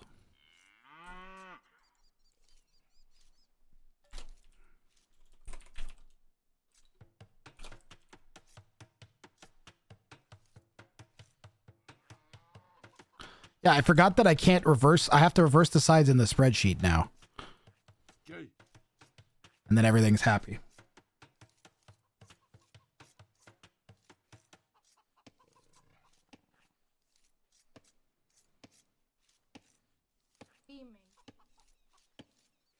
Let's go. Bounty predictions. We had a yes. And then I'll run one. AT-41 as the Incas in the Northwest. Houses are only allowed to be placed on elevations and win. No Huns. So he opted to build a settlement instead of any houses. Wait, you can do that?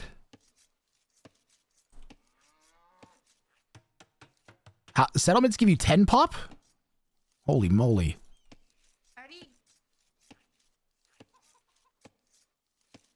What? Did I miss something? How's this happening? You get 5 from the TC.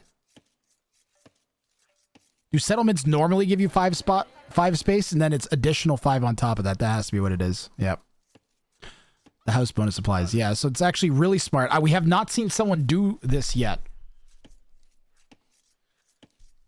And it means that his first 2 houses, he didn't have to go find a hill And of course, it's AT41's luck that the flattest Arabia we've seen all day, and he's doing a bounty where he has to build houses on hills. It's like a flat. It's like runestones. It's so flat. The closest hill is like 30 tiles away. Technically, yeah, you could win the bounty without building a house, because if he only built settlements, but that'd be very expensive very quick.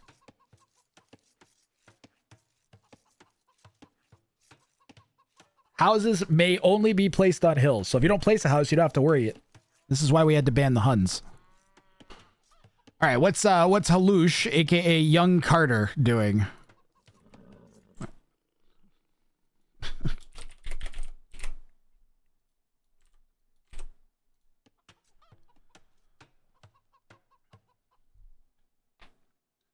This guy has 3 names. I don't remember what his in-game name is anymore, or his chat name is. I don't remember who Halouche is. He hangs around all the time. I just can't remember the username right now. Is it Jimmy? That's not Jimmy Thicks. No.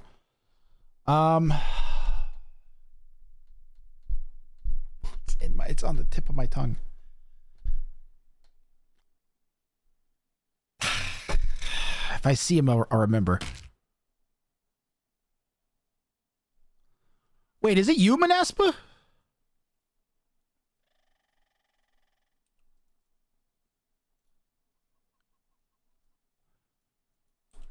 Is this human? No. Who the heck is it? I can't remember. They hang around all the time. Should be a good one, yeah. High Elo, 1735, 1708. 2 of the higher Elo opponents from the middle Elo bracket.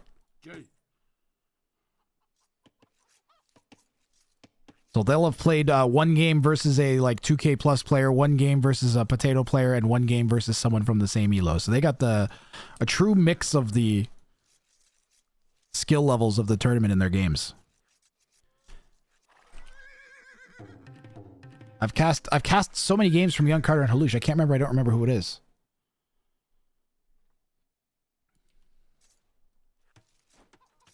Oh my god! It's driving me nuts. Until I see him in chat, I'm not going to remember now. As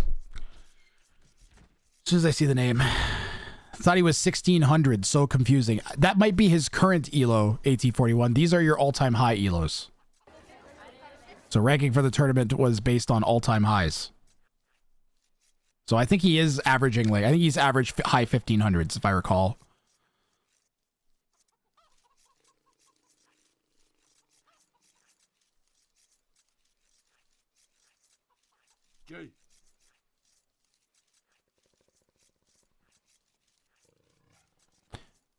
So far, AT41 has only had to build 2 houses.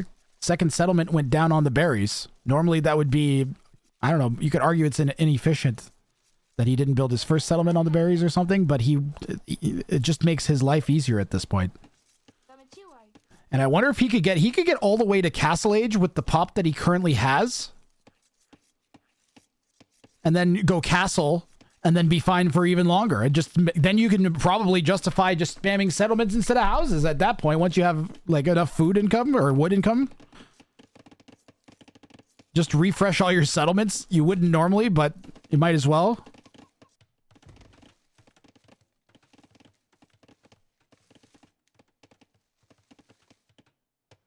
And AT41 has found a really smart way of going about this bounty. So a tier 2 bounty inclined to build for AT41. Centers of attention, 10 TCs alive or more at time of victory.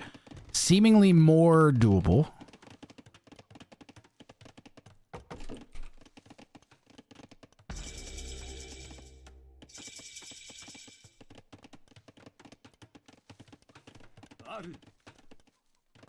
Black Forest sweating with the Gamba. And I didn't look into the implications in the standings for either player. Mandatum? Might be worth taking a peek at some point. Maybe after this game we'll get a better look at it.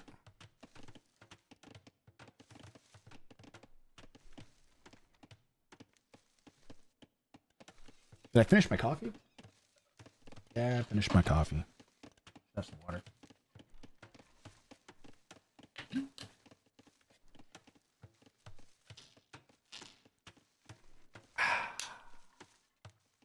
As a kid, I hated people who did that. They went, after they drink. Now I understand. Those people were horribly dehydrated. I started late today because I made myself like lightheaded and dizzy by not eating any food or drinking any water yesterday. I unintentionally fasted. I got off the stream and I stood up and I was like, my head was swimmy. So I was like, I'm just going to go lay down and go to sleep. And my head was swimmy I was dizzy when I was laid down. I was like, oh man. And then I was thinking, like, why am I feel like this? I feel like I'm completely exhausted and I'm like, oh, I haven't eaten like 30 hours or something. Too distracted by broken PCs and a bounty tournament. But I have poutine money today, thanks to some donos yesterday and like $100 I got from Hidden Bobsled. Friday Films gave me poutine money yesterday. So I have no excuse to not have a poutine today after the stream.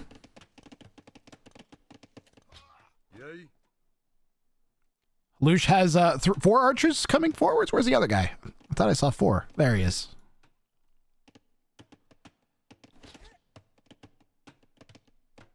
Let's go. Let's go. Champion runner in. And has he even made any other house? He's got that one on the edge of his base where there's a hill, and that's it. 65 pop now for AT41. Lots of room to work. He can afford to ignore the bounty now for probably the next 10 minutes or so. And just focus on not dying to these fletchinged archers in his base. The champion's got 3 pierce armor. And AT41 decides he does not want these guys getting back in. He's going to use the army to scare the archers away and get his walls up. AT41 mostly walled. One little section up in the north still open at the back of the base. Teal has also managed something resembling walls with their choke feeding towards the TC on the north side. And that's looking pretty good there. Gold does seem still vulnerable, especially to, let's say, a castle drop. I think that's begging for a castle drop. AT41 is going to be thinking about castle anyways. Does he have stone? Oh, yeah, he's got stone down here. Would be a little awkward to take, but definitely possible, workable.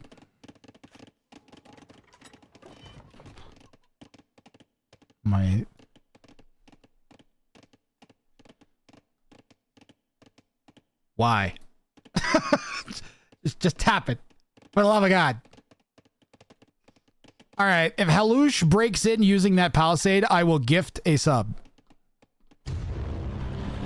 That will be the gift sub of the day. All right. So if Halush breaks in using that uncompleted palisade, I will gift a sub to somebody.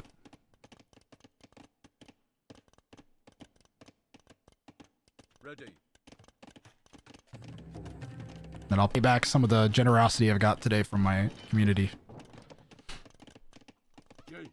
Sub. 1 sub's worth. Castle Age, come on, AT. It's time.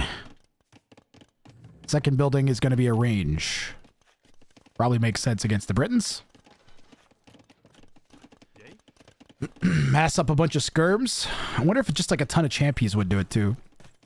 That'll force a little bit of a response. Hopefully keep the archers from Halush back. And I do see the archers coming back now on the minimap.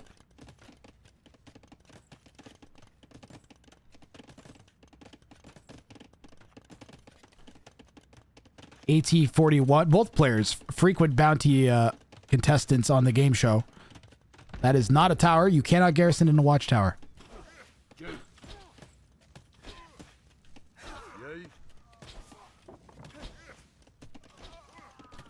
Halush has the critical mass of archers to deal with the champy runners, even with the pierce armor added. And all of a sudden, this prediction starting to seem like he went backwards. Go forwards. Halush should be going forwards with the army. Well, maybe he's worried about getting caught out. But he just cleared the champies. I think Halush should be going forwards with the archers as he picks up crossbow and bodkin. So the second that they're in, he's in position, and he does leave now. Maybe a little late, but no, he doesn't leave now. He's microing around the houses. He's going to come back to his base. Going to go out. Can't make his mind up. Whole bunch of wasted APM here. Could be doing lots with it. Crossbow, Bodkin the first clicking. Okay. Why Bodkin? There's crossbow. Okay. And a university for ballistics. Personally, I am not a fan of not instantly dropping town centers. The Britons have half-price TCs in terms of wood. So there's almost no situation where you should not... Like, Britons, if you guys are confused about in games, you're a noob. And you play lots of games, and you are always questioning, like, should I have gone 3 TC? I don't know if I should have gone 3 TC. You should be going 3 TCs as the Britons almost every game. So play as the Britons. There's almost no excuse to not go 3 TCs as the Briton. Occasionally, maybe 2 town centers. But he already has enough food banked, as well as farms down, that he could very easily justify going directly 3 TC. Elite Skirm coming in just now for AT-41. Couldn't be a second too soon. And the armor for both players on the way. Halush will have it about 20 in-game seconds before AT-41 does. 18 crossbows here versus 10 elite skirms being added to. Skirms with the faster production time than the archers, but only if they're producing. We got some idle archery ranges here. Ballistics now in for Halush. No way AT-41 is going to be going ballistics yet.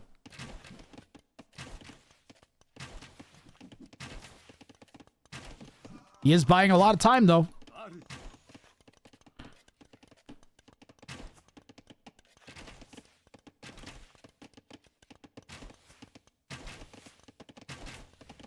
And the Britons with the extra range on their crossbows means that AT-41's best options are going to be either skirms so that he can get in close enough to deal with the crossbows, or I would probably say many scorpions. That needs a wall so bad.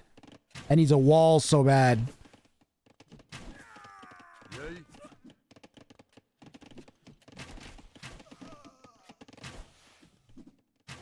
Get out of there, AT-41. That's right. Get it all out of there. Any stragglers left? No. Just put them over there. 3 vills go down because Halush picked up that early ballistics. And Halush has gone 3 TCs with a university and ballistics. And is just making life hell for AT-41 in the back of his base. Efficiency for AT-41, 30% less than Halush's.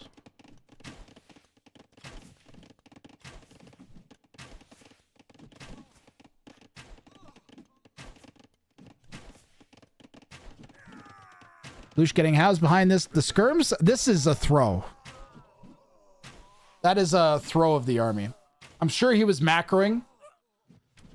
But he could have kept that fight going. Definitely could have kept that fight going.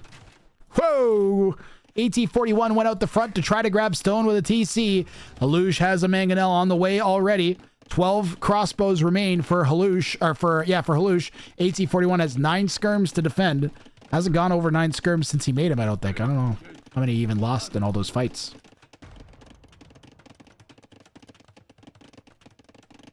Uh-oh. That can't go there. It's got to go back here or something. The skirms engaging the Mango is almost never a good idea. Mango does have some pierce armor.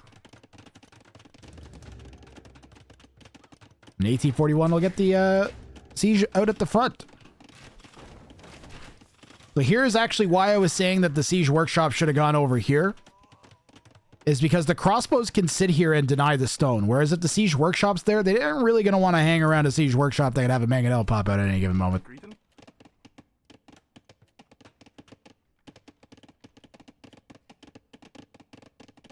Ready. Also, I hate that these vills are on this side of the wood line.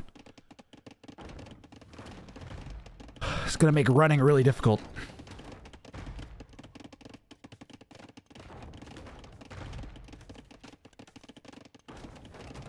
get it working. You can repair while it works.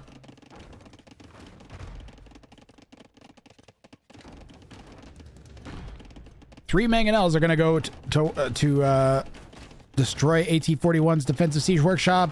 The mango pops, got some splash damage on the second mango. Second mango popped for AT-41 and did not clear the second mangonel from Halush.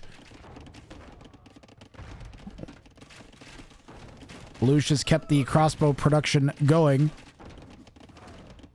But I don't know about engaging directly against the skirms unless you have range. A nice attack ground there from Halush.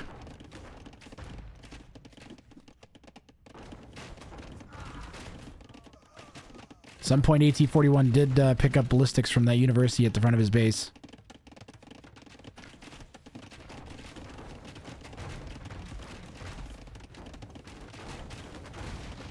One mangonel down. Teal backs off and splits the mangoes. Second mangonel, 50% off of that one. Repairs from the nearby Ville. AT-41 repairing as well with another mango going to pop in a few seconds. And AT-41 is repelling Halush. But you know what AT-41 isn't doing is counter damage. And that's going to be a 5th town center from Halush. He's going to be halfway to his goal of 10 town centers. And with it, the army and villager lead. 21 crossbows to 6 skirms, or 5 skirms and a mango. As well as a 19 villager lead now for Halush.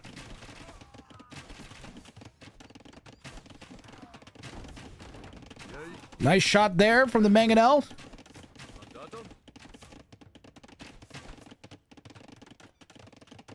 Gotta wonder if there's any way that AT-41 could get some sort of army out the sides of his base and into Teal's base. And Halush kind of baiting the mangonel out with the crossbows on the right into the line of fire of his own mangoes.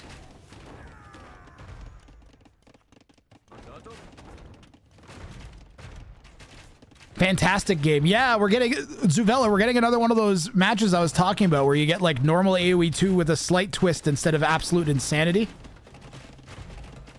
Again, another game more in line with my vision for the tournament. Not that my vision was better than what we got at all. A whole bunch of games like this would have been amazing, but also like we've gotten to see such crazy stuff happening that I'm more than happy with how it's gone. We've had maybe 3 or 4 kind of sort of standard meta games with a twist. They've all been bangers.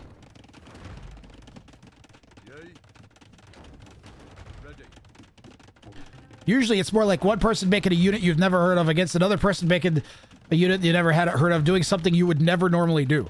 This is like, you know, I've had games where I've made 10 town centers. Helps that it's a level 1 bounty, and then inclined to build is just normal enough because it's not a macro bounty. It's just like a, I don't know how to put it. Doesn't affect what units you make though.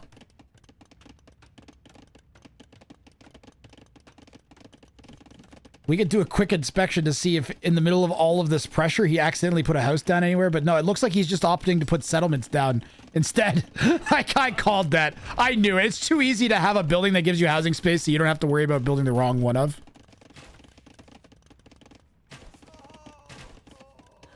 One, 2, 3, 4, 5, 6, 7, 8, 9, 10 town centers up for Halush. He's in line for 2 points. Were there to be a GG call from AT-41. Still a ways away from that, as this is still pretty close. AT-41, I could conceivably see bringing it back with a bunch more Champy warriors. The forward barracks was very optimistic.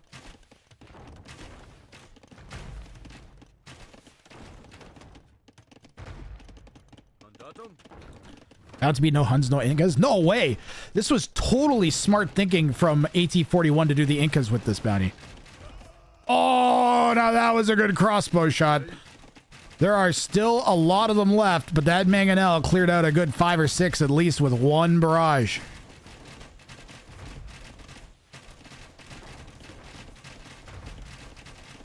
Shades of Obsidian Arrow. The mangonel's doing a lot more than the crossbows are.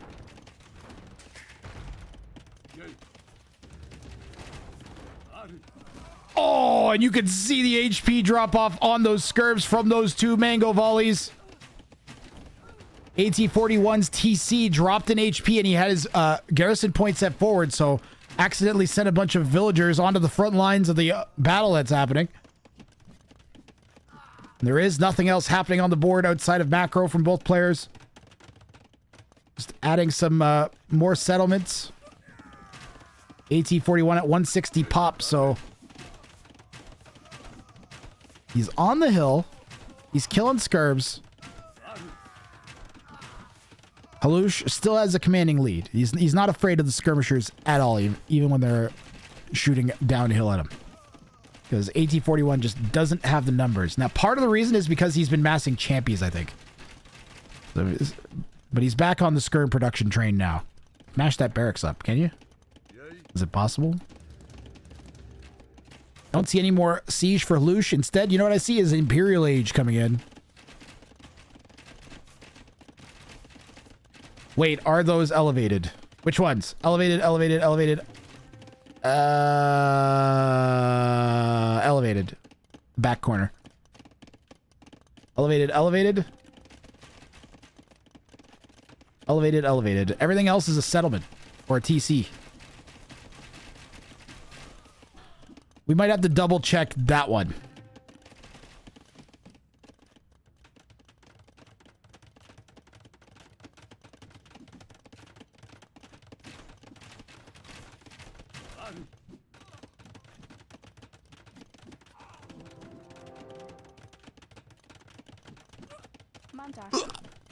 Ugh.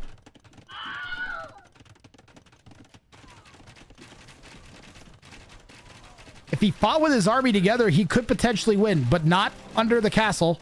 That is for sure.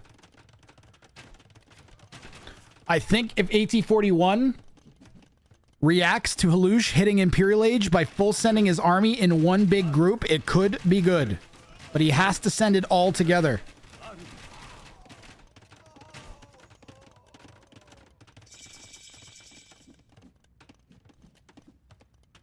Gotta go now. It's gotta be right this second.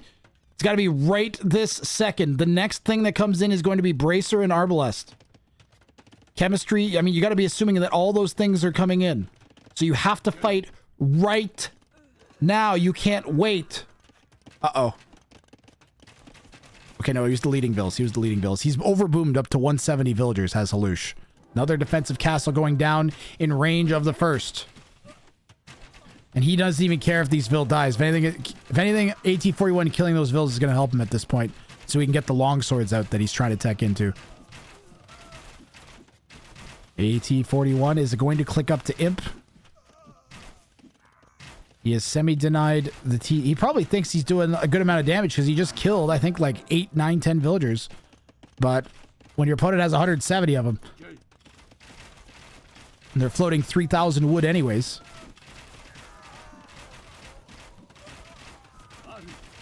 You know what? Halush does not have the ARB numbers that he needs. I don't know if he cares about them so much. Probably figuring he has the longsword swap coming in anyways. I wouldn't be throwing them if I could avoid it. He's down 2. There are 11 in that group now, and another 6 joining them.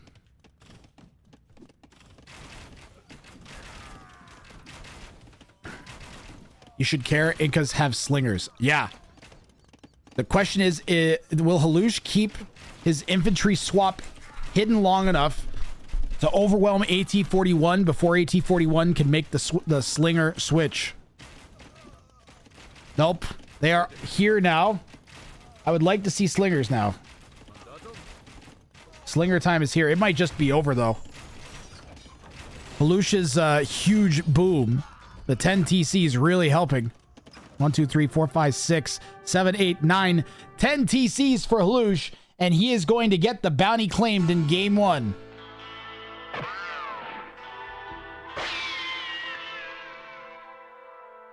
Two points for Halush.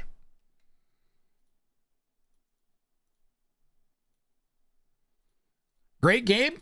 One of the more conventional games we've had. Oh boy, do we have an even matchup between these guys. Within 30 ELO, within 1 APM.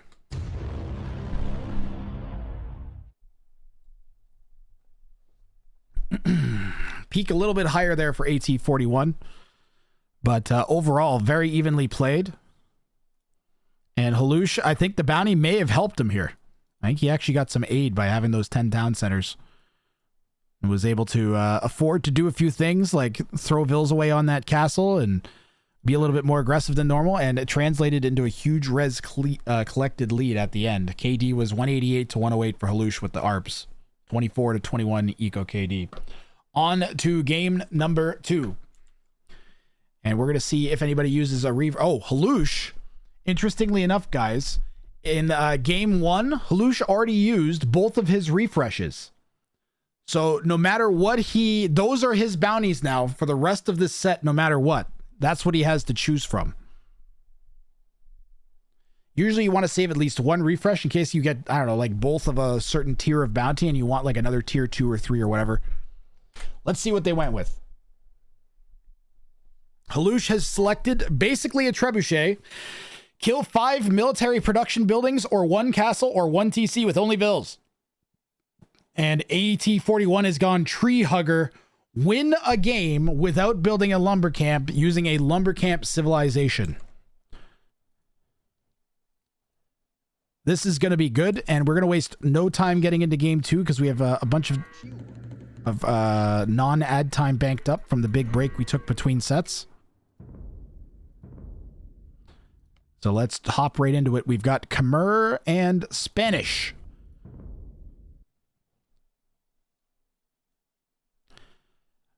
Dragonlord Freya has incorrect points on rankings. Oh, yeah, we should check the rankings real fast.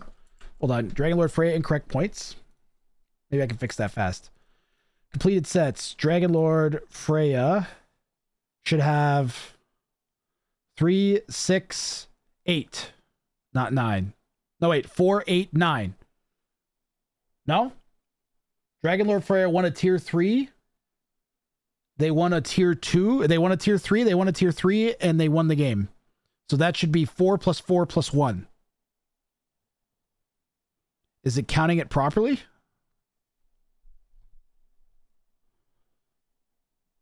One moment. I can poke this real fast. I just want to see what Dragonlord Freya's count is on this.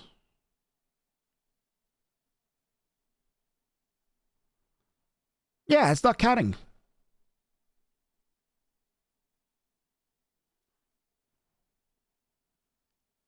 Dragonlord Freya.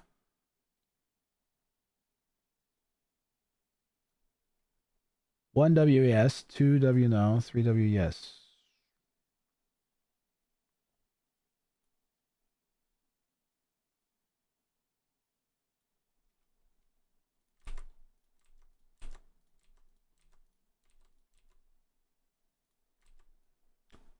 You want to poke it, Manaspa? It shows 9 points for mouse puddles. Ah, that'll do it. I put them on the wrong sides then. That's easy to fix.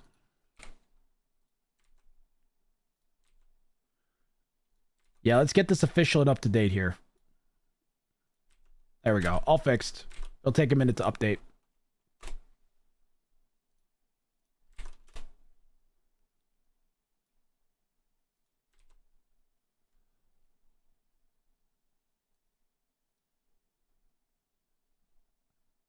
There it goes.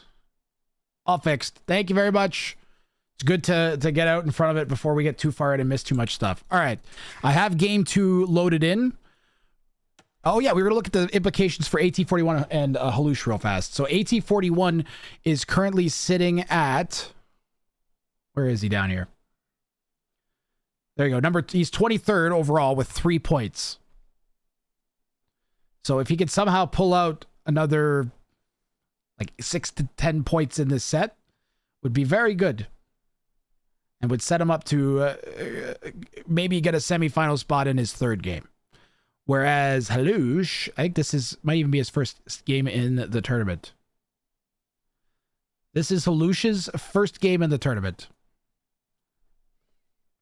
So varying implications for both players. Thanks, Manaspa. Thanks for catching that. I appreciate that a lot. I would have torn my hair out trying to figure that out. Here we go. AT41 going for Tree Hugger. Win a game without building a lumber camp. And he's gone with the Khmer. Halush. Kill 5 military production buildings or 1 castle or 1 town center with only villagers and win. Every player plays 3 sets, Big Ugly. 6 more hours of casting. I'll probably do a set after this one, smart guy, and then consider where I'm at.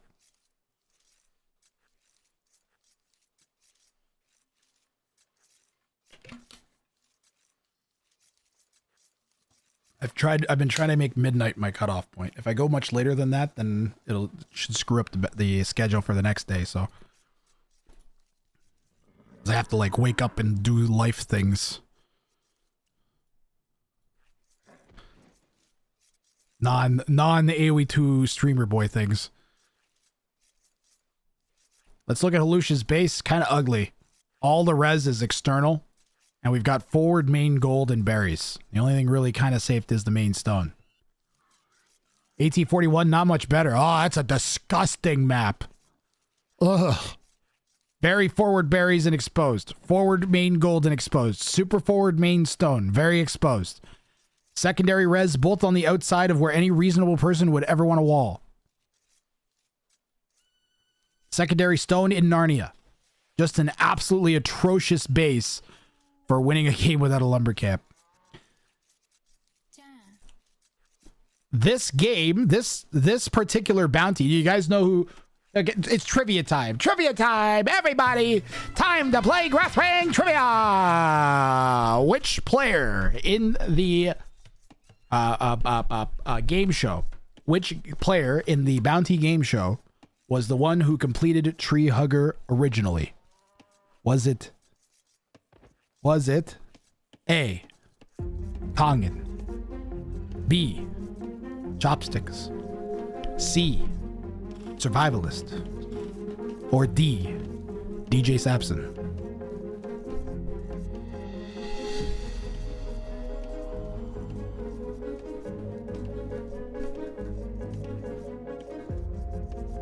Who knows? It's not Kong and Chopsticks, you're wrong. It was Survivalist. Survivalist pulled this one off. I think the game's on my YouTube. By playing as the Burmese. Another one. And Survivalist's logic is that you are not going to be able to win without your lumber camp upgrades. So he went with the Burmese, so he got the free wood upgrades, and then eked out a kind of half potato feudal age. Went off into the hills with a town center, built 2 TCs on wood, and then castle dropped the opponent and won. So his extra lumber camps were town centers. AT-41 could do something similar. You do have, like, what is it? 1, 2, 3, 4, 5 straggler trees around your town center. So that's 500 wood to take at the very least before you have to worry about long distancing. Sometimes you even get another extra straggler tree too here or there. Well, that one's further away than a woodline would be. At least this could be worse. That's terrible, and this is terrible. If you were Teal doing the bounty, you could have a decent option for extra wood. Teal's woodlines seem a lot closer than AT-41's. You like Khmer for this because you can fast castle into 3 town centers. Oh, yeah. It was so appropriate that the other one was said by Barry. Let me get the prediction paid out for last game. Last game was a yes.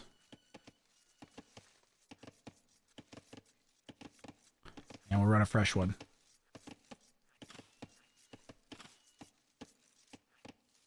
Might take a minute.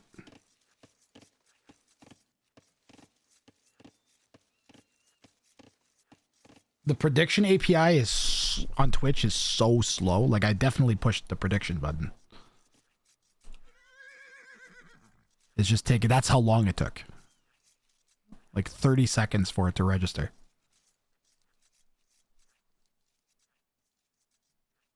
Try pushing it again and make sure I actually pushed it. There you go. Prediction running now.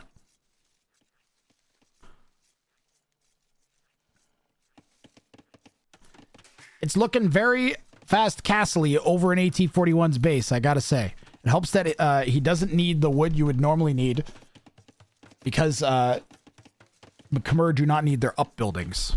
So all he really needs is a mining camp and a mill and whatever space he needs to make houses.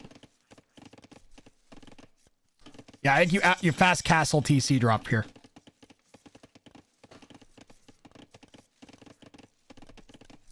You FC and then you TC drop a wood line. And then you go knights. Knights in siege. Something like, well, maybe not knights. You do a cheesy Khmer Scorp Rush. That might work.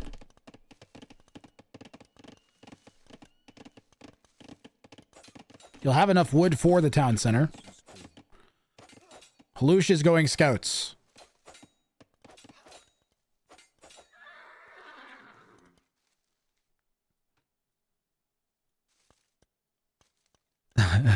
He has no res left to gather around his base, so he's just sending them over to the wood line. Send them the gold. And he's sending, I don't even know how many berries. That's 9 Berryvilles in a minute. And did he spend what? Did he refresh a farm? Did he put farms? Ah, the palisades to protect the wood line. So he, out of all of this, he'll have had the whatever trips to get the stragglers plus whatever trip these guys do for wood. TC here sounds pretty great. It's got to go on the wood line, prioritized over the gold though.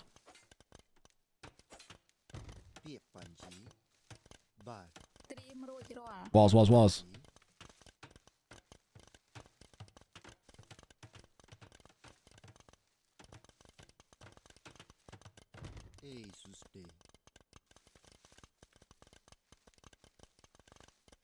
Roll.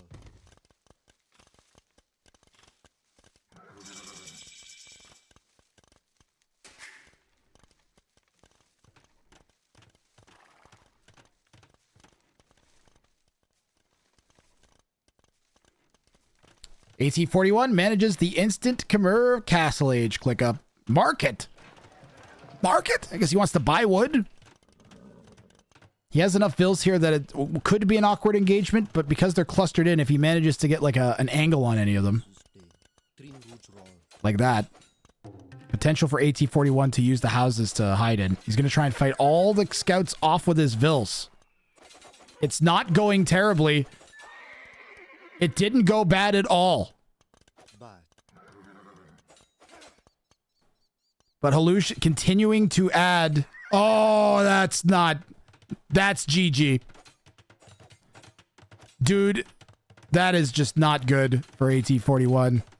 Tower is going to make it impossible for him to get anything done in Castle Age.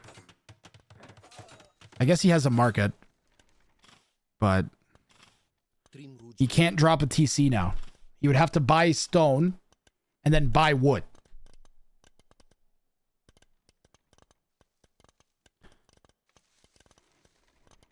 I don't know. He didn't have enough palisades left to small wall. So, and he is going to go into knights. Okay.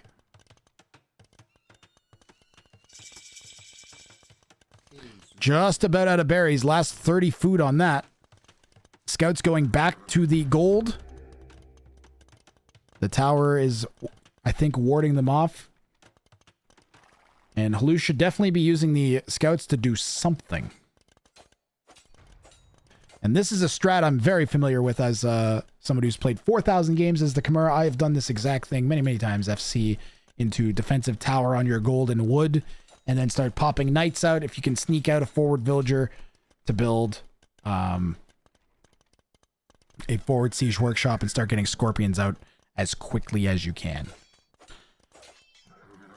And AT-41 is going to grab some more map control here by adding a TC over on this gold and wood, figuring he already has a tower on this side so he can get away with it. I believe would be the logic. He needs a house. He's up to 30 pop already almost. Actually, the TC will add 5 pop. That'll buy him some more time before he needs to worry about that. Knight going forwards from AT-41 and Halush is retreating.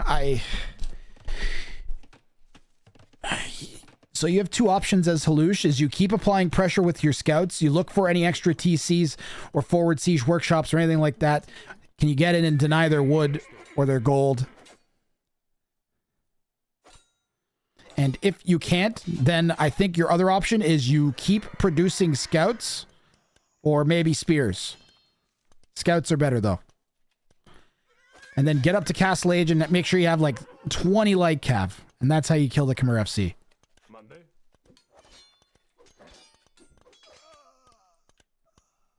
Even then, you got to be careful. If they get mad, if they had a good enough FC and they managed to get like 6 knights out, it'll be tough no matter what you do.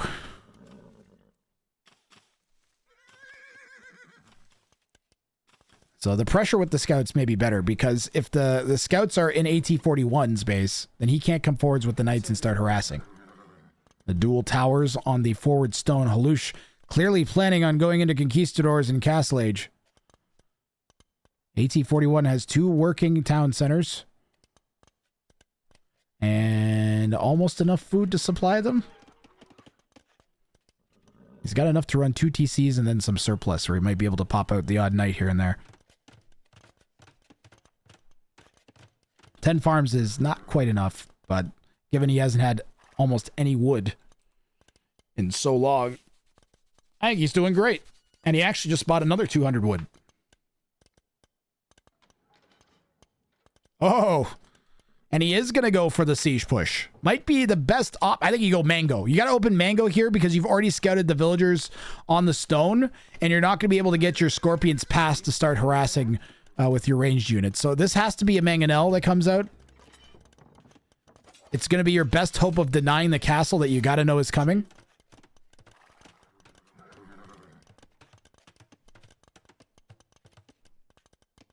I know a thing or two about Mangonels, believe it or not.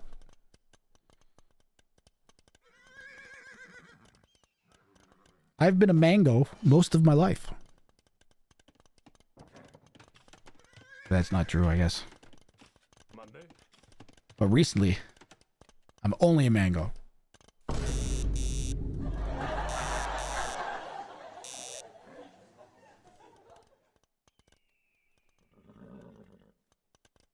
I've always been half Mango. I was just missing the go.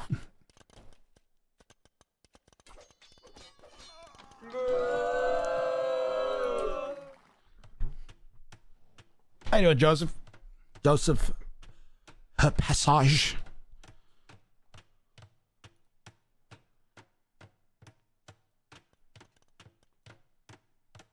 Okay, Grath.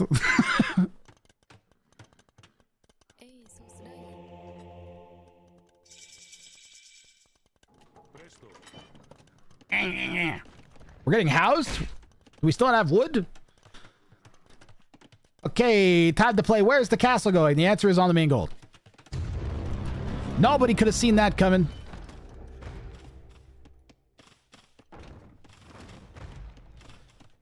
Stone was mostly depleted, so there's not much point in castle dropping this. Plus, there's already 2 towers on it.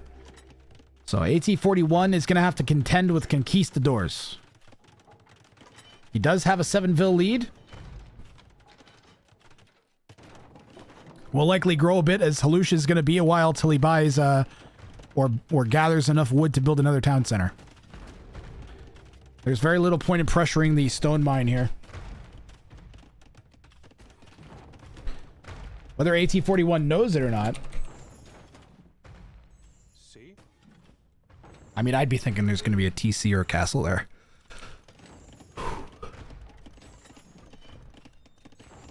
Yo, Big Ugly, good to see you.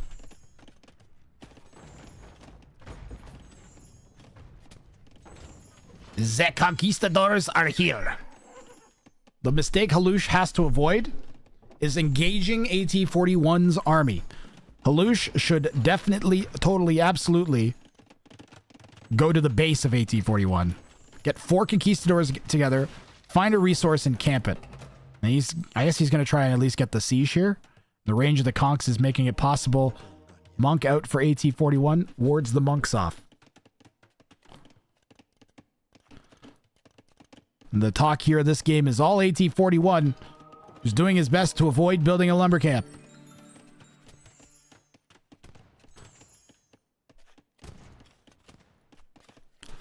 This bounty was inspired from back when I was still playing 1v1s, And I did this with the Khmer in a game, and I didn't even realize I had done it. And it was a, I think it was a Nomad Mega Random spawn. It was Nomad. I don't remember if it was Mega Random or not, but it was some Nomad spawn. And I built my starting TC on wood, and I never made a lumber camp. So a little bit harder on Arabia, of course. It's the challenge here. Both players in the middle difficulty tier for their bounties. So a win would give Halush 3 points. A win would give AT41 3 points. If you lose game 1, you pretty much have to go for a tier 2 or tier 3 bounties to maintain your chance at moving into the semifinals, I think. There are still, I think, 9 to 10 players that we may not have seen a single set of. A bunch of them played their games near the end of the scheduling. There's still, I think, 2 sets that need to be played. They're running out of time. If I catch up and the sets aren't finished, then I'll have zero mercy for the players. Since we're so far past when they were supposed to be done playing all 3 sets already, and so many of them easily managed it. Conquistador numbers up to 10. 7 knights for AT41, and he's not adding any more. He's mostly focused on, I think, just getting more monks out. How would you guys counter the conks as the Khmer? Skirms? Skirms are very wood and food heavy. And AT41 did not have very much wood for so long. I don't know if he really wants to do that. Res collected is surprisingly close to only 1.5k separating the 2 players. The Knights chasing down. They have husbandry, I think. 1.49 is husbandry, right? Or is it 1.55?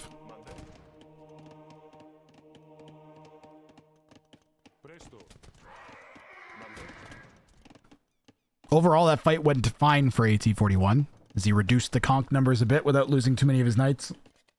He got 1 conk, maybe 2 if he gets this conversion.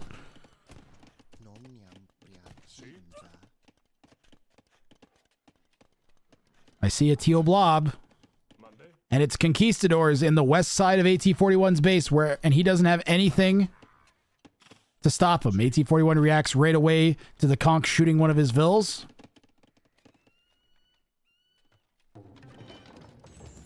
There are 3 Scorps. I like Scorps. I think if you got enough of them, could help with the conks. Conks tend to stack so much. You can stack a bunch of Conquistadors onto a couple tiles, and they'll fold into each other. So Scorpions can be extra effective against them.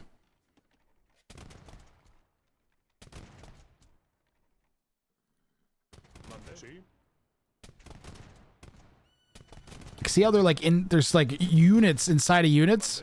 Scorps landing hits on those, like especially when they're clustered up like that. Some Scorps, if they Scorps pop this side, man, might actually get good damage if there was more than 3 of them. Ballistics on the way for AT41. He's probably going to try to outlast that. And Halush is focusing down the monastery first. Maybe realized he shouldn't camp into a tiny little 1-tile area with his entire army and pulls them away. Further away from the siege workshop. And a ram coming out now for Halush to try and clear up the rest of these forward buildings.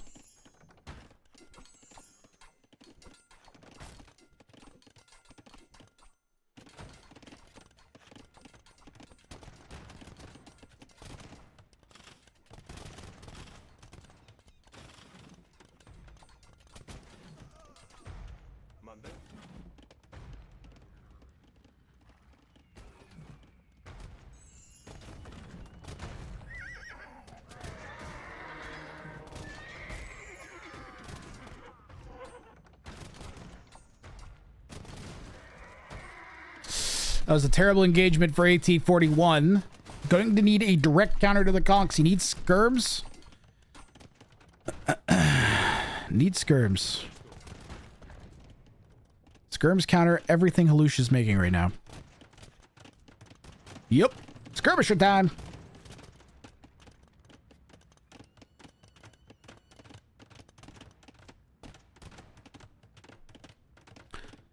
And I do like the spears. It keeps the convert player from just spamming knights at you, and you can stick them in the rams and get a whole bunch of additional bonus attack speed and movement speed.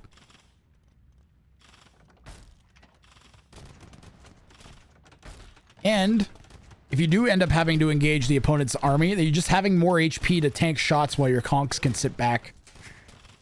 Oh, AT-41's getting pushed right out of this town center. He's making a run on the left side, and Halush somehow didn't pick up on 12 villagers escaping out the west side of that TC, and the Rams are going forwards to the next one now. AT-41 is mashing the skirm button repeatedly over and over again. I need skirms, he says, building 5 archery ranges. It's looking over with this all in now from Halush. Totally focused on conks. Actually, he does have 3 vills in production. But this push is paying off huge. Elite skirm on the way. He's got 13 in queue, but he still doesn't have any alive.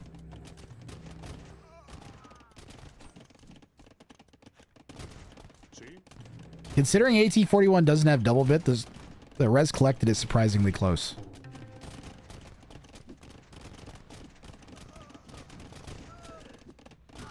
So AT-41 does have ballistics. Skirms are going to be able to nail the conks as they try to micro around. The spears coming on the left. Uh-oh. The conks are going to have a field day here. Absolute slaughterhouse on AT-41's western base.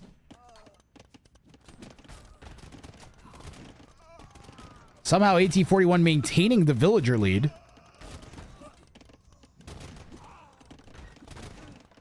But for how much longer, I'm not sure. Rams are killing more and more with nothing to answer them. And AT-41 calls the GG. And he's going to get the win. But not the bounty claimed. So he's going to get a single point here for Halush. It's still good. It's still good. It's good. Not ideal. But if he manages to get another bounty claimed in the third game, I'm sure that Halush will be happy to get some points out of this.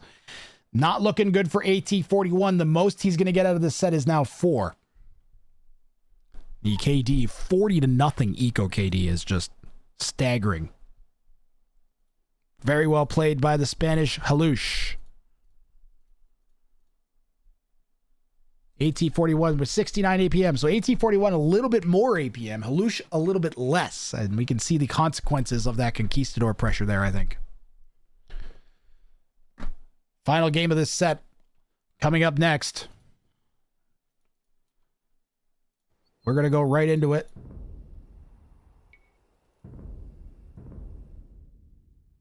And for game 3, we've got Persians and Koreans. Let's see the bounties. AT-41 is going for... Hello? Hello?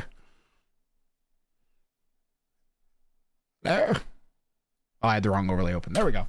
AT-41 is going for 4 towers and a funeral. Build a tower in all the exact 4 corners of the map. Delete your civ's highest value unit. Total resources amount excluding docks.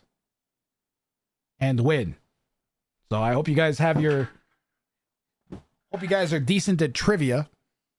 Because we're going to have to try and figure out what his civilization's most expensive unit is. He's gone as Persians. So it's either going to be bombard cannons. I think it's going to be bombard cannons. I don't think he's got something worth more than 225 wood and 225 gold. Somebody correct me if I'm wrong. Young Carter has actual gatekeeping. Every military unit has to pass through the same gate. I don't think so. War elephants are like 120 food and 80 gold, right? Bombard cannon is 450 resources.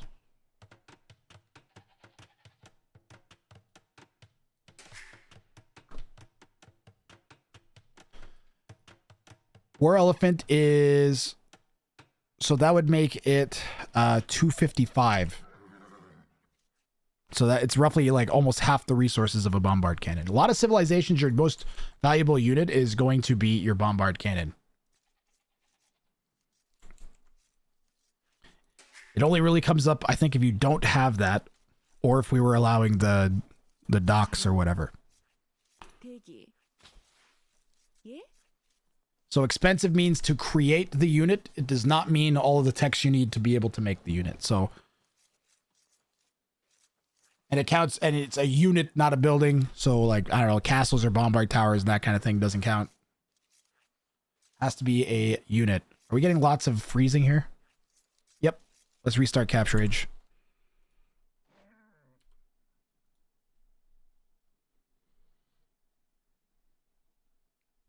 Are docks that expensive? So I think cannon galleons are more expensive than bombards, Big Ugly. I might be wrong.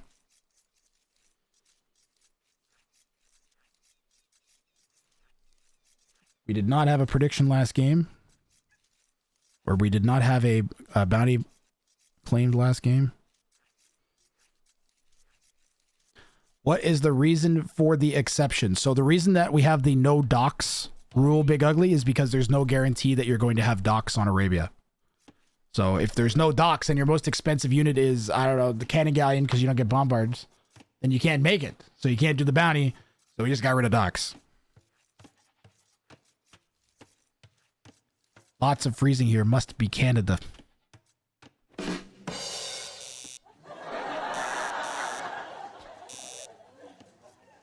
Oh, there he is. I'm gonna sprint to the bathroom for 30 seconds. 1 minute.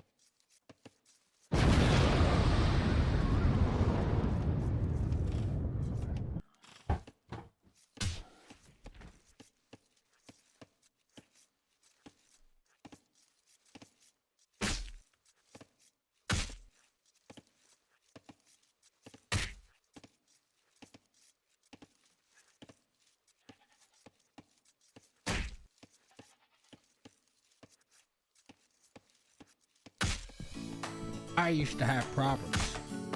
We all have problems. That's why I...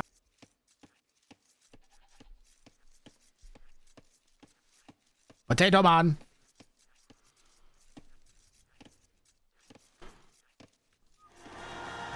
Whoa, whoa, whoa, what are you Can I help you? Potato Man. Where the hell have you been?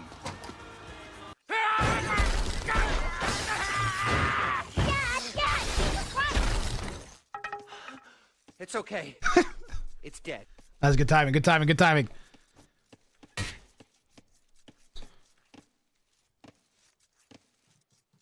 How do I reverse the names? There we go. Reverse. One thing to keep in mind is Halush's starting scout has to pass through the gate. It's not produced military units. It's all military units. So if he runs into the TC or gets trapped by Vils, something like that, he will instantly fail the bounty. AT-41 has chosen one of the goofiest bounties in the tournament. The only time we've seen it so far, 4 towers and a funeral. So he has to build a tower in the exact 4 corners of the map. And there is some RNG involved because sometimes you get wood lines in the corners, but he has gotten some luck here as all 4 corners are unoccupied.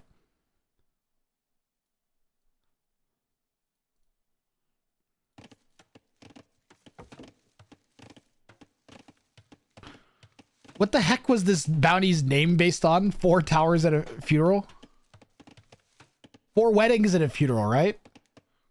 That's what it is.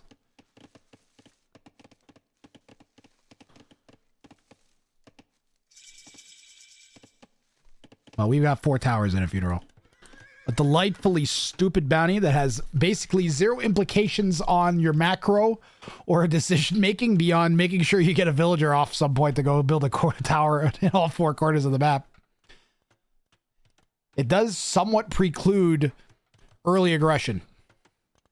Because if you try to do that, it's not going to work out good. Halush did not get too close to the TC with his scout stuck to the hills. You guys are always losing your town center, losing your scout to the opposing town center, but you want to scout. A good rule of thumb is follow resources and hills. So if you find a hill, stick to the outside of the edge of the hill, because it's not going to be in range of the TC as long as you're touching the hill. And if you see a resource camp, then you have like a little patch around the resource camp that you also know is safe. So ideally you go from camp to camp. Oh, he's going to try to take... This is very risky from Halush, whether he realizes it or not. If he loses this scout, he will instantly fail the bounty, and down it goes. That's a bounty failed for Halush. This is all AT-41, and he is getting the towers started early right on Halush's main stone. Halush trying to defend, but Red's tower goes up first. Teal's tower is at 90+%, though. He probably could tap that up if he's quick. He decides against it. Maybe some misclicks in there. 99, 100. Lost a Vil to get the tower up. Was it worth it? I don't know. You got to scout for the tower being built. But the Korean player is 5 Vils back from the Persian between the 3 kills that AT-41 got. And an additional 3 from the faster working TC and 20 seconds idle time as well thrown in there.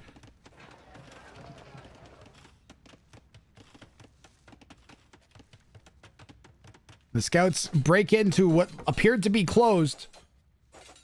And the damage that AT-41 has managed to get on Halush increases. He could save that Vil, but a little bit of micro there from AT-41 will finish it off. And he goes back out with the scouts. Now 4 Vils, 5 Vils in a second maybe. He gets the hill on that Vil. Halush trying to bring it back. Walls in the scout. Oh, that was sick. A sick little piece of micro from Halush to arguably save his game. Not bad at all.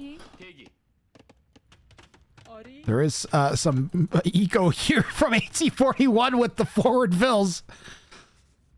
And, you know, he could run off and build a tower at some point with the Vils that far forwards.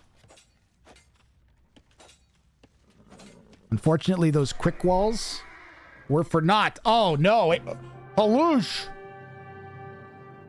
Halush calls what is definitely a GG. You can't really say this is an early GG. It's just AT-41 killed Halush way too fast for his own good. That is absolutely what happened here. And AT-41 at least will get 1 point for this. He played too good, chat. I pushed the bounty claim button. I was trying to push the score increase button. There is no bounty claimed. Grathrang once again has f***ing potatoed the bounty animations. This is now becoming a tradition at this point. GG, well played though. He played great. It just was too good. I deserve it. So I don't blame Halush for resigning early at all. Not on this one. He's definitely dead. He's going to lose probably at least 2 more Vils here even, so.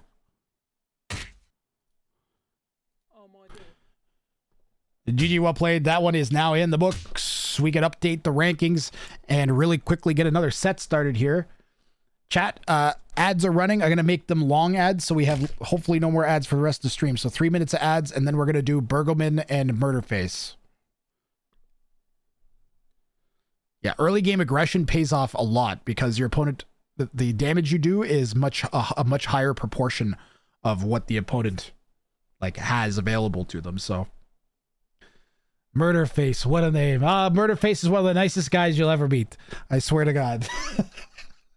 That's the true irony there. And yes, we shall run the replay maker while I update the spreadsheet.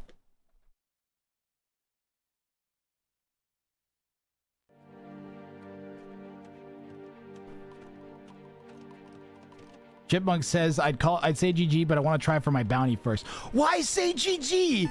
That's even in Bills.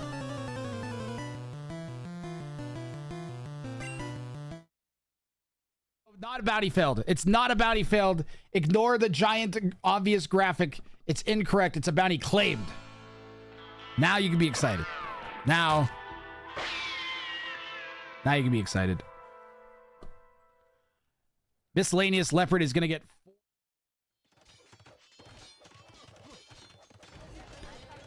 He could build a tower, yep. And that will clear up all 7 of the men-at-arms. A sick little trap here from Zark. Trapping in the men-at-arms. And then putting the tower down. We've had very few games that matched my original vision for the tournament. This is one of them. There's been very, very, very few games that matched my vision. It makes me wonder if we could somehow get... Like... Oh, big hit there from... Wow. It was within 30 seconds. That's how close this was. This is how much time passed. Wow.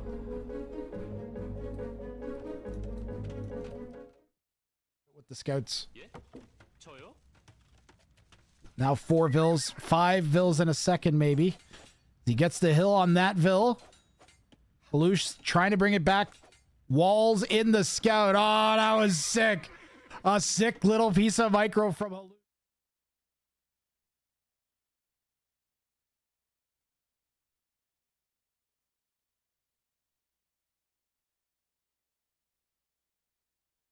We're back. I am almost done spreadsheet stuff. Oh no, oh no, no.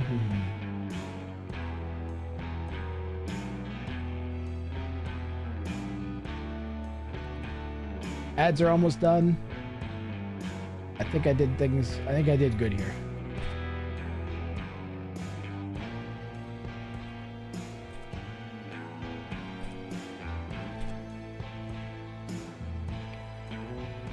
And the stats should update if they aren't already.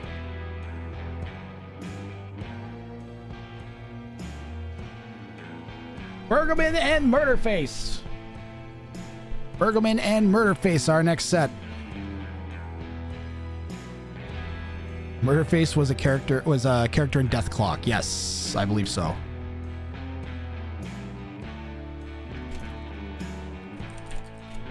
Actually, I can't remember if this is actually true. I might be making this memory up, but I seem to recall asking him that question and him telling me that no, he just liked the way that Murderface sounded.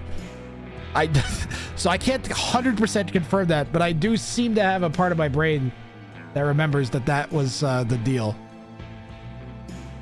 So...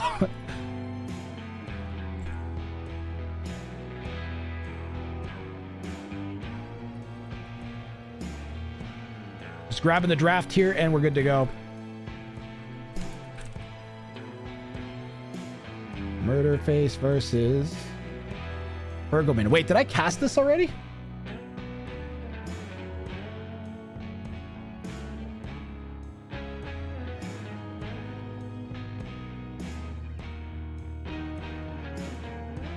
No, I didn't. I do think that this might be from before. Hold on, maybe it's under Bergman.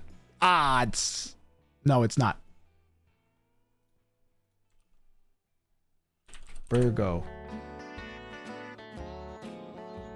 There's a possibility this was from before the database error that I had. Let me just see if I have a message from them.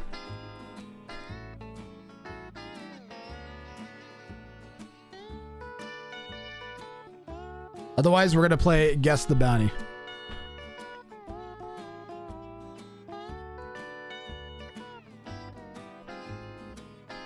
We might be playing Guess the Bounty here, chat.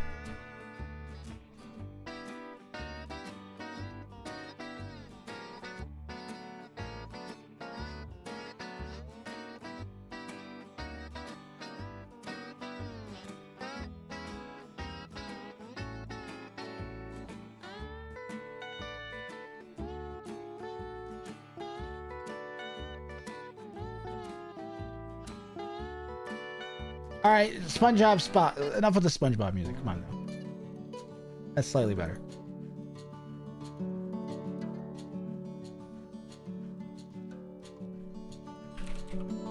Chat, let me tell you, keeping track of 190 games is pretty hard. Yeah, I don't think I have their bounties. Uh-oh. Let me check my DMs with Bergelman. He might have sent them to me. It's the last place I have to check. Yeah, I don't have their bounties. I'm playing Guess the Bounty. I don't know what else to do. I may have to skip this one. I may have to do the next set instead, actually. Would be a smarter play.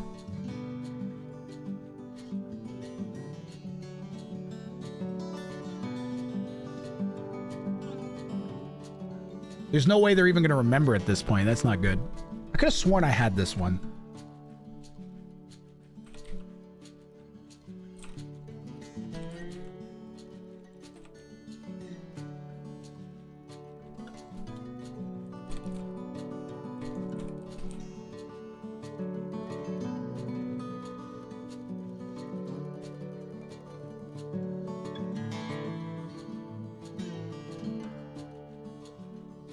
I got Bergelman versus Plotter Ghosts, Rex, and thing. Let's try Bergelman 2 versus M. I have their Rex, but I don't have the set. I don't have the bounties.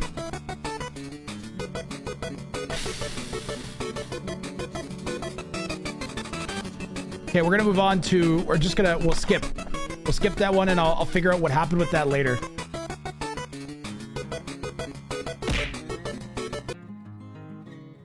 And we're going to do Dragon Lord Freya versus Moon 182 instead. So I apologize, everybody, for that.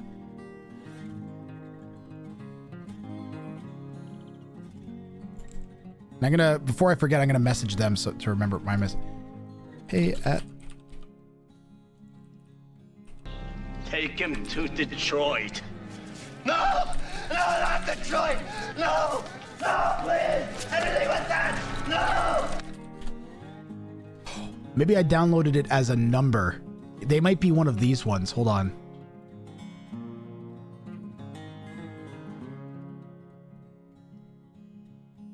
No. Maybe. Maybe this one?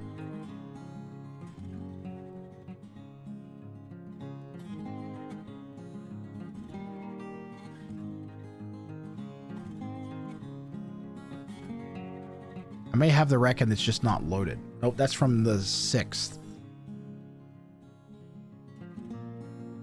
It would have to be after the 22nd. So I may simply just not have the bounty draft. I'll have to either dig it up or message them or figure out what happened with that. So I'm confirming we're moving on to the next one. I'm gonna update this date to April 2.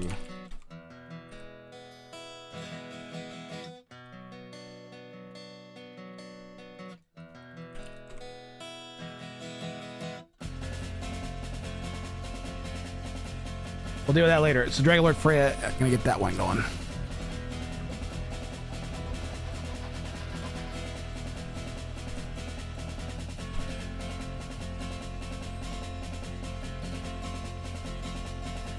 Really wanted to get this rolling like now. Come on, why are you frozen? God.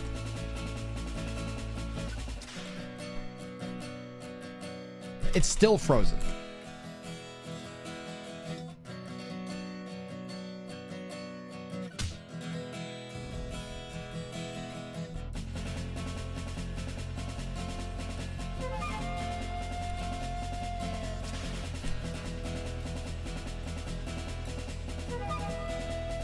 I have to get the Rex for this one. I have the Rex ready for this one. I think the first time I had these Rex, they were unlabeled.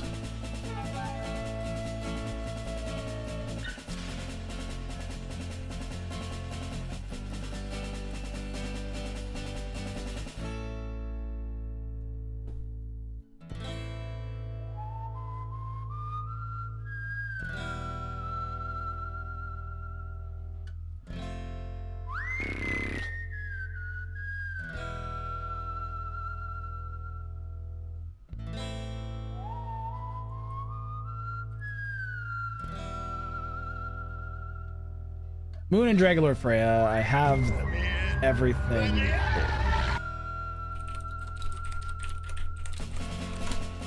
I'm going as fast as I can, I promise. I'm sorry.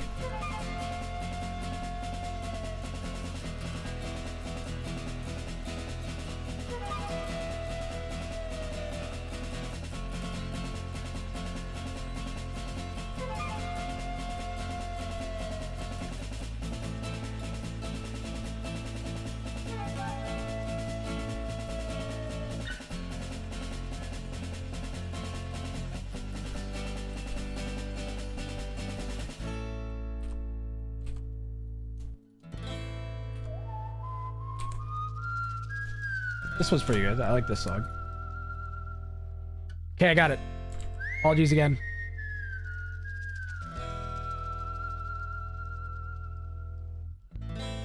Okay, load game.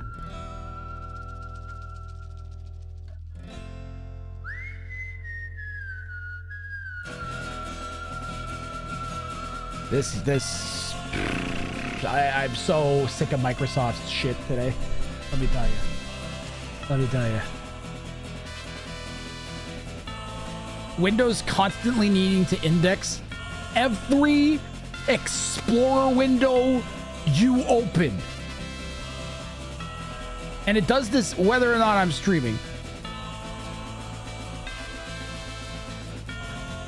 This operating system is in a phenomenally terrible state. They should be ashamed about the amount of lost productivity hours happening worldwide as a result of their complete incompetence. My goodness. Once again. Finally, will it load? I've got it.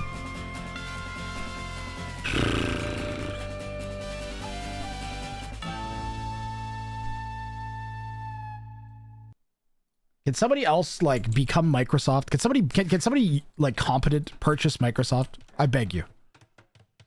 We're gonna let Dragonlord have pink this time because I think last time I changed her. So this time we're going with pink for Dragonlord Freya, green for Moon 182. Dragonlord Freya is going for actual gatekeeping. Every military has to pass through the same gate and win. We've seen that a few times today alone. And Feudal Sfaru for Moon 182. Make no villagers once reaching feudal and win.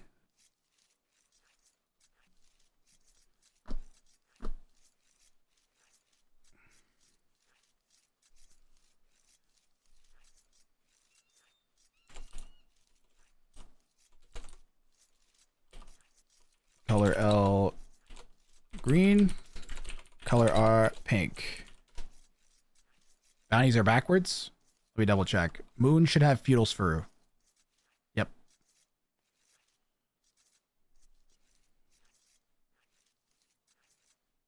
That does that, but that's not what I want. I want the names swapped.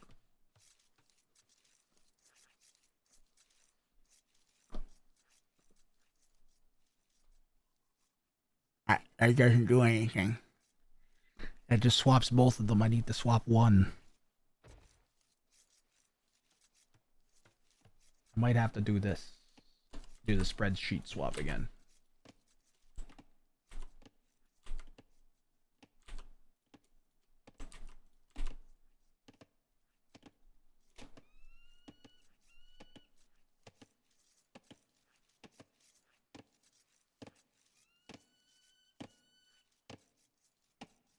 There we go. Colors are still wrong. Feudal Sfaru should be Moon. So, why is it doing this?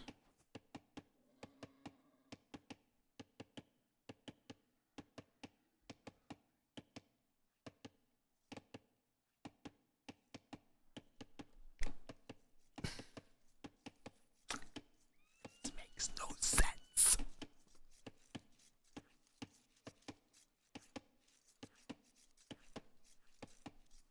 Refresh. What? It should just be working now. Why is this doing this? Either way, the bounties are on the wrong players, so Moon's the one going for Feudal Sfaru.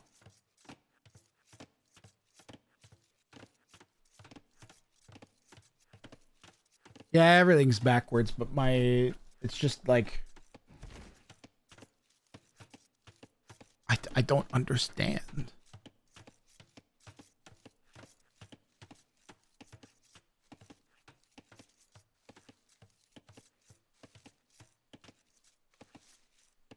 Everything's falling apart here at the Grass Studios. One game gets moved and everything breaks. That's what's happened. How can I make this at least work for this game? I'm missing valuable casting time here. I really wish I had moderators to help.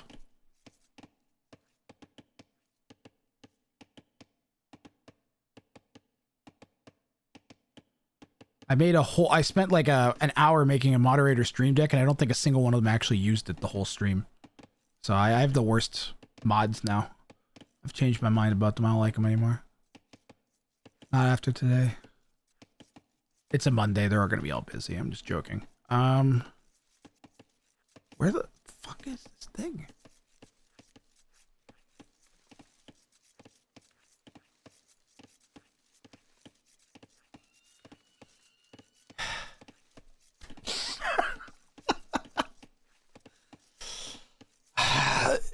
I don't know if what's broken. I don't know what's broken. I'm gonna turn my streamer bot off and on again because it might have frozen again. That's what I get the feeling is what's happening here.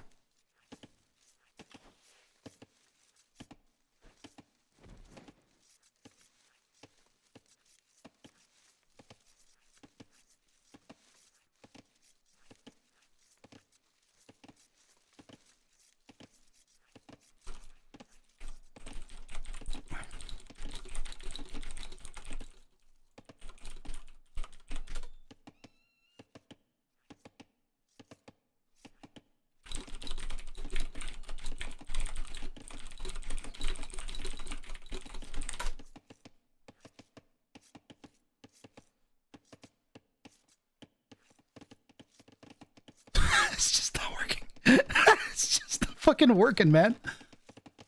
What do I do? Chat, what do I do? Do we pause the whole thing until I fix it?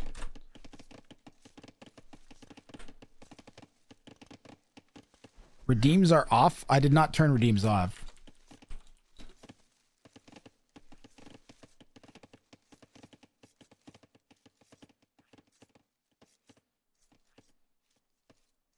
Hi, Jinx.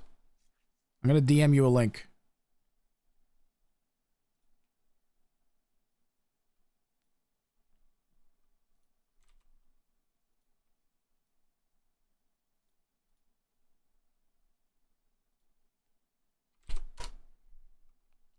That link is a stream deck connected directly to my PC, so just be careful with it.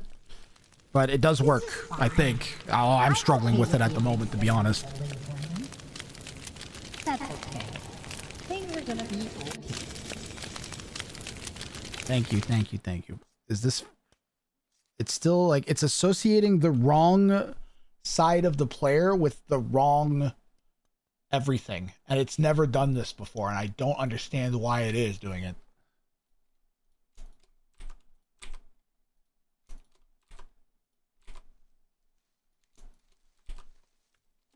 I'm going to try reversing the sides of the players in the spreadsheet.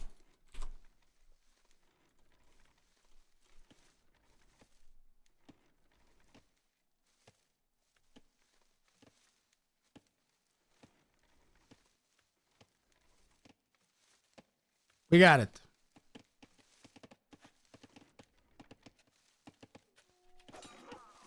All right. We've got everything working again. We finally have the bounties on the right side. I need that for me. As much as it needs to be there for you guys, I need it for me so that I can keep track of two players doing two different bounties at the same time. I refer to it a lot while I'm casting. So he's going for no villagers once reaching feudal. And so Moon is stuck with the vills that he's got. Forward gold, forward stone, and a nice little potato base at the back. And he's going directly into two ranges. So Moon 182 is super hard locked in feudal age. He could, in theory, we did see a strategy where someone, I think they went fast castle. and castle dropped with something, with conks or something, and to try and pull this off. But Moon 182 sticking to the spirit of the bounty and is going to fight in feudal age. It looks like he could eventually bank up enough res. He might be able to go up to castle age depending on what units he's going and how he macros. I don't know that Dragonlord Freya has made a gate yet, so this scout is still mission critical until it passes through a gate. If Dragonlord Freya loses this unit, then she will fail the bounty.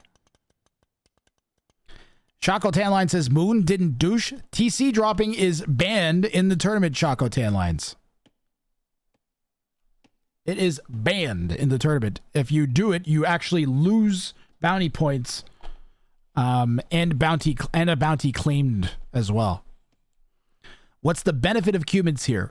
I would think Big Ugly, the fact that they get capped or they get rams in feudal age, so you can actually do a siege push if you need to. I think that's probably the thinking. Cuman's one of the stronger feudal push civilizations for that reason.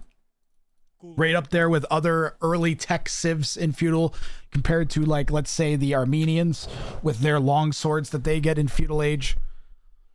One of the strongest potentials to win the game early has got to be with the Cumans. Still no gate. And remember, if Dragonlord Freya loses a single unit before the gate is built and before the units pass through the gate, then she loses the game. Every unit has to pass through the gate by the end of the game, or she loses. Why ban TC dropping, Shaco Tan lines? Because too many bounties are made impossible just by the other person TC dropping. And it would take the fun out of the tournament.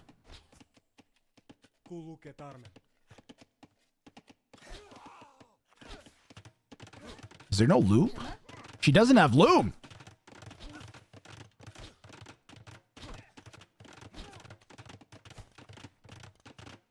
I don't think she's lost a military unit yet, but she will in a second.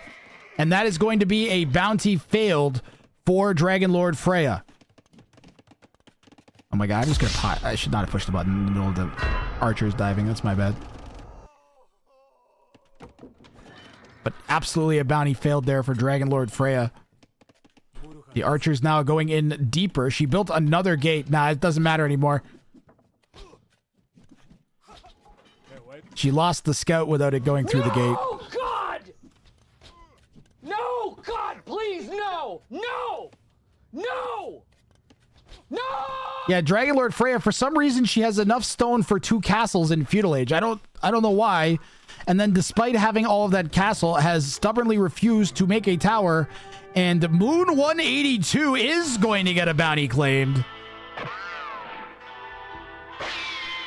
And pick up 3 points. Maybe.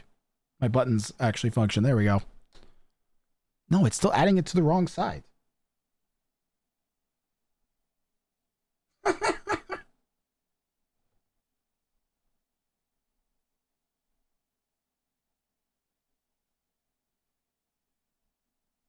I think it's actually network problems I'm having.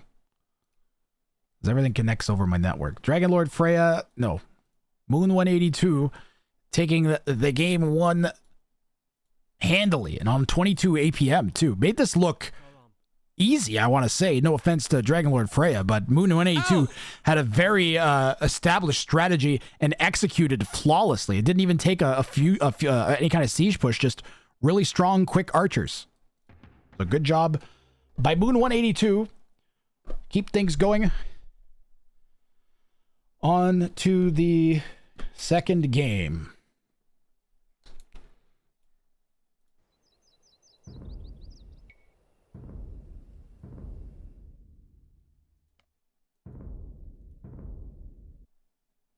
If this is fast enough, I wonder if we could get another set in after this, maybe.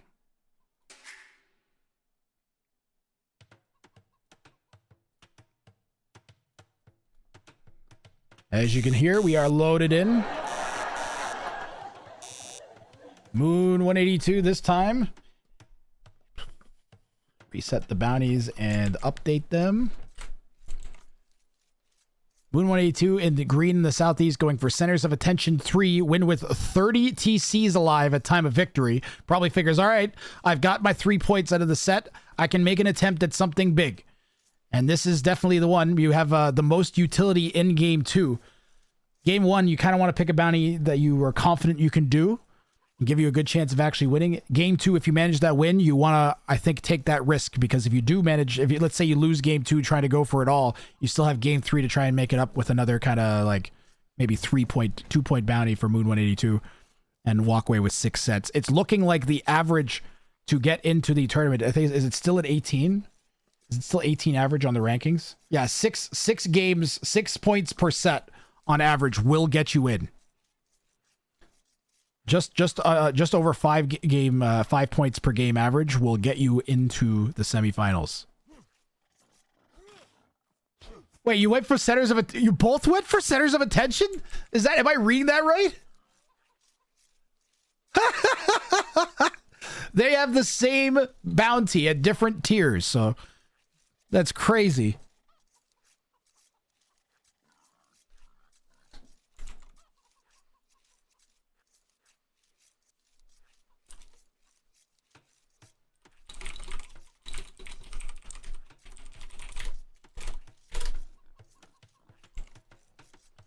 Levin Plotter Ghost with 3 wins and 16 points. Yep.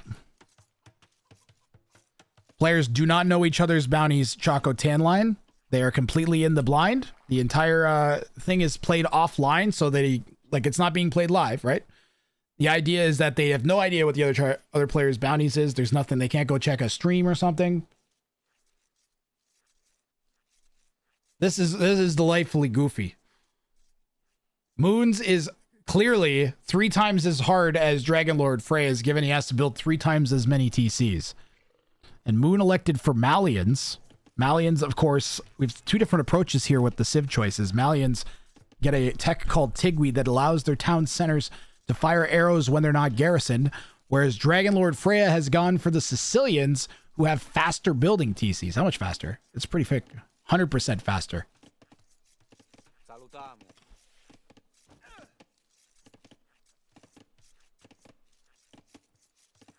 This will be even more Oprah TC everywhere than the Chopsticks game. Yeah, it's good potential. We could see 40 plus TCs this game.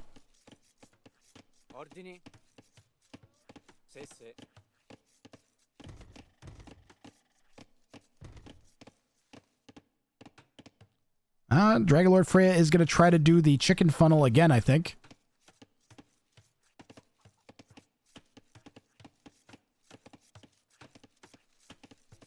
Yeah, she's going to try to chicken funnel. Where's the scout? At a different batch of chickens. Dragon Lord Freya clearly obsessed with chickens. And in, honestly, some sort of disturbing manner. I've never seen a player so obsessed with chickens. Leave them alone, Dragon Lord Freya. What'd they do to you? Look at all those chickens. I always try even though I'm not good at it. Hey, the first part to being sort of good at something is sucking at it.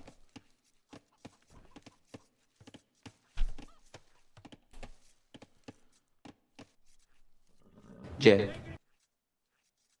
No, you know who belongs in jail is Moon 182, who already has 2 vills of idle time. That's who belongs in jail. How you doing, Paddlefoot? Hope you're enjoying Chocolate Tan Lines, by the way. Yeah, well, I'm gonna go build my own Chickens. with blackjack and hookers. In fact, forget the Chickens.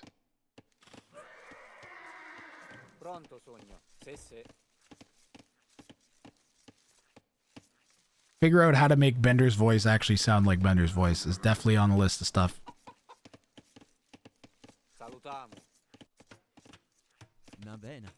Novena. That's my female Malian villager impression. You're never going to hear it again. Bowl of cereal. All right, let me guess what kind of cereal it is. You are eating the rare, undocumented version of Count Chocula that they released in white chocolate from 1996. Cinnamon Toast Crunch. Ah, damn it. You're not eating 30-year-old cereal. I'm disappointed. Paddlefoot, I do have to, since you are a avid Cinnamon Toast Crunch enjoyer, though, I have to inform you that they have a new version of Cinnamon Toast Crunch, which may be superior. It's called the Cinnamon Graham Crunch, and then it has like a graham crackery taste. So they get free advertising for me because I enjoyed the last time I had that so much. If you like Cinnamon Toast Crunch, you should definitely try it. Unless you hate graham crackers. And then there's no helping you then.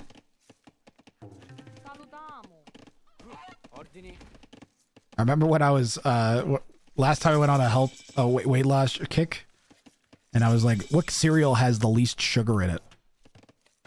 Cereal's terrible for you. It has so much sugar in it. It does have some mineral. They cram some minerals in it, so it's not poison. But it's not good for you. And I found out it was Cinnamon Toast Crunch had 2 grams less than Honey Nut Cheerios. I was like, what? It's because they rely on the cinnamon to sweeten it. So you gotta weigh. Dragon Lord Freya says, this is another FC for me because I seem to have forgotten how to play any other way. I don't think that it's forgetting. It's that there's no pressure. There's no militia. There's no men-at-arms. There's no scouts. You're at a minute 12 and you haven't seen any army. This is actually your game sense telling you what to do. Your game sense is, I'm not being aggressive, they're not being aggressive, I'm going up to Castle Age, and that's the right decision.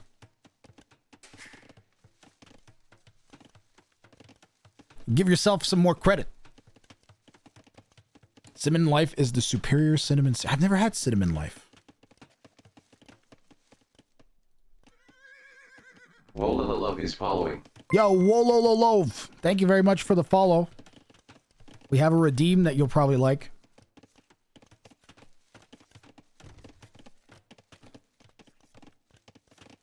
I enjoy many adult cereals that aren't loaded with sugar. See, no, I don't enjoy the cereals that aren't loaded with sugar. I don't pretend. I'll do oatmeal if I really need that. What I ended up doing was getting that sugar-free cereal, high-protein cereal stuff. Things are gonna be I mean, it seems like it's fine to me. For now. There are scouts finally coming out for Moon 182. Grape nuts? Ooh, lots of protein and no sugar. I'm sold, honestly. I'm over trying to make myself lose weight, and I'm all about making decisions that will trick me into losing weight. That's way easier and more effective. Still, no. Dragon Lord Freya and not getting Loom. Name a more iconic duo. She's going to lose 4 villagers because she didn't get Loom. This might be the second game in a row she loses because she didn't pick Loom up. Dragon Lord Freya, why aren't you getting f***ing Loom? What's wrong with you? Get Loom! It's a tournament! You're open! It's Arabia! I am judging you. I don't judge, but I'm judging for this. I'm judging the person not getting Loom on Arabia. Am I wrong? Am I wrong to do that? I don't think so. Come on, Dragon Lord Freya. If you don't get Loom in game 3, I don't even know what I'm gonna do.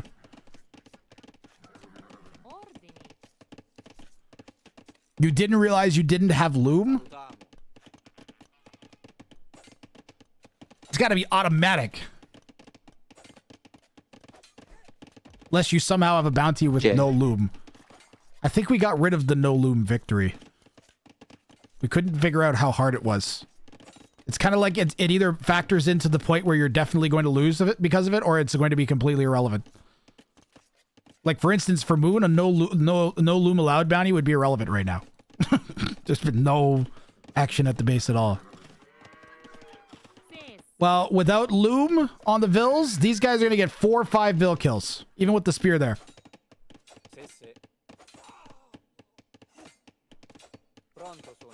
I bet Moon 182 has possibly realized it at this point. Spear got the stronger of the scouts. 1 HP scout. And Moon 182 taking the lower part of the hill for that fight. Maybe just not microing anymore. No Loom and supremacy.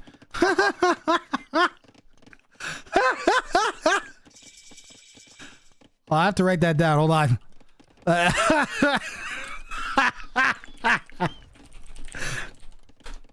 All right. No, not name L. What have I done? Okay, it didn't do it for some reason. It canceled itself somehow.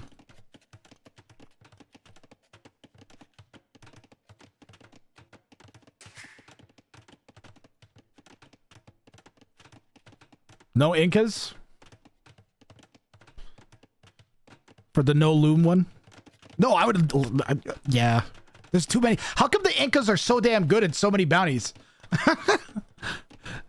Like, actually, the amount of times we see Incas in Spanish, they're like the 2 best bounty civs.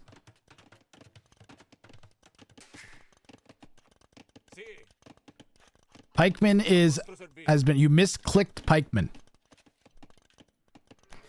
Now, by misclick, do you mean misdecide, or do you mean you physically misclicked? Incas are a gimmick civ? Yeah, a little bit, yeah. No loom with Maya? Why is that worse? It's extremely boring.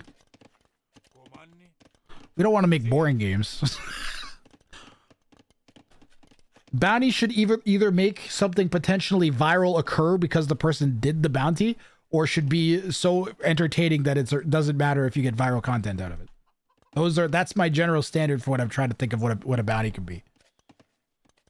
No loom with Maya does not fit that definition, but I do like the no loom and supremacy villagers and win. That seems hilarious. Yeah, you can just do. I did have a no loom. We had 3 no loom bounties during the game show over the years. We had originally just win a game without loom. Then we had win a game without loom on Arabia.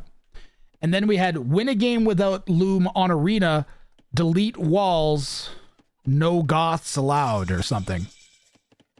I can't remember what the other one was. But there was multiple no castles. It was no walls, no castles, no loom. And Super Monkey Car pulled that one off. We have had no mining gold and no mining stone. We've also had no gathering any resources but wood. And we've also had not allowed to gather wood. And we've also had only allowed to gather wood. Could spice it up that no military can be made until those texts come in. If you want to see the full list of bounties we've had on the game show, there are a few that aren't listed on the game show that are in the tournament, but mostly it's different tiers of bounties. You can do ! Bounty board, and that'll show you the leaderboard for the game show separate from this tournament. Dragonlord Freya, you don't get to lag. You don't. Did you say loom? Where? I don't see loom. Oh, you were saying how do I not still have loom? I thought you were saying loom was coming in. I missed your first message. Yeah, no, there's no loom. We need a prediction just for this game. Will Dragonlord Freya pick up loom? How does the mango have time to eat poutine if it casts for 12 straight hours? Well, that's the secret, is I might call it after this one. And then go get food and come back, actually come back early fucking tomorrow instead of 4 hours late.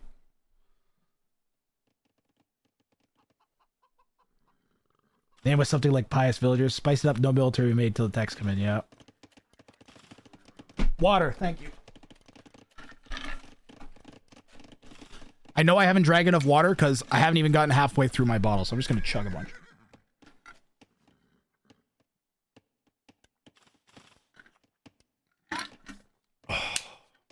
Oh, yeah, I needed that.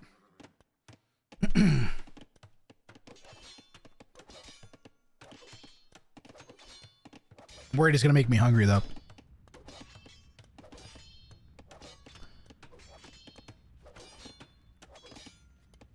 Your prediction is you get it when you get wheelbarrow, because that's the next time you're going to look at your town center. I got no loom this game for Dragonlord Freya. That's what I'm predicting. Both players content to sit back since they both have to make a ton of town centers. Loon trying to just get some token damage with a few knights in the back. The Elos are backwards.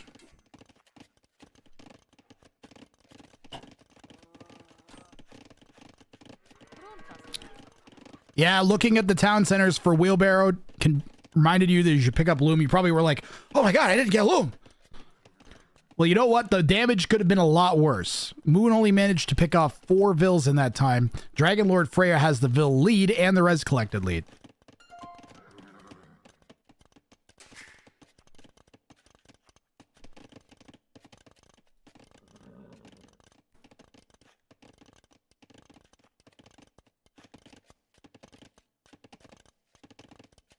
You guys think for the semifinals, I should take out like the top 5 or top 10 most played bounties for the tournament? Something like that. Force them to do the weird stuff.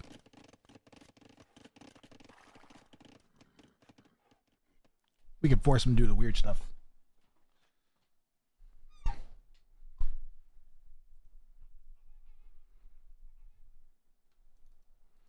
Well, the lion is definitely biting off more than it can chew in the 3 nights. I know you're king of the jungle, but you're not king of the nights.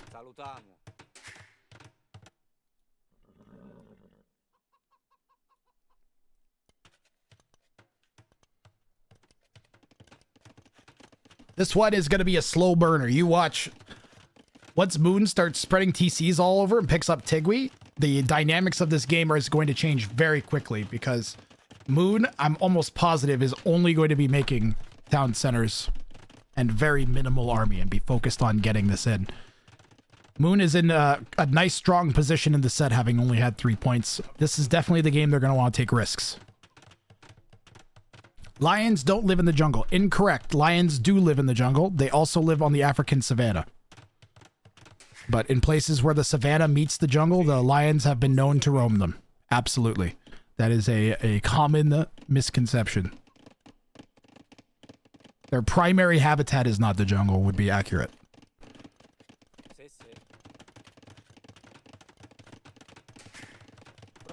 I know this fact because one of the only wild tiger-lion hybrids that ever existed was found in the wild in one of those areas. That's the only reason I know this.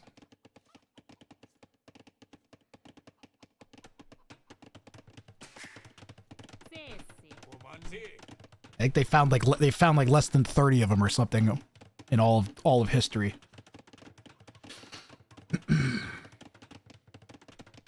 How many town centers is Dragon Lord Freya up to? Remember, she only needs 10.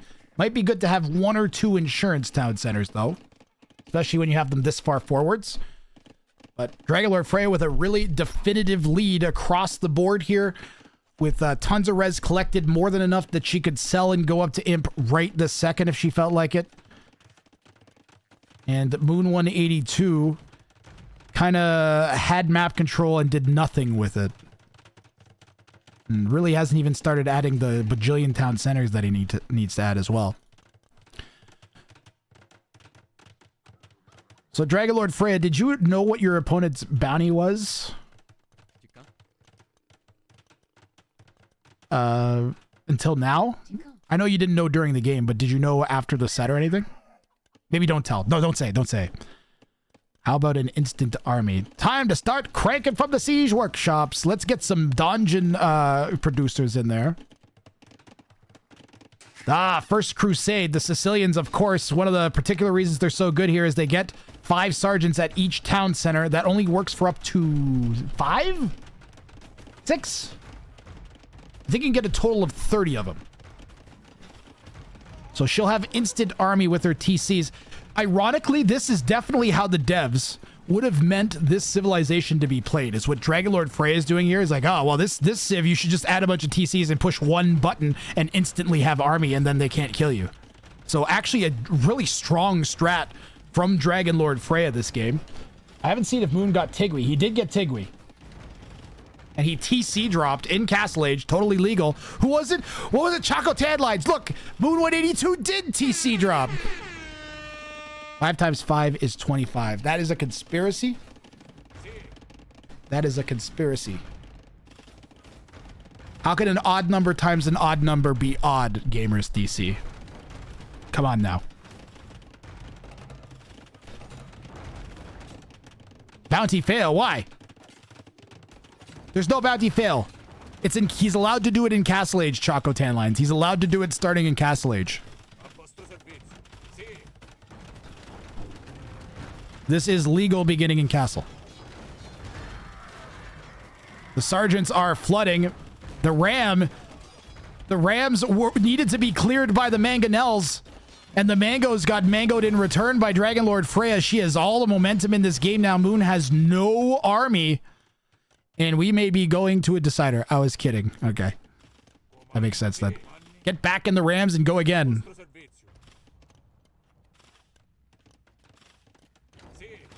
Are these sergeants special in any way from other sergeants? Are they like magic sergeants with extra armor or something? I gotta deal. You gotta send a ram over to ram the mango. You gotta send a ram to ram the mango. It's getting splash damage on all of the rams right now. Brutal. Stellar defense from Moon 182. And some bad micro decision making here from Dragon Lord Freya. Now she's soaking shots from the mango she should have been attacking to begin with. And those sergeant numbers are getting worn away by the two castles and the mango. And a couple knights are helping out as well. Still not looking great for Moon. There's 2 rams left and a lot of army. And the sergeants are starting to raid. But with the castle still up, needs to clear. Got a micro. Come on, Moon. You got to micro those rams down. You're going to lose a castle for no reason. The knights are just standing there. Go hit the rams. Why are you leaving? What are you doing?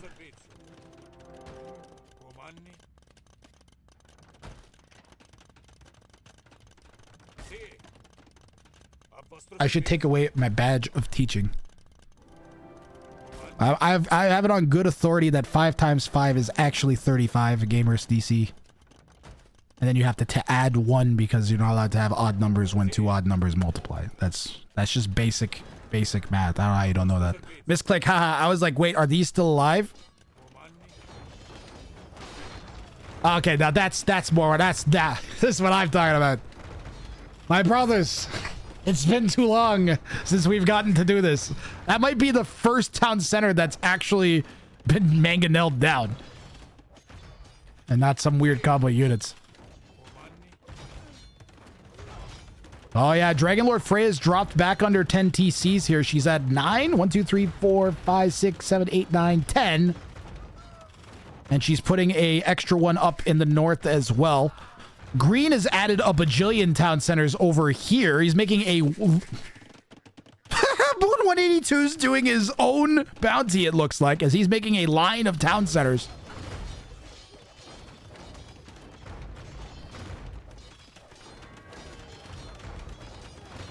Moon 182 daylighting as a Saudi Arabian city planner.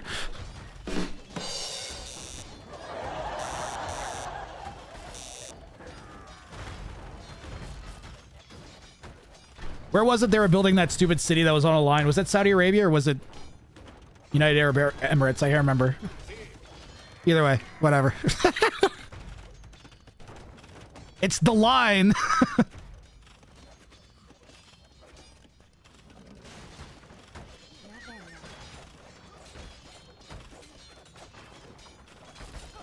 Saudi Arabia. I was right the first time. All right.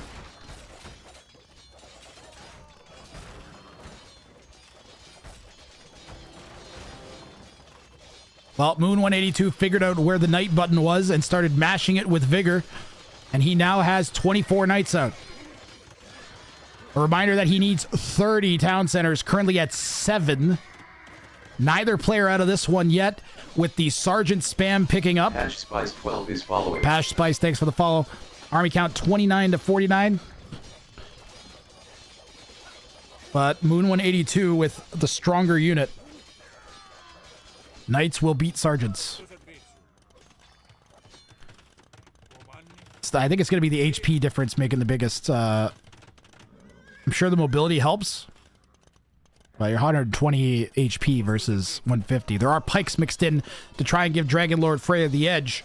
But the Gebetto are doing a really good job of minimizing the amount of time that the pikemen get to spend alive. Moon 182 in a regular game, I would say take your knights and shapow into the eco. And I really don't know what Dragon Lord Freya would do if that happened. And that actually might be what Moon's going to do here.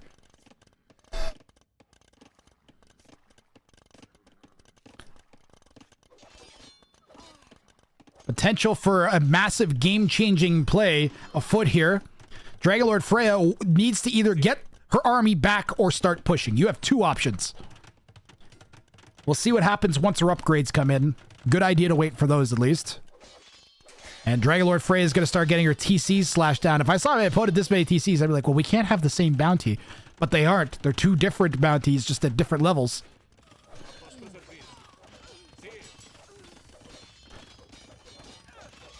I knew this was an outside possibility when I set the different bounty levels. 23 more TCs would cost 6,000 wood and 2,300 stone. There's so many rams. There's 16 rams here and no army. The knights, what happened to the knights? They're coming back. Will they be able to save the day for Moon 182 on the way to Imp? And I don't know which one's the Imp TC, but I'd be getting worried if I was Moon right here. Thankfully, it's none of those four. It's going to be some other random TC. I guess there's like a 1 in 20 chance you pick the right one with all the TCs on the map. But boy, oh boy, is this going to be a nightmare to clear using knights. There are 25 halbs tucked inside of those rams. Dragon Lord Freya going forwards with villagers as well. Whether intended or not, I have no idea.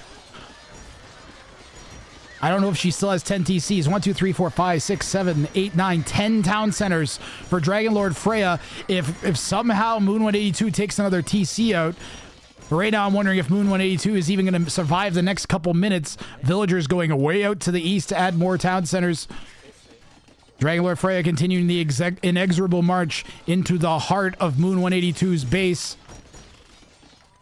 Moon 182 with no army, under 100 villagers. This game is looking over. Dragon Lord Freya just a couple seconds away from a GG presumably, and picking up 3 points in this bounty herself. Pardon me, 2 points. 2 points. One for the win, one for the bounty. Still so many rams here, and now capped rams that just no way Moon would ever even be able to fight that off, even if there was no army at all, which there actually is at the moment. Might be able to punch it all down with the vills, but the entire time your vills aren't going to be working, so she'll manage to get some value there. Halb poking at Moon 182's new offshoot base. Moon 182's TC count dropping, and he calls the GG. Dragon Lord Freya is going to get a bounty plate.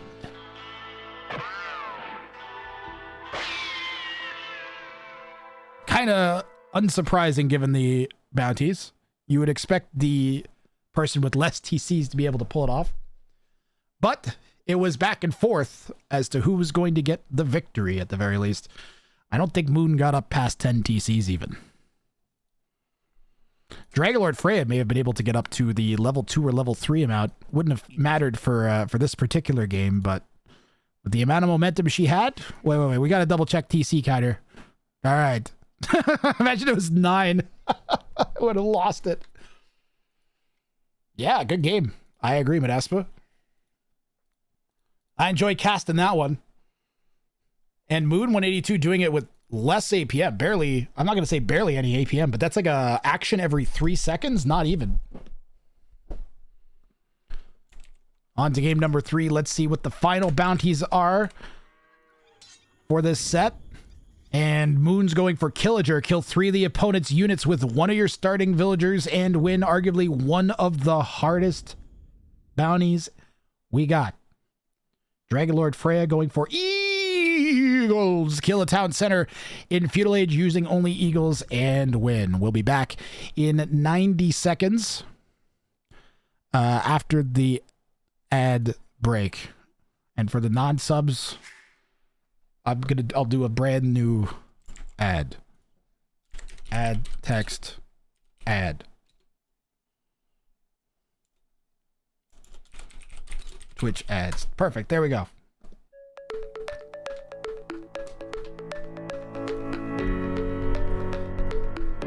Hi. Welcome to Grat Studios. My name's Jeff, the Alligator Wizard. And I'm here to sell you some ads. Boy, are you tired of Twitch ads? This fucking guy is. That's why he's hammering shit into the wall instead of looking at his phone or a screen. I'm tired of Twitch ads too. And that's why I choose to subscribe. I'm gonna scam. That. Don't do it, Chad. Ignore the evil talking wizard. Ignore him. What do you mean? I'm trying to make a living out here. You're not even like I gotta do something. No, you don't, Jeff. You're a stupid wizard. You're a stupid wizard. No, you're a stupid wizard. You're a stupid wizard. You're a stupid wizard. You stupid wizard. Well, I'm not gonna sell ads for you anymore. Now, see, Jeff, that's where you're wrong. Are you tired of not having giant quantities of goo? Well, good news. Here at Jeff's Goo Warehouse, we have managed to acquire thousands of vats of goo repurposed from another product that we don't name legally. Are you tired of not having vats of goo slathered over your body, poured over your house, or even force-fed to your children? Well, good news. Here at Jeff's Goo Warehouse, we have a goo blowout. More than 15,000 pounds of goo need to go before the end of the day. We'll pour it inside your car. We'll pour it all over your plants and inside of your home. Just let us know where you need the goo, and we'll immediately place the goo in the most convenient location that we possibly can for ourselves. Sometimes I walk down the street and I'm like, man, I wish I could have some goo. Well, guess what? I can. All I gotta do is head on down to Jeff's Goo Warehouse. Goo! There's so much goo! It's coming out of every orifice. Every part of your body has goo excreting from it. Look at over there. There's goo. Goo on the ground. Goo in your hair. Goo in your eyes. Goo at the mall. Goo inside of your car. It's goo! Goo! Goo! Now for only $19.95, you can pick up a giant vat of goo and we'll pour it directly on your house. Where did we get the goo? Who knows?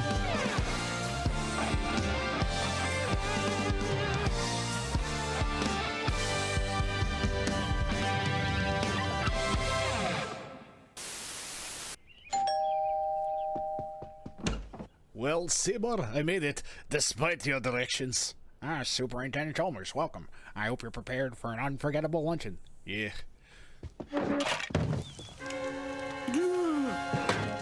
Oh, ye gods, my roast is ruined. But what if I were to purchase fast food and disguise it as my own cooking? Delightfully devilish, Seymour.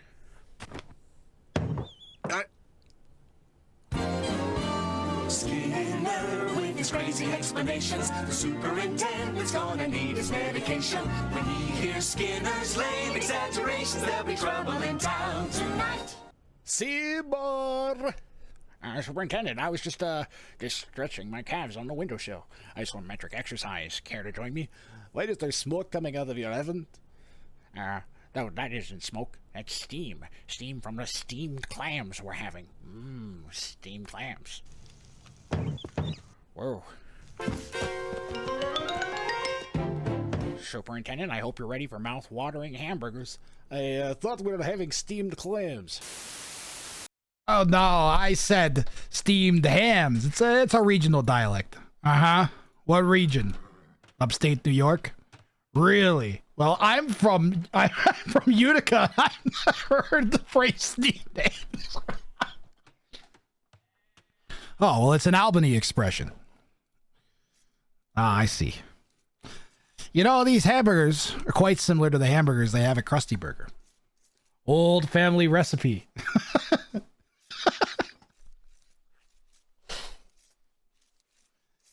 If you want to kill an afternoon, just type steamed hams into YouTube. Let me tell you, there's a whole steamed hams community. Like thousands of different versions of that scene from The Simpsons. Grath, I sent you a message with what I remember from our set with Murderface after watching the replays. I hope that helps. That will help, yes. Thank you. I understand it's probably going to be difficult But yours is, there was like, I think eight out of the 60 some odd sets got the data corrupted. And yours was one of the worst ones. I made my own version. I was going to make the eventual, my plan was to have this, such a stupid plan. I was going to make like 5 or 6 different versions of steamed hams with all the characters being different characters each time. So every time you listen, you turn it on, you're like, wait a minute. I thought Lubov was supposed to be Seymour. So anyways, the only goo that Lubov knows is gulag. In the gulag, let me tell you, you work hard. Isn't that their work? That sounds consistent, Lubov. It does sound like what you would experience. Yes, just like you're going to experience my baseball bat impacting your kneecap. I don't have kneecaps. I'm a manga now. Damn it, I forgot. It's so complicated when you don't have kneecaps. God damn it. It's too bad, Lubov. You have to deal with the lack of kneecaps to smash this game. We don't even have the slots. Wait a minute. Spanish? Didn't we already see Spanish? No. That was last set. Either way, Moon 182 has gone for Killager. Kill 3 of the opponent's units with one of your starting vills. Oh, no. The starting vills? Dude, we haven't seen this. We've not seen this bounty yet this tournament. I'm going to control group all 3 of the starting villagers. Okay?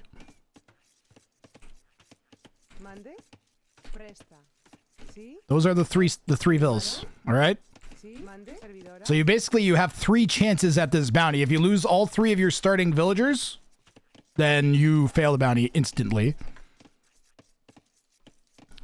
And Moon 182 has 3 points at stake in this match, in addition to the 1 point for the victory. So Moon could potentially go all the way up to 7 points at the end of this set, which would definitely help his chances of getting into the semifinals. Dragon Lord Freya with 2 points could definitely use another 2.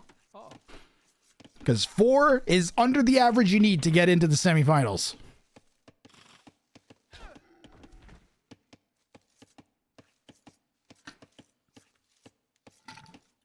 I finished my bottle of water.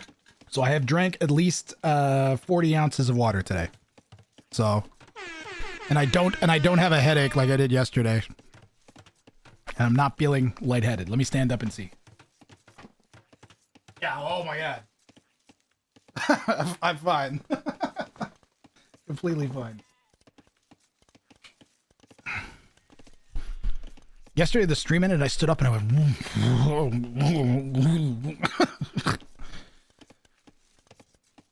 Lubov needs to have a drone. Oh my god, that's fucking dark.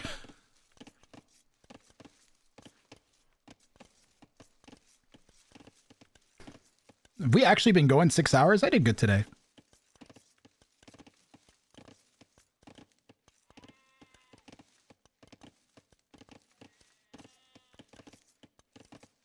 I am gonna call it after today, this game.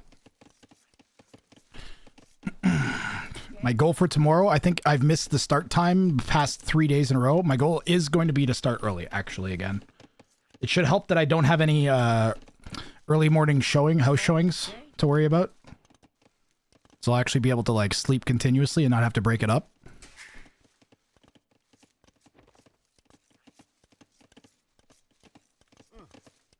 But yeah, I think I fell behind a bit today, actually. How far was I supposed to get? So we were, after this one, I was supposed to get 1 more in. And then there's 1 extra one I was hoping maybe to stretch out to, but no. Tomorrow we will conclude Halush's run. And I think we're going to see Lefty Sexton. I think we've only seen him once. We may have another, I think we may have, oh, and we still have 2 Ween Dinchester games left to do as well. There are a bunch of good games, and I'll just let everybody know now that might be interested about how Clear Love, the Clear Love admin decision panned out yesterday. So I'm discounting, I gave him the option since another player had their opponent drop out of the tournament and not want to finish their 3rd set. I gave Clear Love the option of either taking his 2 points that he got versus Matzi or replaying the set against Dudu Zhu. And he elected to go for the replay against Dudu Zhu. Yeah, you did get Loom this time, Dragon Lord Freya. Good job, good job. I'm sure there's going to be at least a few people excited in the... I'm sure there's going to be a few people excited in the audience about the fact that Dragon Lord Freya got lube. Holy crap.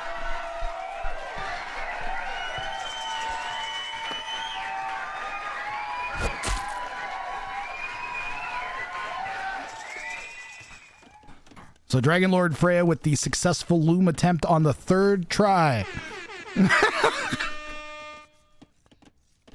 Successful loom attempt. The phrase successful loom attempt. Nice. That is open, by the way.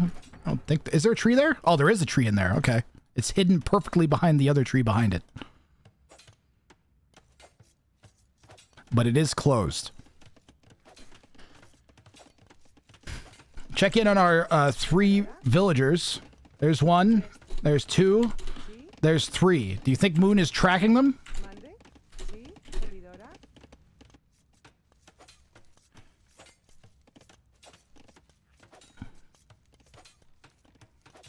Dragon Lord Freya's a bit more straightforward. Make a lot of eagles. The hard part, of course, is if you mix any army in, which you are allowed to do, but if any of that army impacts the TC, then that town center is no longer eligible to be completely destroyed by only eagles unless the opponent repairs it back to full health. So if Skirm hits the TC for 1 HP and then the eagles clear it, it's not considered fulfilling the bounty. One advantage that Freya has with this, compared to a lot of the bounties where it's do something with the opponent's starting TC, is that it's not the opponent's starting TC. And the way that I've seen this bounty completed in the past, because it's been around, I think we've done it a couple times. I had it in one of the show matches to test out the settings for the tournament, for instance. And each time this one has been done, it's been done by somebody that kind of doesn't give away that they're making an eagle mass and makes it look like they're just making like a few eagles. Then the other opponent will go to the outside on a nice unsuspecting wood line or gold line, build an external TC, and the eagles will snipe it. There is one little wrinkle, which is a foundation doesn't count. It's not a town center until it's built. Otherwise, it's a town center foundation.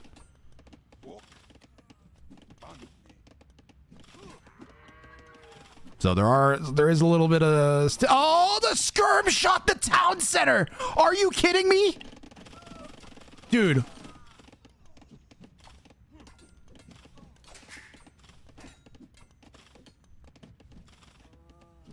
Yep. Skirm shot the town center. So unless Moon 182 repairs that TC, it's no longer eligible to be killed by only eagles.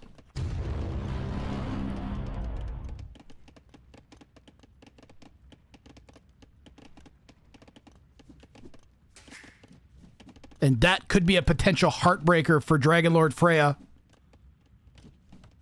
We'll check in and see if any of the units that died there... Nope, they're all still alive. Did they get a kill with any of them? She did not poke any of those down. Really nice looking early feudal pressure from Dragon Lord Freya with the combination of the eagles and the skirmishers. Like, this is really good.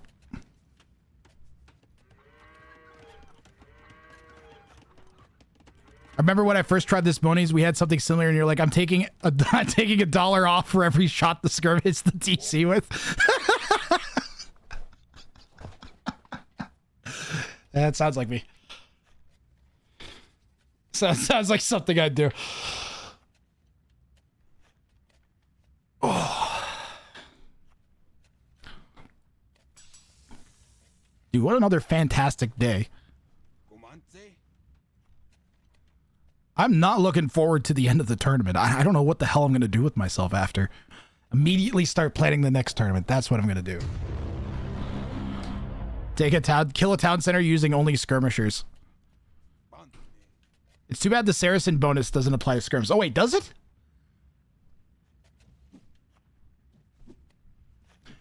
King Snipe Cup. Here, so the tournaments that I want to run in 2026. I'll tell you all of them but one. Here is my plan for tournaments I want to run. I'm not going to say the order. Bounty Cup, we've done. King Snipe Cup, Hollow Winners, Rang of Fire 6, tournament I won't name, and then Only Bands 2, maybe early 2027. The one you guys should be the most excited for, although they're all pretty good. Actually, those are all great tournaments. But there's the tournament that I didn't name. If you knew what it was, I think you'd be the most excited for. I think the entire AoE 2 community would be the most excited for, as a matter of fact. Oh, dude, Bergaman, thank you. I just saw the message you sent in Discord, too. I was poking around.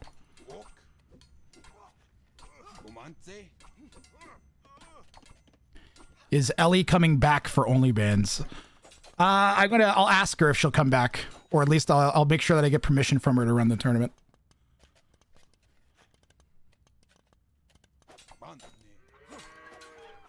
But I doubt it, Char.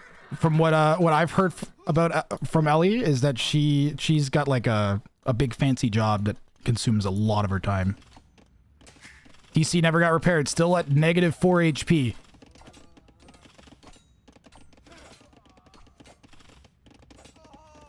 Oh, was that one of the starting builds? She has no kills. She has no kills. She has no kills. I hope that Moon remembered to control group them, because that was a good opportunity for a kill there. Foot archers have +3 attack. Damn, no skirms. Fail a bounty using only skirmishers. Let's hear the silly ideas. Which ideas? The tournament ideas? Want me to explain the tournaments more? King Snipe Cup is a 1v1 tournament with non-garrisonable kings that don't take up pop space. So you have you can do all your regular builds and strats, but you also have a non-garrisonable king. And that tends to make for incredibly exciting games and huge elo swings and bumps the skill ceiling way up. Hollow Winners is probably going to be another one of these tournaments. Most likely, I'm just going to run another Showdown Cup, but theme it around Halloween. Because this is too good of a tournament to wait another year for. I wouldn't mind running this every 6 months. Rang of Fire 6 is a 1v1v1 free-for-all tournament, settings of which are undetermined for the upcoming one, but I'm going to run it this year. And Only Bands 2 is kind of like Warlords, but with only bands and no drafts. And all the civs, you get a random civ every game, and the opportunity to switch to a different random civ, and that's it. Dragonlord Freya's Eagle Count. Dragonlord Freya's Eagle Count at 10. And it's not going to be easy now that Moon 182 is in Spanish. Oh, my voice is starting to hurt. Definitely calling it after this game, guys.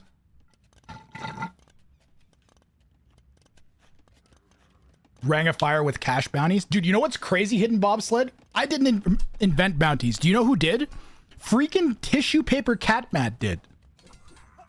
He put up bounty. He literally called them bounties, and he put up prizes in Rang of Fire 2 that are exactly like how you described. Like one of them was like make a gelato and you get $10. Another one was like make like 50 of some unit in a game.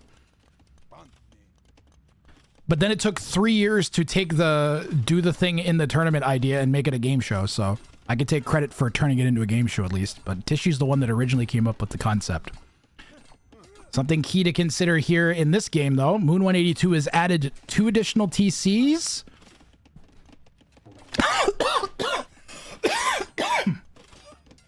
Pardon me.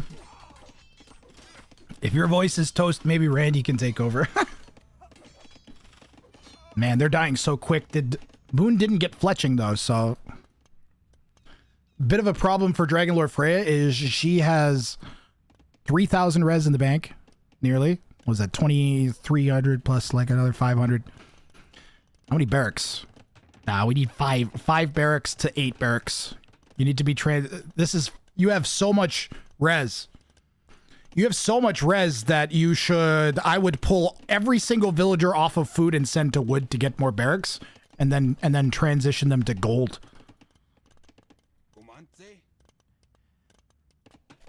Realistically, the only way Dragon Lord Freya is going to pull this off is if she very quickly builds another 4 or 5 barracks here. How many eagles does it take to kill a fully garrisoned TC? It was 38, I believe, when we had it last time. It was roughly 30 to 38.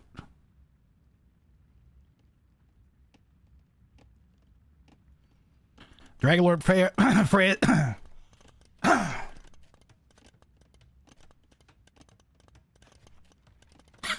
It's not good. At least they don't have a hockey game until Friday.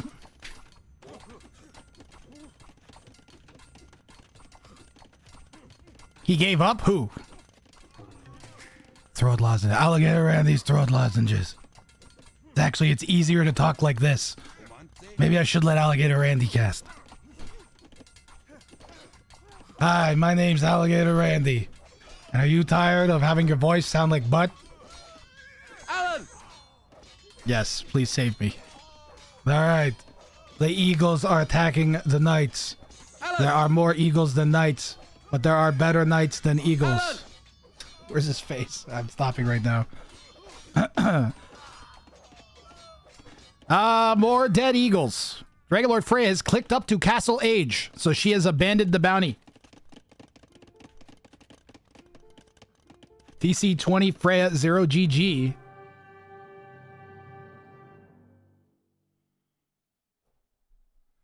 And Freya calls the GG. It's 4,100 to 2,600 to score. Freya's 20 vills back, and Green has 6 knights and just cleared the army 3 times. And this is GG.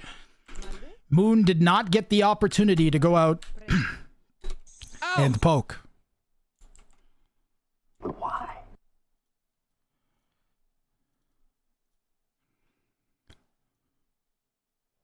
So a good temp by Dragon Lord Freya, and Moon 182 will get 4 points on the set. Oh my god. Not bounty claim.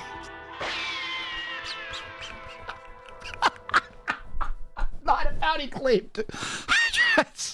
I gotta have to move the bounty claimed to like, I have to put a confirm button on the bounty claimed so that I stop doing that. I have to like hold it. I'm gonna change it so I have to hold it down. And that should stop. Moon 182 goes off with 4 points to 2 here.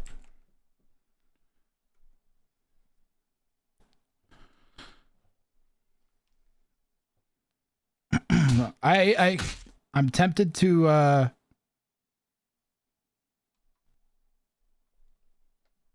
Almighty Mango. I'm tempted to keep going, but I shouldn't. My voice is done. I'm gonna stop now before I ruin tomorrow's stream by not having stopped now.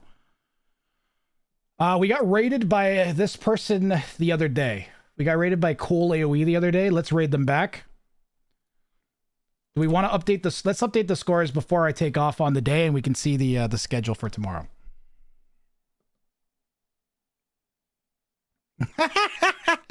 What a great stream. I wonder if there's any way you can top it off. We'll do a Shrekaphone. I'm looking for the one thing, Zavella, is once we go back off streaming to YouTube all the time is I can play Shrekaphone a bit more freely, you know? I'm gonna try to be back early tomorrow and go till roughly this time tomorrow again. Okay, so if no matter when I start, we're gonna finish around now or like an hour from now tomorrow. So you know when I'm gonna be here. I'm planning on starting wherever time it is where you are right now. I'm planning on starting roughly 9.5 hours prior to the current time is the plan. Okay? So we're going to update our bounty board and then call her a night here. Completed, yes. Casted, yes. Before I go, why don't we do one last go around with the replays before we come back and take the final look at the board.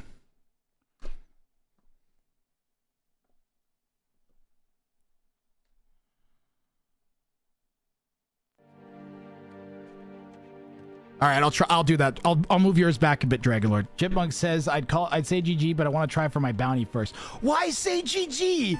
That's even in bills.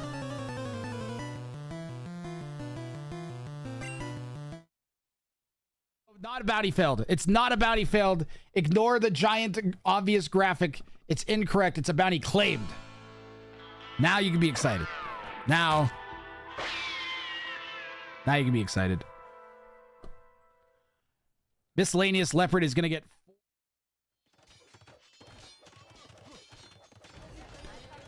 He could build a tower, yep.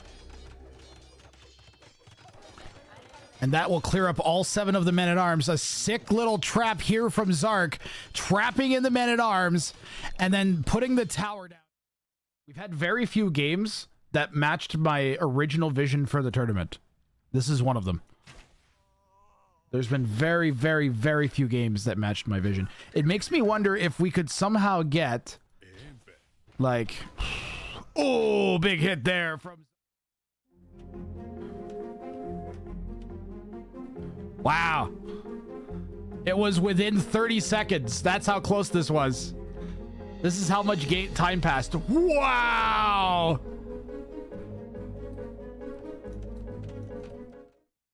With the scouts.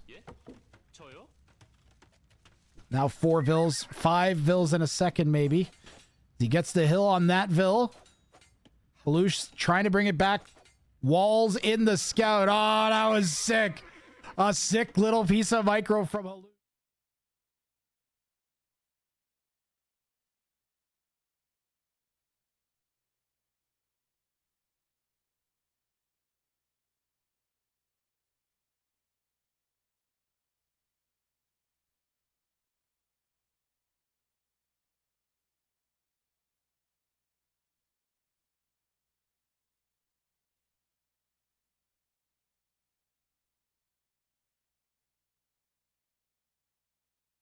Grath, you are muted. Thank you. We're going to look at this leaderboard now that I have everything put it in automatically. It's going to automatically calculate our leaderboard. We still have seen, I don't think we're still missing 4 players that we haven't seen. That's why there's only 35 on here. So I think there's still 4 players that we've yet to even see in the tournament, which is cool. Moon 182, 6 points, and a 4-2. And Dragon Lord Freya is 11 points. The overall win-loss is incorrect, I think, for some reason. Did it fix itself yet?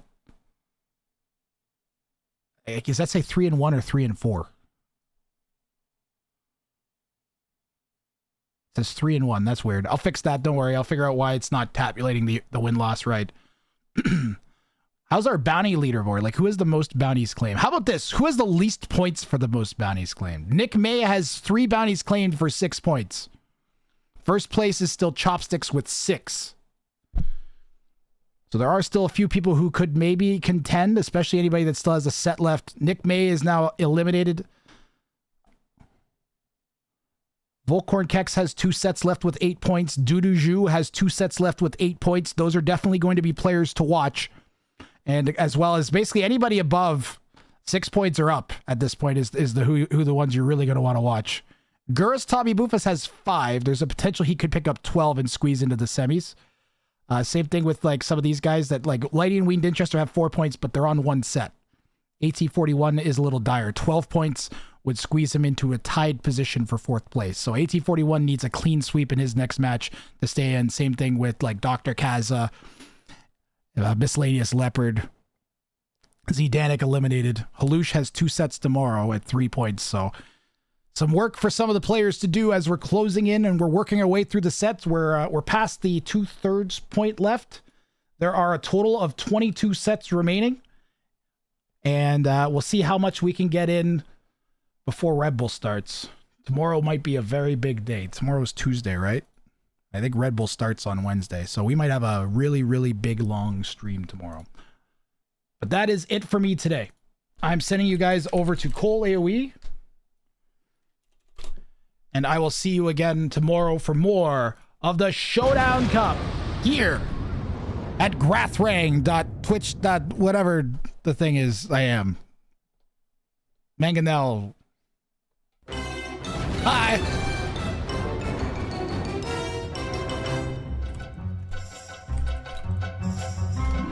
Thanks to Hitting Bobsled for $100. Thanks to all the support, all the gift subs we had today. and yesterday for that matter, as well as the big raid from Thunderbolt. You guys enjoy cool AoE and have a good night.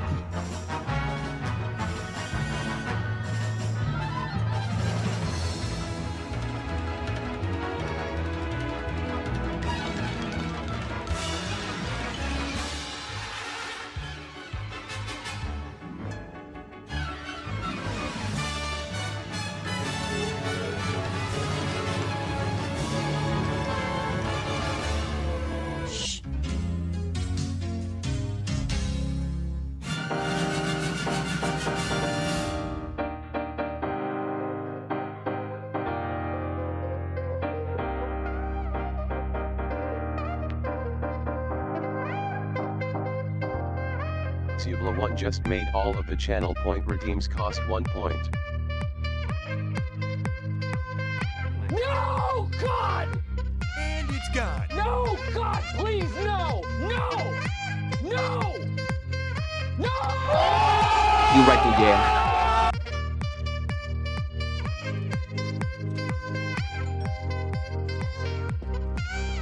Hello? Yes? Thank you for reminding me, Zavala.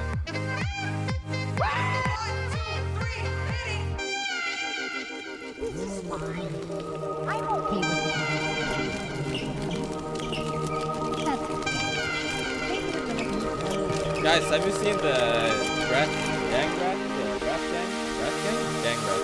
I don't remember. Is it gang rat or rat gang?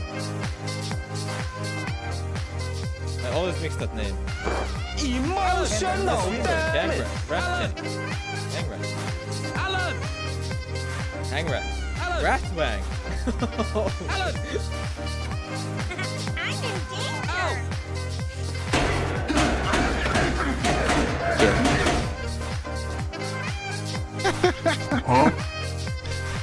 Good night, Zavella. Good hanging with you. Cheers, everybody.